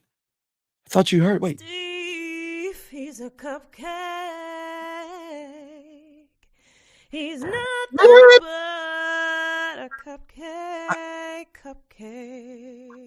Am I the only one that hear this?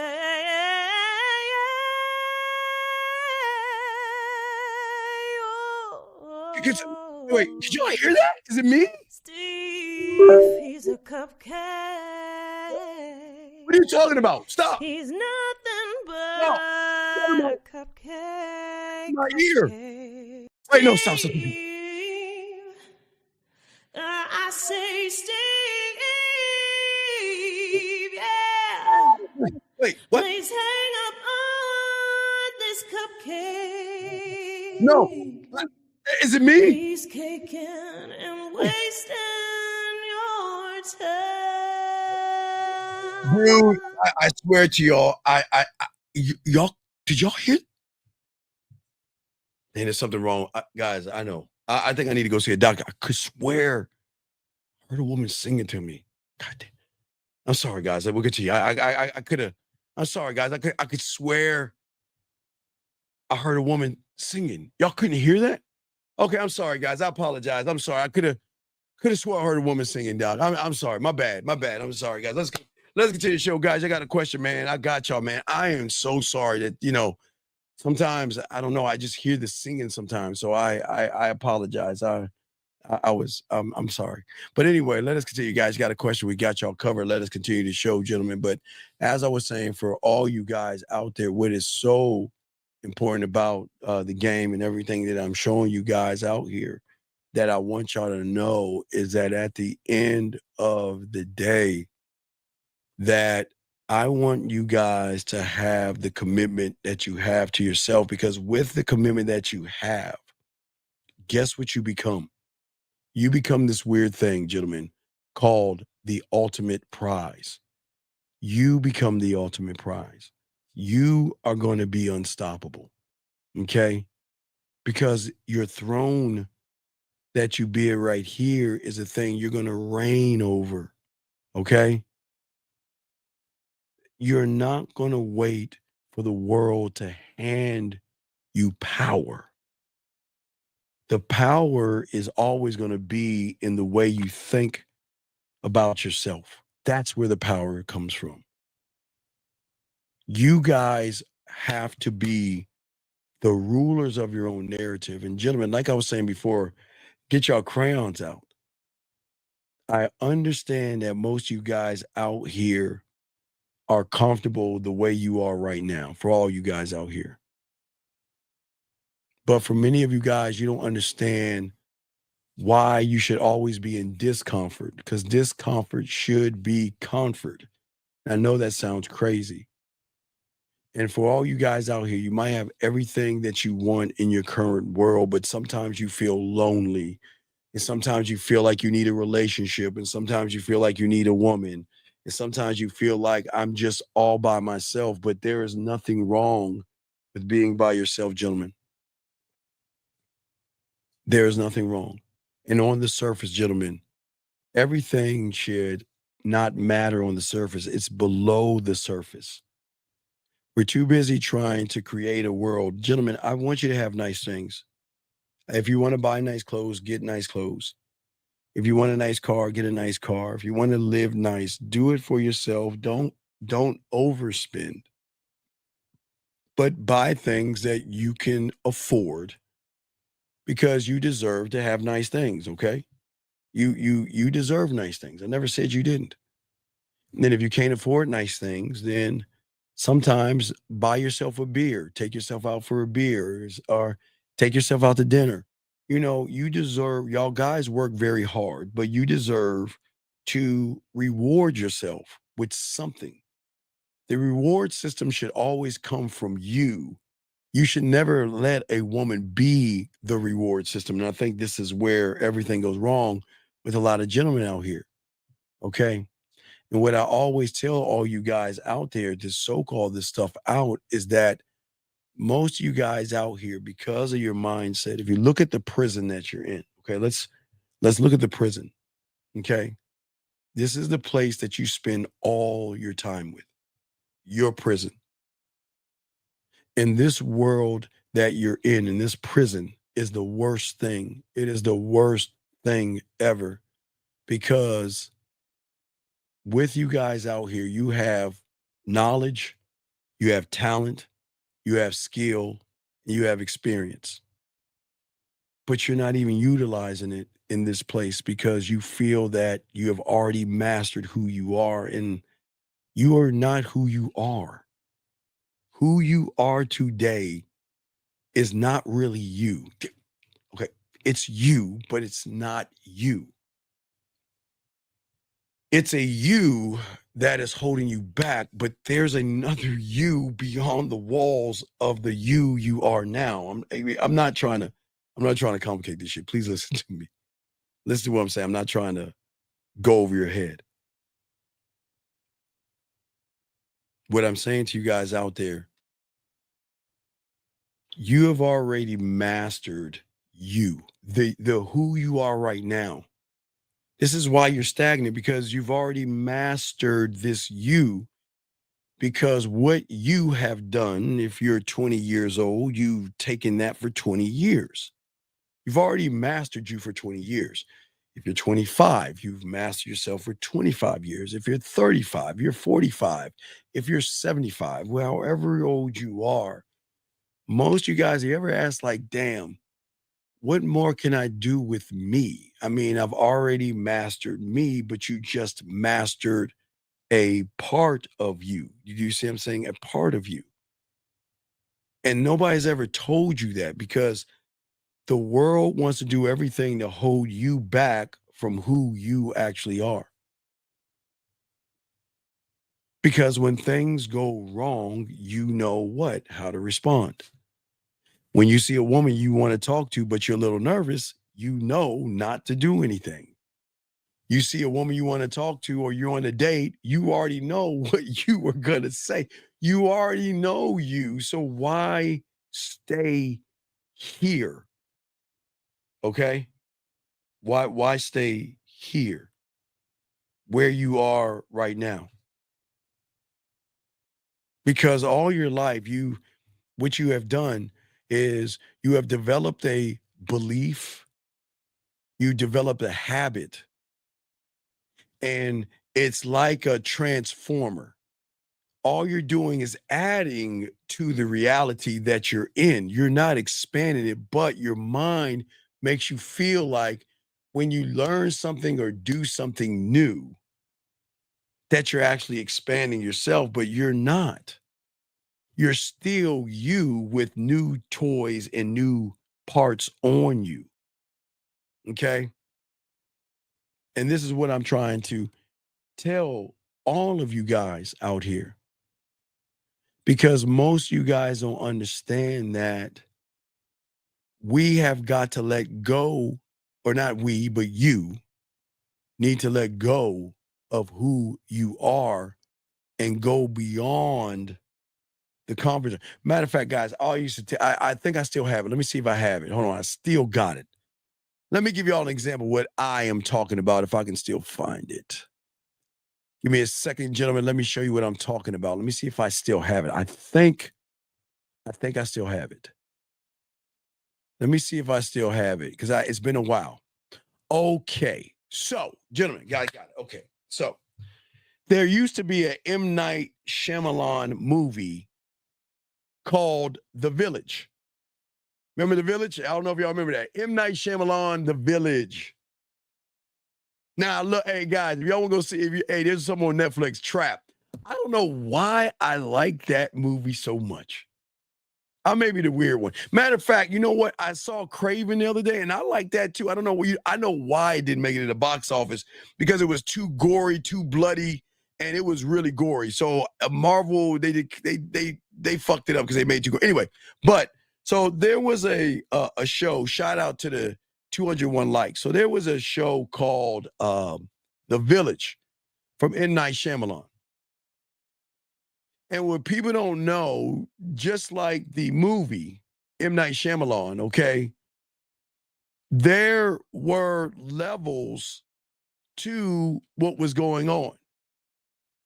So if you look at it, it was broken down. If you look to the right-hand side, it was broken up into the tribal people, which is the mind. And then you, right? You, the people that lived in there. And then the comfort zone was the woods, because they wanted to keep the villagers from going into the forest by saying that if you go into the forest, there is this thing and this creature in the forest, and this creature in the forest is going to wipe you out until the little girl who was blind or whatever went in the forest. So like if we look at the thing, okay, the reality. Right?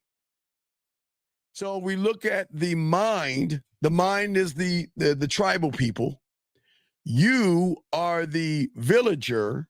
The comfort zone is the woods, and freedom is right outside those woods.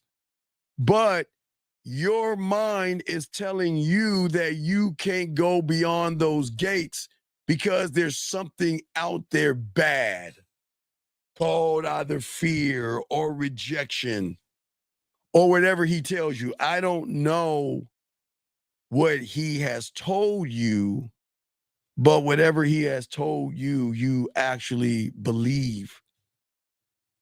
And just like the village, they didn't go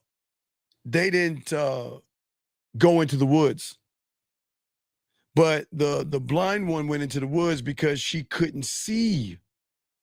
So she was just frolicking along in the woods, but she couldn't see. Everybody out there could see, and that's why they would do fear tactics, right? They would every once in a while, they would have them run around and scare people to keep the horror, to keep them locked into the comfort zone. That's why people, y'all got to understand, this is what's happening to most of y'all right now. Most of y'all right now, your mind is holding you back from your greatness. Your mind is holding you back. Because what's happening is you're not taking the action to actually go outside the mind. But what I'm saying to you guys, you should be the action. Because if you build your own throne and you reign over it, okay? And you're not the character in the story, you're the emperor, you're the ruler. You are the narrative of the story. You are the great architect of the story. You live on and on and on. The story never ends because you don't end. And that's why you are the ultimate prize, because you will go into that forest of the unknown, which will become known, to go past that point to another unknown of an unknown, to keep going outside and keep expanding. Okay? But the only way you can do that is have command over who you are. You are all things to yourself when you aren't shackled by what the mind is shackling you. It's the fear that is throwing at you. It's setting the wrong expectations. So when you write your own rules and you set your own boundaries, you are the one that enforces them without what? Compromise. You don't compromise on who you are. Men don't do that. That's the thing that is going to draw the woman in, because think about this. If you are always expanding your world and your reality and you get with a woman who's in a prison but follows you, that's going to make her more attracted to you. But if you're looking at a woman and you are too afraid to talk to somebody that has low self-esteem, low insecurities, and all these things that women have, then she's not going to mess with you because you're going to drag her down. Women don't want someone to drag them down. They want someone to elevate them and somebody to actually educate them. And I know that all you guys can do that when y'all lock into this game. Now, gentlemen, we're gonna do about like 30 more minutes, but if you got a question, please put a Q. We got y'all covered. But at the end of the day, when you stop looking at masculinity and look at what is really there, you, and command who you are, you'll never seek permission from anybody because you're too busy leading yourself. And you step into this role because you understand that it belongs to nobody but you, which means is that if it belongs to you, your vision is clear. Your execution should, be ruthless. And being successful is inevitable. Why? Because you're expanding who you are. That's the success. A piece of pussy is not successful to a man. It's just a piece of pussy. But you don't rule yourself with force. You rule yourself with foresight. Come on, shit. Steven, goddamn, slow down. You don't rule yourself with force. You rule yourself with fucking foresight, gentlemen.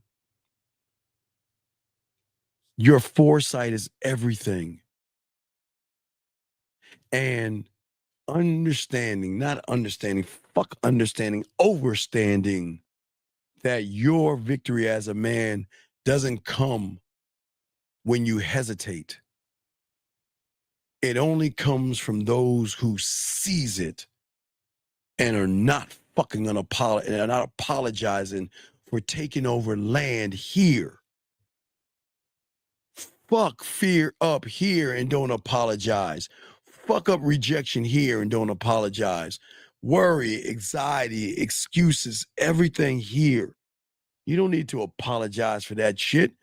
Fuck that motherfucker up. Because that's what's going to make you authentic to yourself. And then for the first time, you don't need to wear the mask, gentlemen. Because you, for the first time as a man, have embraced every part of yourself. You don't need to look for a scapegoat. You don't need to pretend. Your rawness of what you are is going to make you real to those who are lucky enough to be around you. The women might hate you, but they can't deny what the fuck you are. And that's the power right there. Because if you can draw out an emotion from a woman that is outside of weird and creepy, then you're going somewhere, gentlemen. And that's why you become unforgettable, because your confidence isn't in your abilities, which we teach you how to fuck, eat pussy, talk dirty, and everything. It is in something greater than your abilities, gentlemen. It is in your identity, because you know who you are. And that is going to make you untouchable to those who don't understand you, gentlemen. And there's where the influence comes at. Because you don't have to demand respect. You inspire it. And that's why I'm saying, for all you guys listening to me, this is how you change the game up. Because you're going to build something that is going to outlast you. And that's going to be you. The only one that can outlast you is you, because you should not be who you are today, tomorrow. Tomorrow's you should be the new you. The old you should be yesterday, and the future you should be tomorrow. So that's what I'm saying for all you guys out there. Okay? Oh my God. And step into the darkness. Jesus. Oh, it's so beautiful. Oh, the darkness is great. They always want, the TV makes you think going into dark places is evil. But gentlemen, the darkness is beautiful. The darkness is beautiful because the darkness, your darkest moments, will always be a lesson to be learned. How to take the risks, how to stand firm, how to build from something that is going to outlast you, and that will be you. You can show yourself the possibilities that you have when you stop playing by everybody else's rules. My job is not to teach you rules. My job is not to teach you the rules. My job is to teach you how to rule. That's what's going to be in the school. We get the school going. We're going to get deep. We're going to get knee deep in that. We're going to get real deep. I can't wait for the school to open up. I can't wait for the school to open up. We're going to get very deep. But what is important is because you got to understand the weight of who you are. The weight of your words, the weight of your influence it carry. And it should be heavy. Your presence is not just physical. It's a force. You should be able to walk into a room and feel the energy shift. And I'm not saying that everybody's going to shift like, oh my God, who is that guy? No. If you don't feel like when you walk into a room, you fill up the room, then something's wrong with you. Your energy should go any room or door you walk through and get to the other side, you should fill up that space. I don't want a woman to see me. I want her to feel me. You know what I mean? You know what I'm saying? I don't need to remind a woman who I am. They already know. And that's what I'm saying for you guys. Shout out to the 210 likes. But you do not end with you. I want your name to echo when you're gone. As I said before, I want women to hold on to what it was like to be with you, even if they're no longer with you. I want them to feel you. I want you to be that thing where you didn't just live, they recognize that you ruled with an iron fist, that you didn't take disrespect. Because that's what we're going to be talking about tomorrow's show, tomorrow night. We're talking about disrespect at noon, but we're going to get into the disrespect because y'all allow disrespect. We don't do that as men. We don't do that. Because when you become the standard, you are the blueprint, you are the ultimate prize, okay? Because a king can be dethroned, but you can be internal. Here, your power is everything. And nobody wants to share that with you. Nobody wants you to know the beauty that you have. I'm just trying to show you that there is beauty in you. And the world doesn't want you to see it. The world wants you to stay comfortable in who you are. And the world wants you to keep on doing the actions that you continue on doing, gentlemen. He says, does command and respect being viewed as a strong man typically mean being physically? No. No.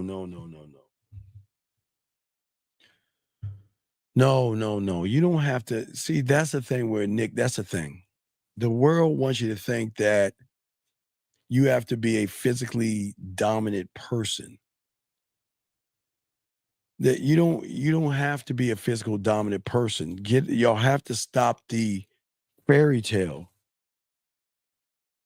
You want a woman to feel the dominance, but the physical dominant man, no, that's just somebody that puffs his chest out, walks around like, get out of my way or I'm gonna do something to you. We don't want to make women scared or feel threatened. We want to click something that turns them on. I want the dominance to turn her on. I don't want her to be turned off because some of y'all guys, y'all can't handle emotions.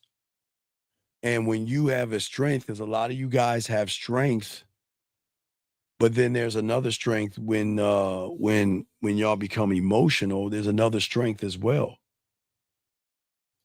No, you don't have to. Okay. if you feel that you have to be a tough guy, then that means somebody is influencing you to be or pretend to be something that you're not. Nick, the fact that you want to make it known that you can't be easily moved, that means that everybody can move your motherfucking ass. Show me, when is the last time a lion has to tap somebody on the shoulder and say, hey, yo, what's up? I'm a lion. Watch out, I'm a lion. You see who I am? I'm a lion.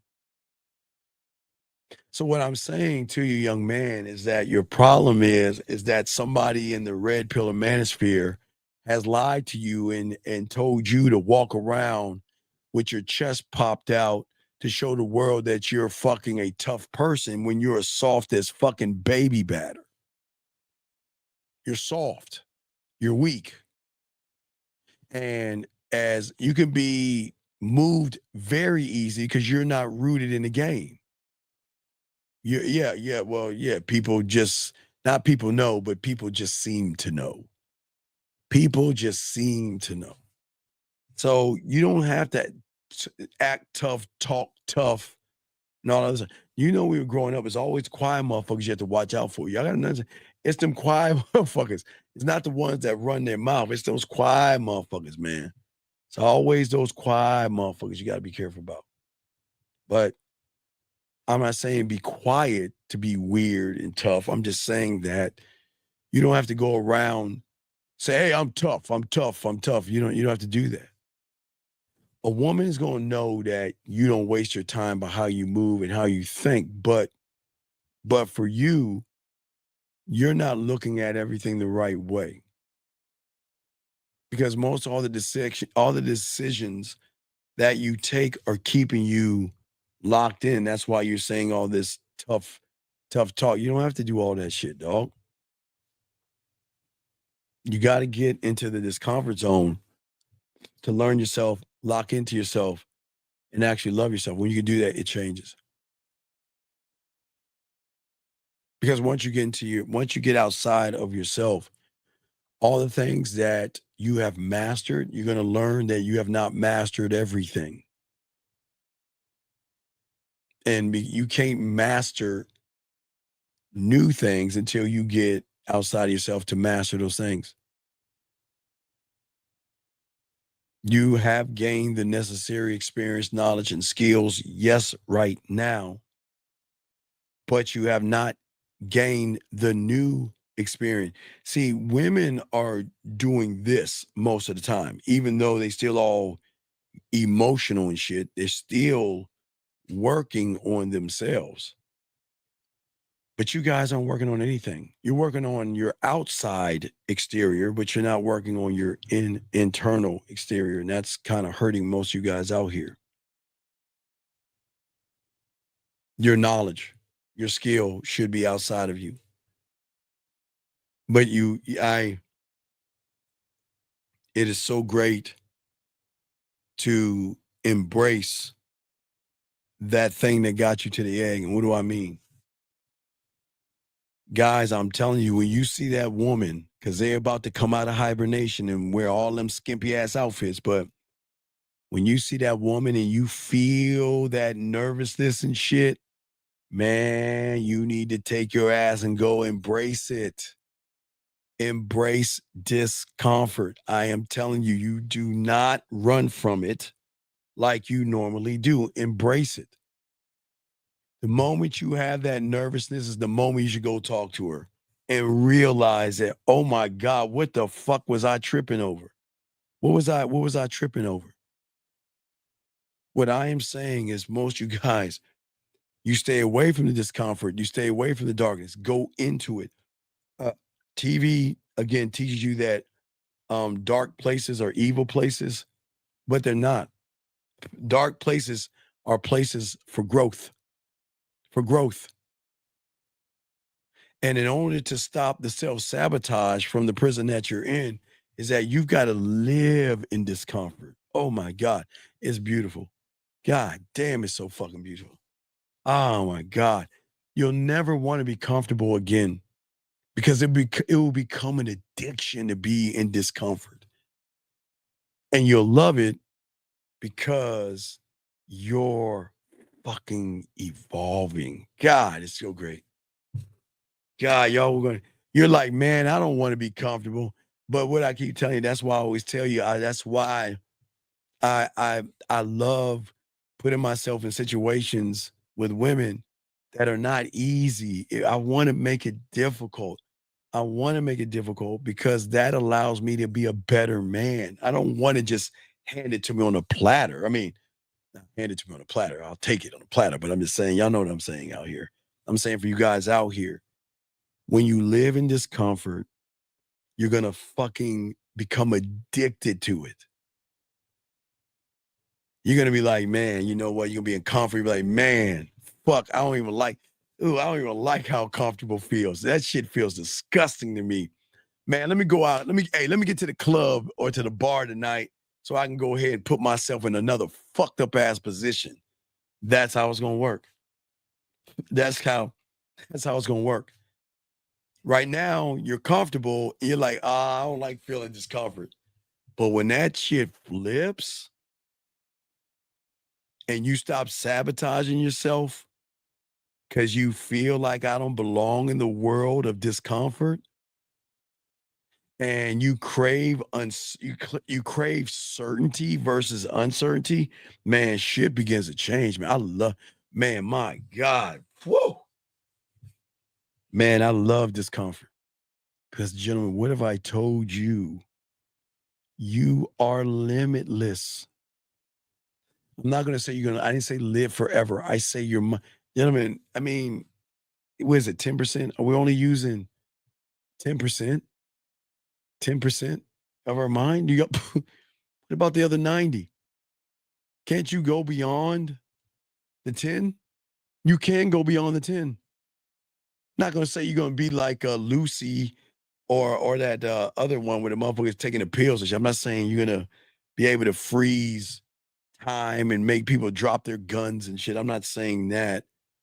I'm saying that we've got to make the uncomfortable comfortable by embracing it and realizing there is a benefit.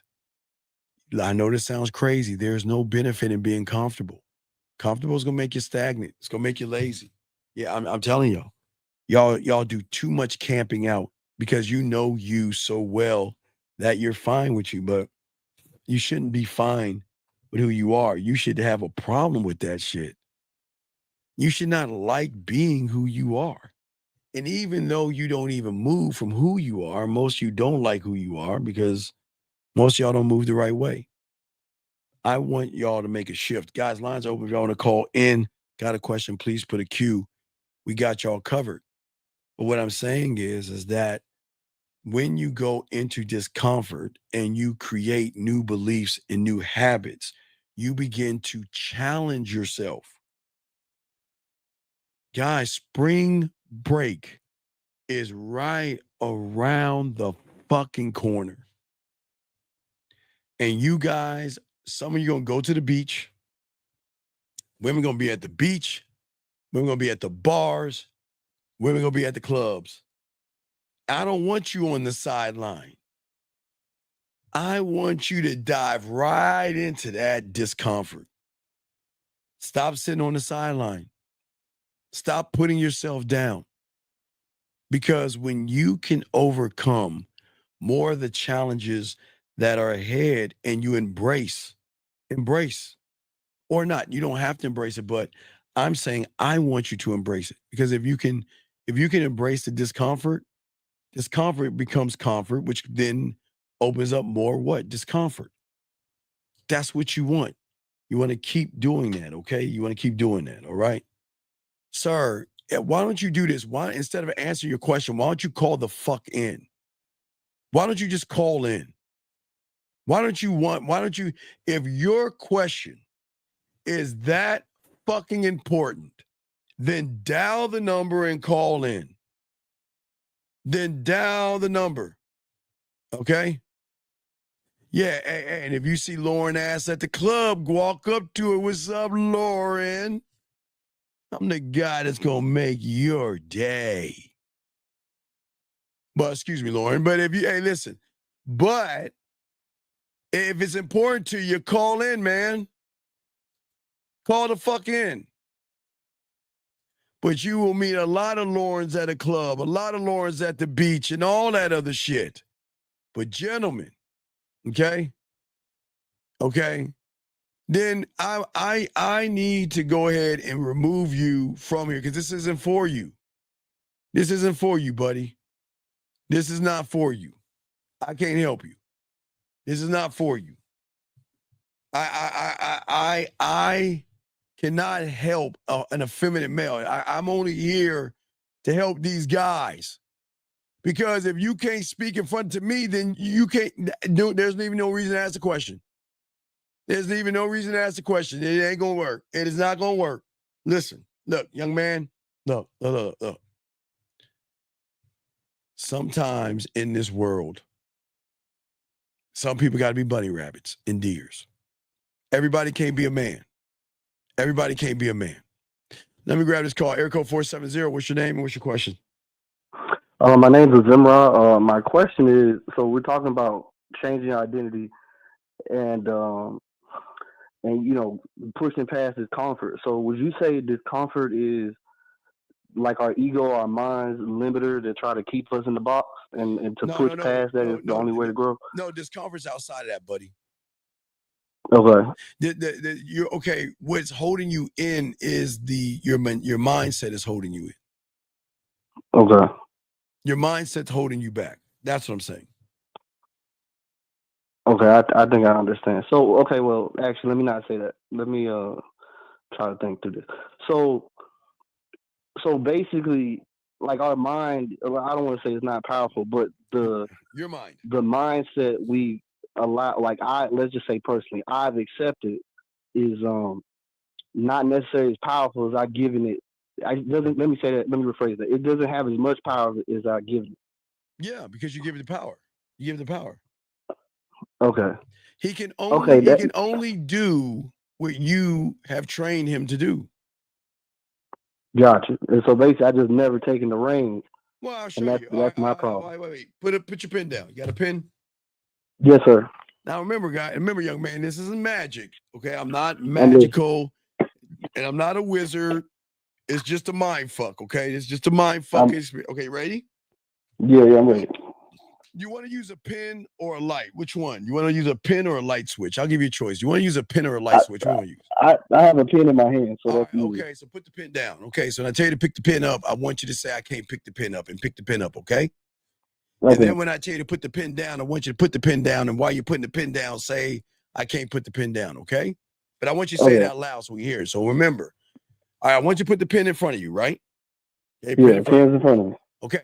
So when I tell you, don't do it yet. When I tell you to, and I say pick the pin up, I want you to grab that fucking pin, and I want you to lift it up. And while you're lifting the pin up, I want you to say out loud, I can't lift the pin up, all right? Okay. And then when I tell you to put the pin down, I want you to bring the pin down and say, I can't put the pin down, all right? You ready? All right. Now remember, this isn't magic, this is game. I'm not a mythical person. This is just to show you something. Ready? I'm ready. All right, ready. Now, pick up the pin. I can't pick the pin up. Put the pin down. I can't put the pin down. Pick the pin up one more time. I can't pick the pin up. Put the pin down one more time. I can't put the pin down. So let me ask you a question. Who put the pin down? And who picked up the pin when you said you couldn't do it? I did. So I'm not even my voice. Whoa, wait a second. Say it again. It's not bad. You did it. See that? You're not your fucking voice. Okay. You said I couldn't pick the pin up, but who picked the pin up? You said I couldn't, right. And you said I couldn't put the pin down, but who put the pin down? I did. But who told you couldn't do it? Who is that motherfucker? Shit, I don't even know, to be honest. I don't even know that motherfucker. Who is that bitch? That bitch told me. Man, that bitch told me I couldn't pick the pin up, and here I am picking up the pin. So if you're picking up the pin and you're putting the pin down and you're telling yourself you're not, then who's in control? Right, you are. I am. See that? I am. That's the one of one. So when you see that woman and he says, don't go talk to her. Her ass is too fat. She got some big titties, man. You can't get her. What are we gonna do? We're gonna go ahead and walk over to we gotta do. Walk over to that motherfucker. Exactly. Because that's what the game is about, going beyond the words that we tell ourselves and putting ourselves into action. And when you can put yourself into action, you win. Do you see what I'm saying? I do. Right. Does that make sense? That makes a lot of sense. Right. And what I'm saying is that until you realize that you're the one picking up the pen and you're the one choosing to put that bitch down, then guess what you can do with the pen? You can, when you say I can't pick up the pen, you can pick that pen up and toss it in the air and catch it if you want to. You can twirl that motherfucker all on your fingers and shit and do tricks with that motherfucker if you want to. Hell yeah. I might have to train it, but I definitely can. Right. Yeah, right. I remember, let me see if I can still do it. I remember something I used to do in school. It's a straw right here. I used to do this with the straw and make it look like I was bending it and shit, like just do it in a certain way. Like I can't even do it.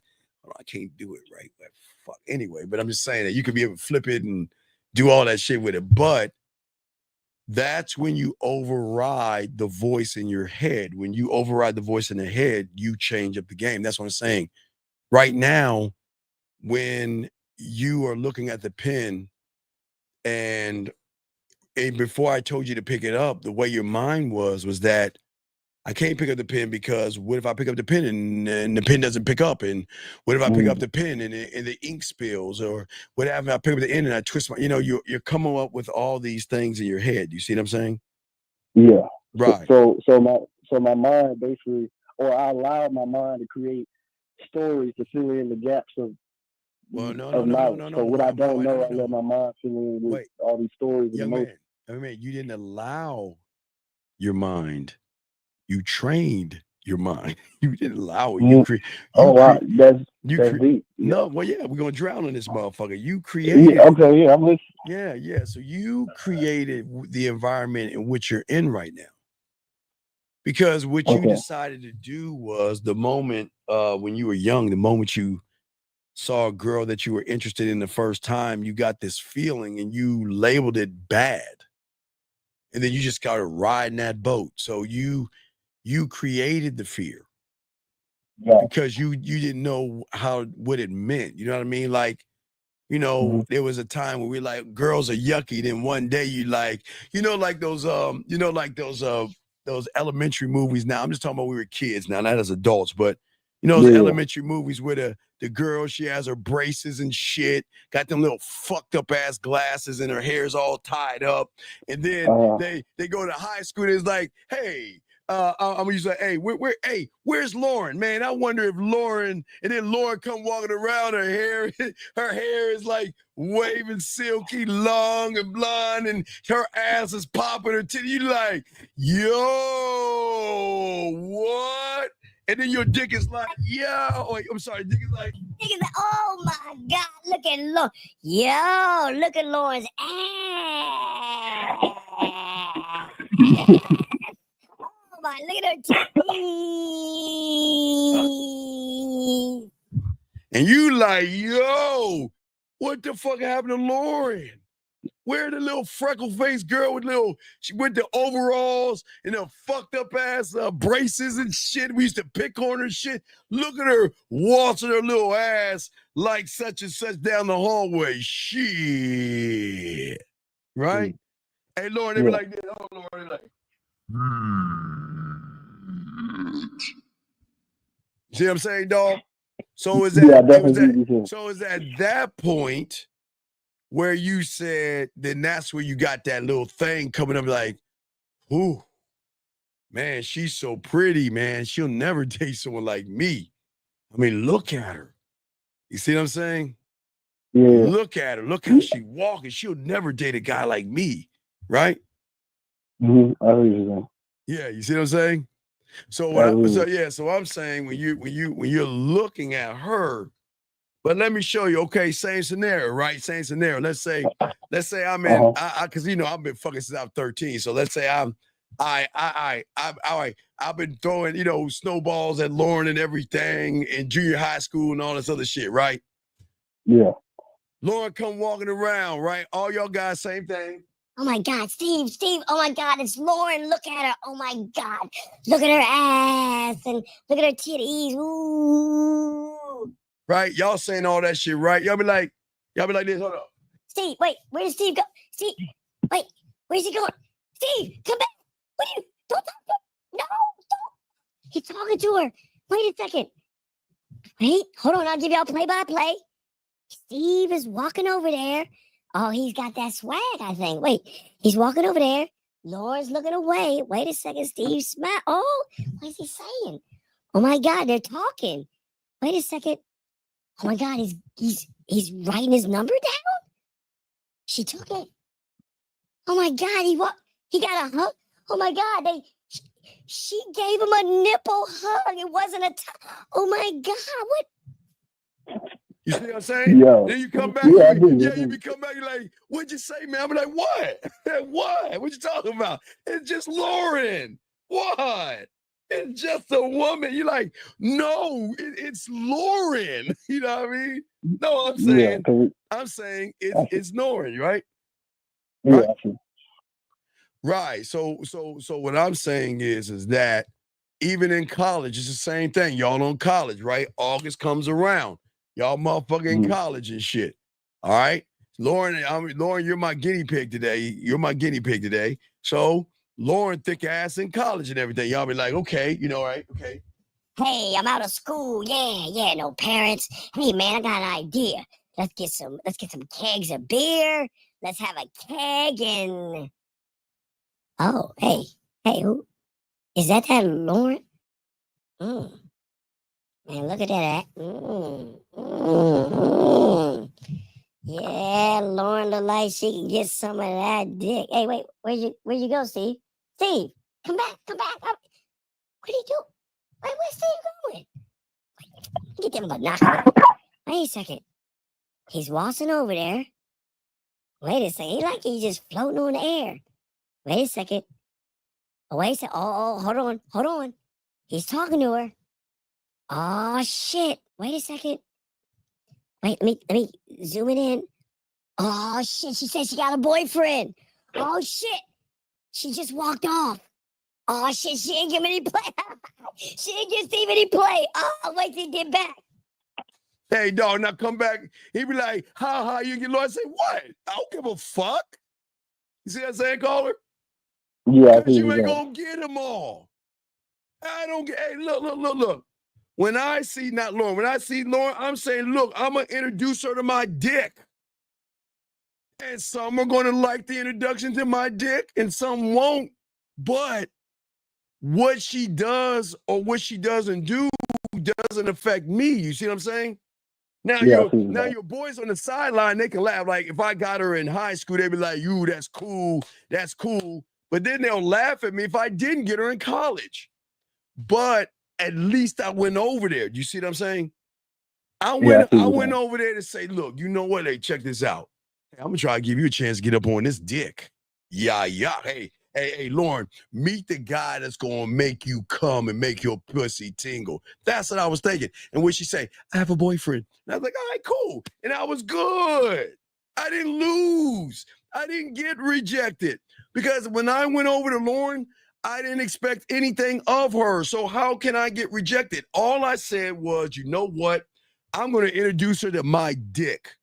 I'm going to be the guy that's going to make that pussy. I'm thinking all the ways that I can make her pussy come and stuff like that. But guess what? She told me she had a boyfriend. So I'm cool with it. I'm not going to bother her. I'm not going to talk bad about her. She shot me down, but I went over there because I go after what I want. You see what I'm saying? It doesn't mean you're going to get it every time. Does that make sense? You're not going to get it every time. But for the guys that sit on the sideline, what will happen is that guy will look at Lauren turning me down and saying, oh my God, I would never talk to her. Oh my God, she turned down Steve. So what if I wasn't her type? What if you were her type and you didn't even know it? Every woman doesn't have to like me and shit, and every woman doesn't have not have to like you. See what I'm saying? They can like you. Yeah, I see what you're saying. Right. So we can't look at what happens to another man and determine our self-worth. Because Lauren didn't make or break me. I'm like this. She missed out on my dick. That's all I'm saying. That's why I'm not sweating that shit. I'm like, she don't know what the fuck she missed out on. She missed out on this dick. The things that we could have done, the ways I could have pulled her motherfucking hair and smacked her. Oh, she missed out on that. Next, who's up next? But y'all guys, she say no to you like, oh my God, my life is over. I just want to go home and get to bed. Oh my God, I don't want to ever see Lauren again. I see Lauren and I could be walking, I run, I see Lauren, hey, how you doing? I still talk to her because you know what? Because I'm not fazed by a woman telling me she has a man. I ain't fazed by that. Eventually she might bring her ass around and be like, yo, this motherfucker ain't fazed by me. We might talk. We might have study class together. Anything can happen, but I'm not going to say it's going to happen. And guess what, caller? I'm not going to say it's not going to happen.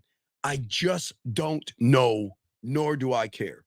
But I'm never going to have an expectation that nothing is going to happen because her and I can have study hall together.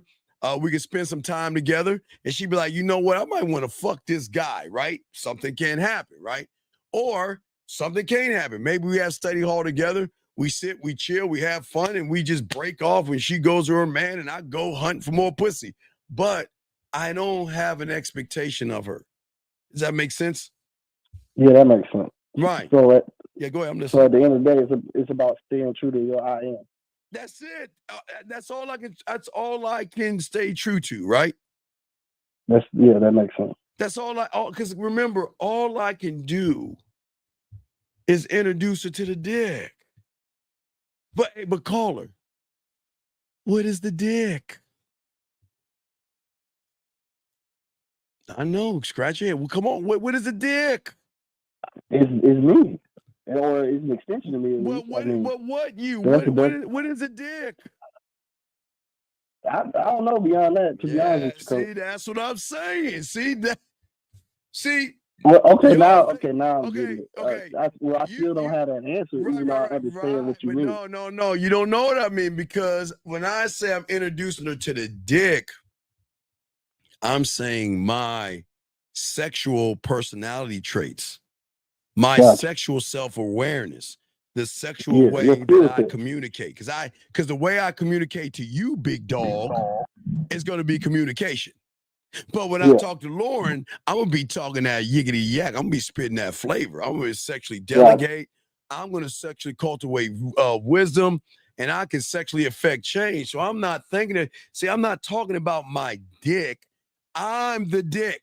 You see what I'm saying? So the dick is the influence you're going to have over her. Right. That's the influence you have over yourself. It's the influence that I have, meaning that I'm saying, damn, all right, I see Lauren, that little gazelle, right, in the Serengeti, and I caught her. Okay, now how do I want to eat?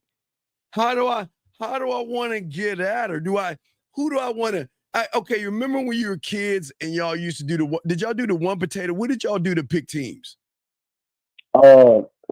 We would. That's a good question. We would do like alphabets, like A, B, A, B, A, so we used to do potato, two like captains kind of stuff. We do the captain. We go 1 take, 2 take, 3 take, 4, 5 take, 6 take, 7 take. Or my mama told me to pick this one, and you are. We do some shit like that, right? Yeah. Same stuff. So I'm playing one potato with me. I got. Hey, let me tell you the players in the game.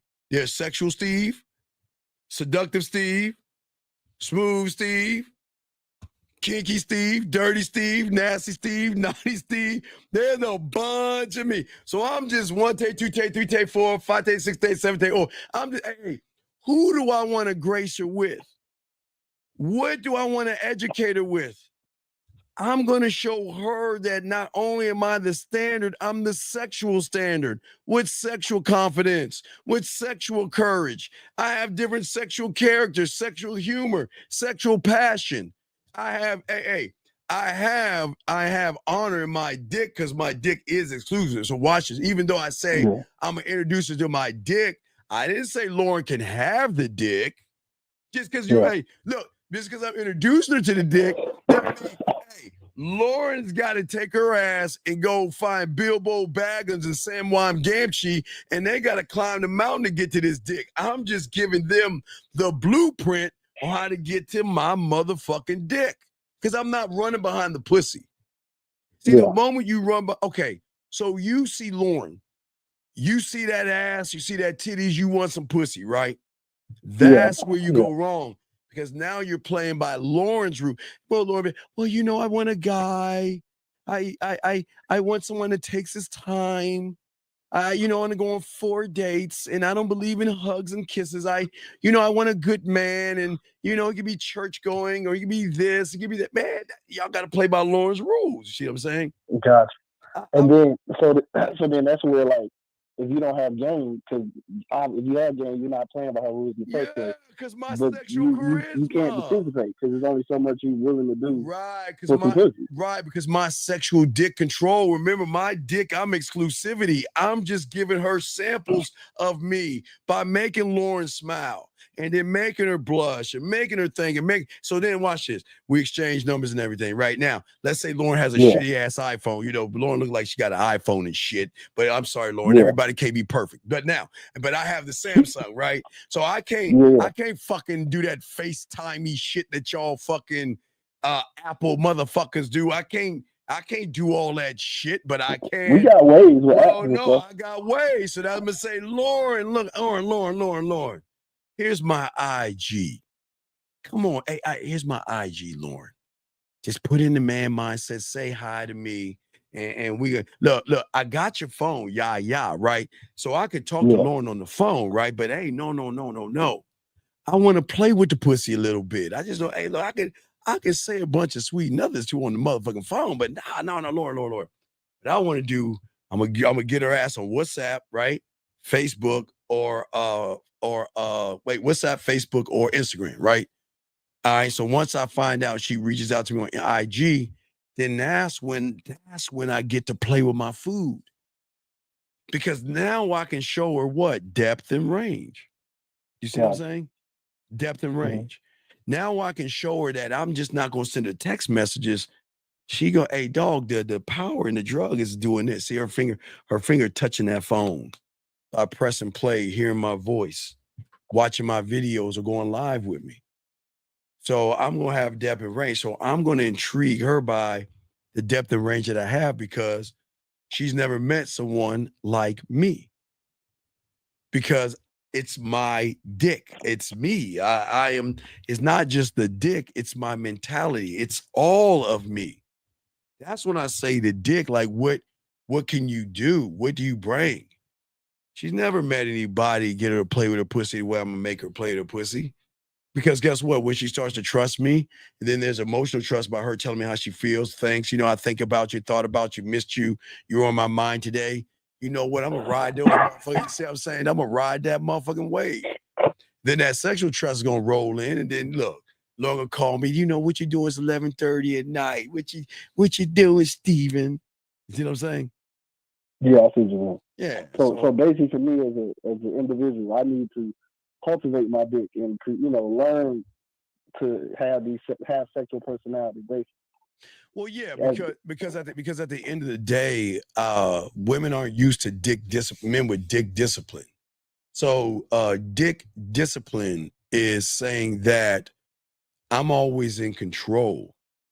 Like, okay, just because a woman, I won't usually more Lauren because I'm probably gonna get a little nastier and stuff. Just because a woman hugs me doesn't mean she gets to suck my dick. And just because she kisses me doesn't mean we're gonna fuck. Right?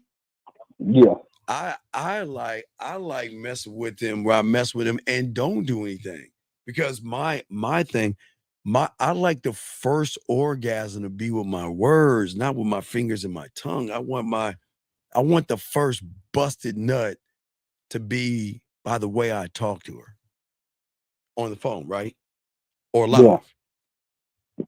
My second busted nut that I like, now watch, there's a second busted nut, another level, is once I figure out, remember, nature. What is, not the woman, not Lauren, I'm just saying the woman now. What I'm saying? So What I'm saying is that at the thing at the end of the day is that I'm saying, like, does the woman like remember I told you four, it's nature, Yeah, ocean, rain, and thunderstorm, right? So yeah. once I know Incorporating sound. once I know what makes him relax, then I'm gonna make a masturbation audio tailor made to them and what I want them to do. And that's the second busted nut, because that's another level of a busted nut, because the connection is deeper, because not only am I paying attention, but I'm also trying to unlock another door. I'm unlocking doors here that she doesn't even know she has, because they've never met a man to make masturbation audios, and they never met nobody to do the shit that I'm doing. You see what I'm saying? Yeah, I think you're saying. Right. So it's layers. It's layers to that. Does that make sense? That makes absolute sense. Right. Yeah, I need to get Wait, on hold the on, game. wait, That's all I villain, need wait, to hold do. on, villain. It's not too much work, because villain, villain, when you have women throwing pussy at you, villain, how is it too much work? I don't move like y'all. I get put, okay, villain. I keep telling villains no. Let me tell you something, villain. Through my erotic poetry alone, villain, I've got a fan club of women that want this dick. So, villain, please understand, sir, that I have women that want to fuck with me. So it's not too much work, because I'm not doing any work at all. This is me playing with my food to show I have depth and range. I don't need pussy that bad. I got women, nasty pictures, titty pictures, ass pictures, pussy pictures, masturbation, fingering themselves, all that shit. But that shit doesn't do anything to a motherfucker like me, because I got game. Shit doesn't phase me. But when y'all get this way, y'all gonna be the same way. I'm like, it's just a pussy, man, whatever. But that's what I'm saying. You see what I'm saying? Yeah. Well, I appreciate you, Coach. Thank you a lot for the information. All right, good call, young man. We'll throw you back in. Great call, young man. That was an awesome call. Great call. Eric Code 610, what's your name? What's your question, brother? What's up? Yeah, this is Shad 24. What's going on? Yeah, I was calling in when you said about living wanting to be staying uncomfortable, right? Yes. How do you keep that same mindset when you hit a setback? What's the setback? It's financial. No, but financials an I do. That's not an I am. Give me an example of a setback. All right, I remember I was what was it, 6 years old, 7 years old? I think it was around 7. I used to play marbles. Oh, so we used to dig a hole, bunch of holes. I used to suck at marbles. And we would smack, we'll hit the marble, push the marble. And if the marble knocks the other marble in the hole, you get the marbles, right? I used to get my ass kicked in marbles. So my mother told me she's not gonna give me any more money. So I had to go figure it out. So I went to go bag groceries just to get enough money to buy some marbles to lose them again, because I sucked at marbles. So when we're talking about a financial setback, what are we talking about? It's job wise, you know. Well, what's the job? What, a setback? You got fired, or you didn't get the job you wanted, or what's going on? No, fired. Okay, well, if you got fired, what'd you do to get fired? I don't want to go into details about whatever. Colin, nobody knows you. What did you do to get fired? All right. There was a procedure, and I ain't following procedure. So they checked the cameras, and it was like, you did this, that, and the third. So we're gonna have to let you go. Wait, what was the procedure you didn't follow? It was I drive trucks, right? And I hit the guy's window, but I stopped and I checked if everything's cool. He said everything was cool. All right. But what happened was, since his company got like a camera, so they send it over to my company. And because I didn't report it, it went against a policy, so they had to Why didn't you let- follow? Why let- didn't you follow instructions, buddy? Nah, because yeah, it was my fault. I ain't follow instructions, but Then I said, everything was cool. no. It's this simple. You were told to do something, you didn't do it. That's on you. So who created the setback? Was it the company or you? Me. Right. You fucked up. So what but are you looking for a new job? Yeah, that's a setback. It's like a setback on the setback. Like I got the job, but with the situation, it's like a whole other situation with the state. I don't want to get too into that, but yeah, now I'm just waiting for them to hit me back. But I got bills. You understand me? Well, how long have you been working your job for? That job? Yeah, but when you got fired from? I say a good 2 years and some change. Wait, hold on, let me answer. Hold on, give me a second. 2 questions. Hold on, 2 things. Hold on, give me 1 second. Hold on, give me 1 second. Sir, please, if you don't shut the fuck up, I'm gonna throw you, kick you out. Nobody asked if you want to get married, dog. You're not even relationship material, so please shut the fuck up. Villain says you can't hit and run, dog. I'm not you, villain. I'm not a loser. I like return. I like women that come their ass back because they want to fuck with me, cook for me, and do shit for me. I've never, since I've been fucking, since I was 13, I've never been a hit it and run person because I'm a great lover. I'm not a loser to just smash on some pussy because my dick has it's exclusivity. You gotta work for this dick. I'm not just gonna hit shit and run like you're a loser ass.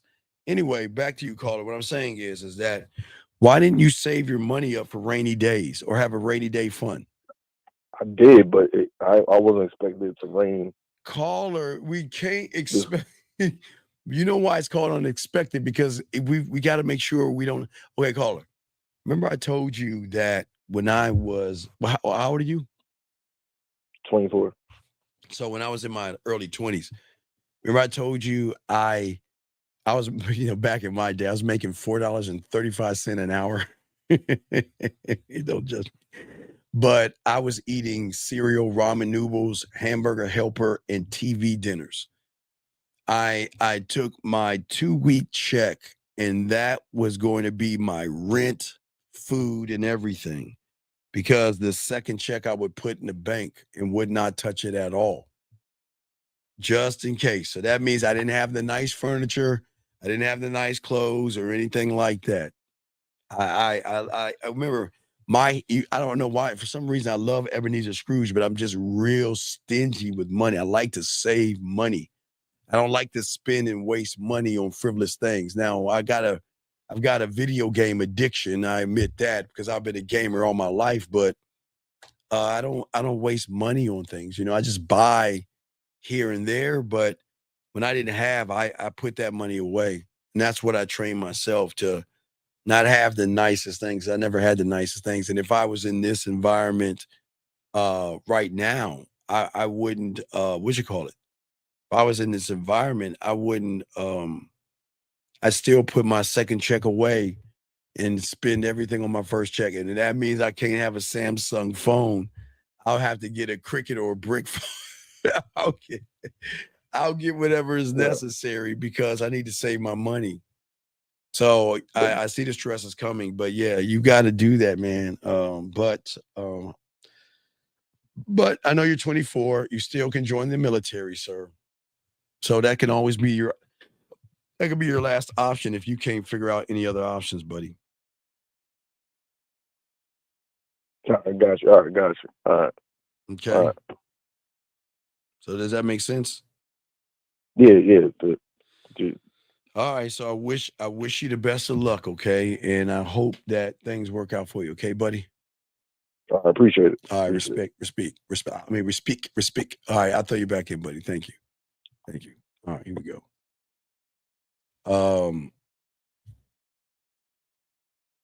Okay.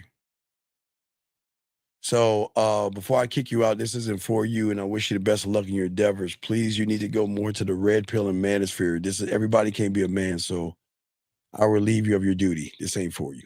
Anyway, so as we're saying, let's see here. Let's see here. At the end of the day, got a question, go ahead and put a Q. All right, so we're about to do this.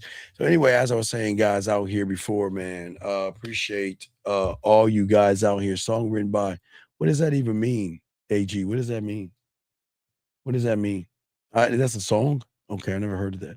Anyway, guys, if y'all guys have questions, y'all can ask. Last round, we'll do a few more minutes. If you got a question, go ahead and ask.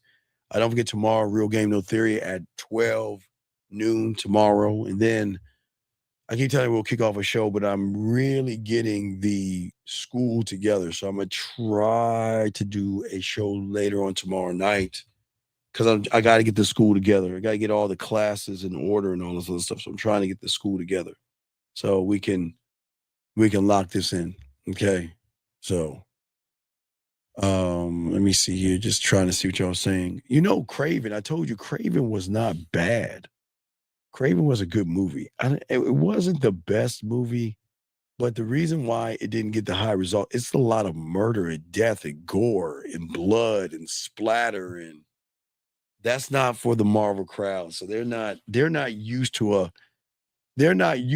a person being like a killer, like, you know what I mean, a stone cold killer. So it's a very, but you know, I keep watching Trapped. I don't know why I keep watching that. I love Trapped. I tell you. Yeah, Trapped. No, Craven's out on Netflix. You can watch it on Netflix, but it's not as bad as they're saying. It's just not box office. It's not a Marvel movie. That movie is nothing but death and killing.